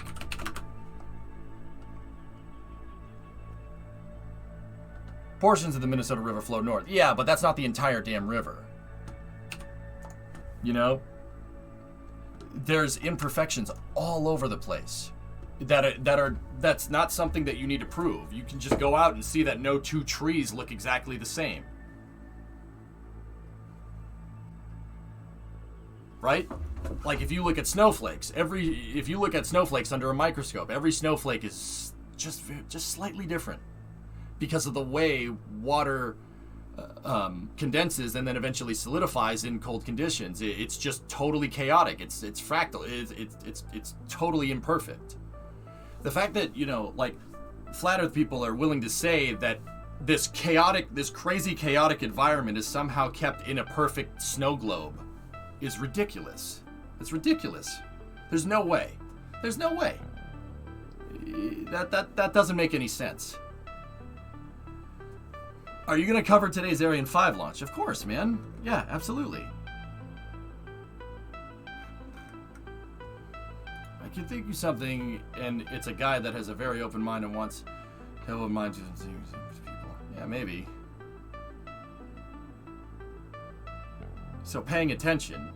Yeah, floating. Once again, like, I'm not going to fault those people for thinking differently.